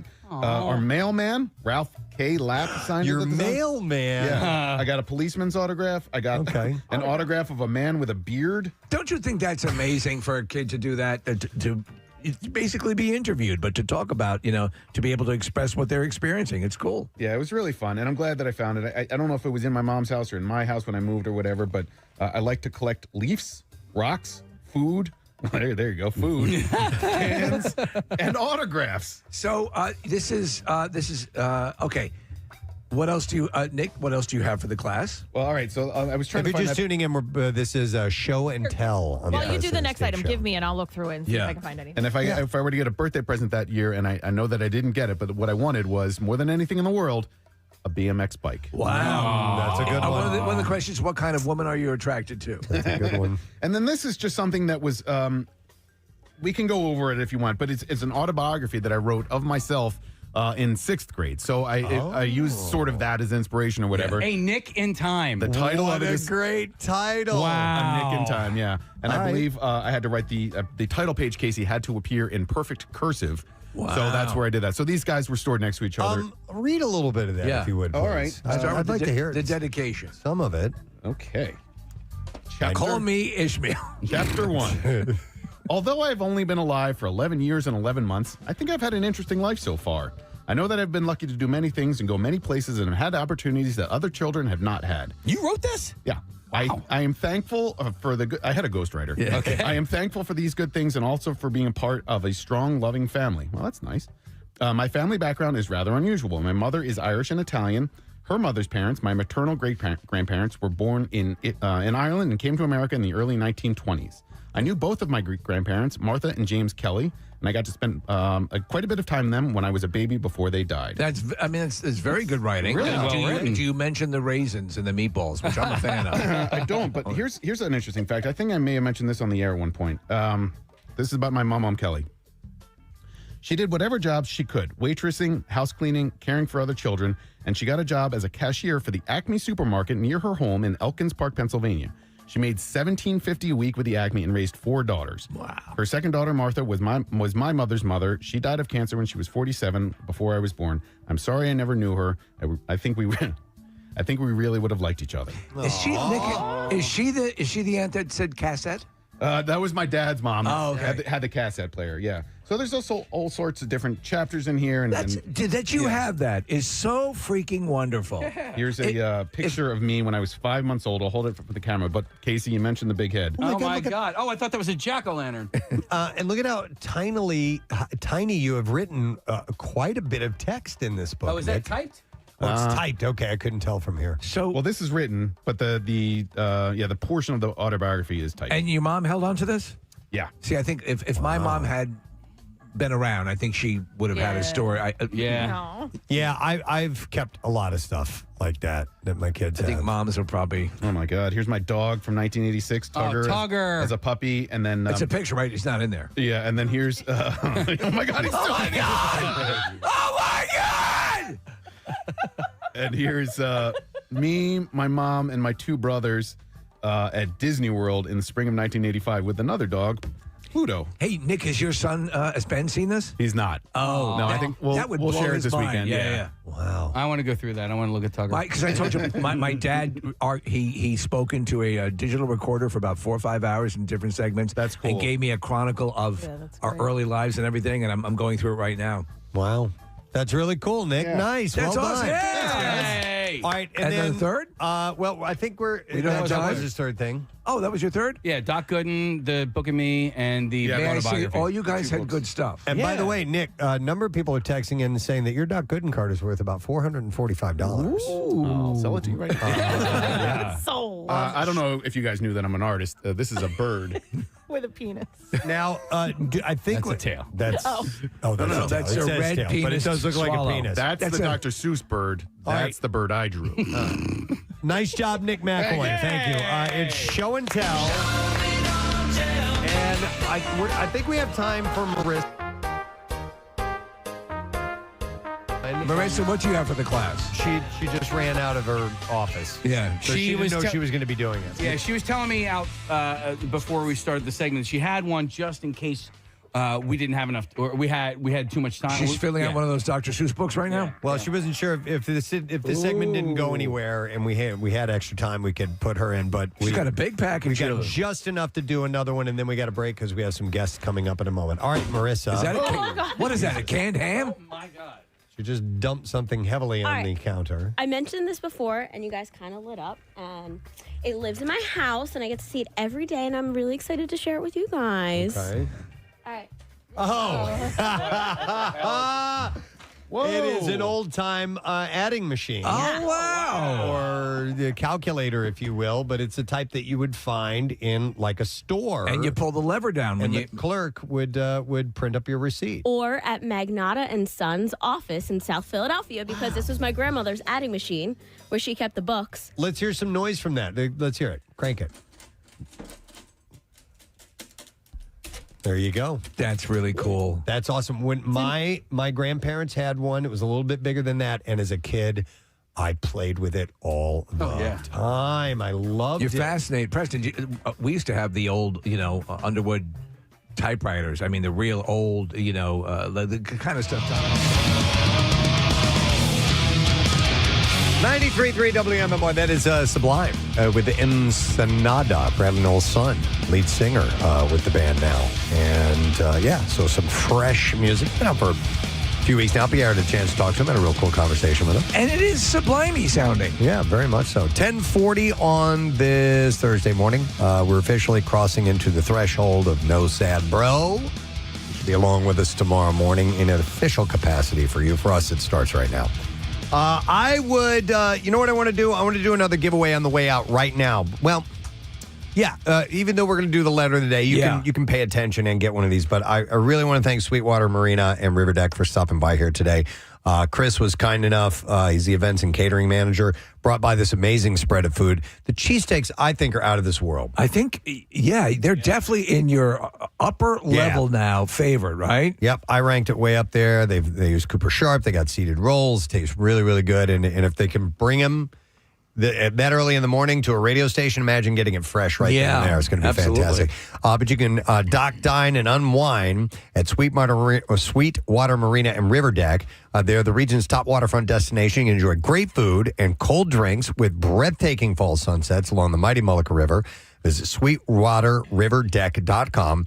And we'll take callers 9 and 10. Nice. I think we have 2 left. 610-660-9333 is the number. And by the way, they have the full Pine Barrens experience. You can do kayaking and canoe trips, Jeep rentals, camping cabins are available. Oh, I like all that. Yeah, right? Yeah. So a really cool spot. We'll have to see what we can do down the road with those guys, because that sounds very, very cool. Thank you to our guest. We had my old friend Todd Newton stop by. Todd hosts The Price is Right Live, which is a stage show version of The Price is Right. He's been doing it for 24 years, and they have a show tonight at the American Music Theater. It's on Lincoln Highway in Lancaster, and you can go to amtshows.com to get tickets, or The Price is Right Live. You can do a quick search on that. It's a lot of fun. Everybody's got a shot at getting up on stage and being a contestant, being on contestants row and playing along. It's just like the game. And this is fully sanctioned. All the set pieces built by the people that built the originals. Yep. And that's what you're going to get. That's your experience. And then he's going to be in Atlantic City hosting a few shows as well, I believe on the 24th and 25th. So it's good to see Todd and catch up with him, because he and I worked together a long time ago.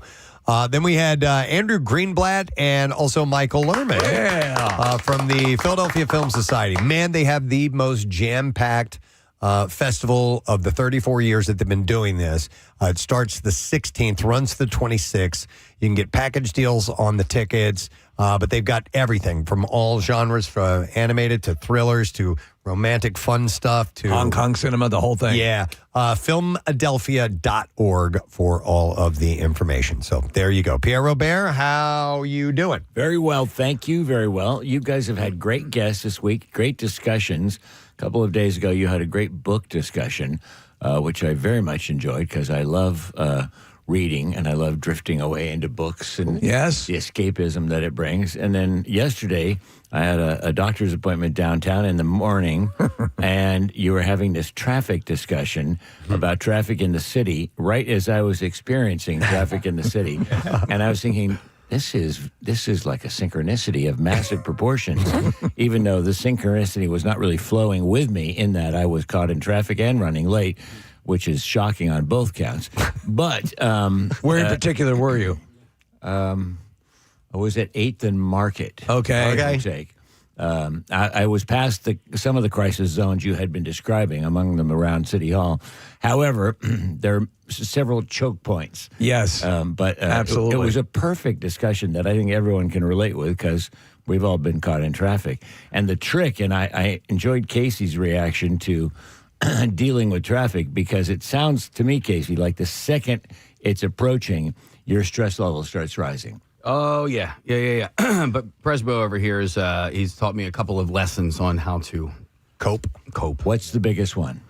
You're not going like getting stressed out's not going to get you there any faster. Right. I loved when you said someone cut in front of me and they got there 25 seconds faster than I did. It's simple as that. Like, It's not going to make a difference. Yep. Pretty funny. What I hate is you put it in your global PR system, you plug in, whatever place you're going, and it gives you almost, even if you speed, it's accurate. It says you're going to get there at 10:17. You're going to get there pretty much about 10:17.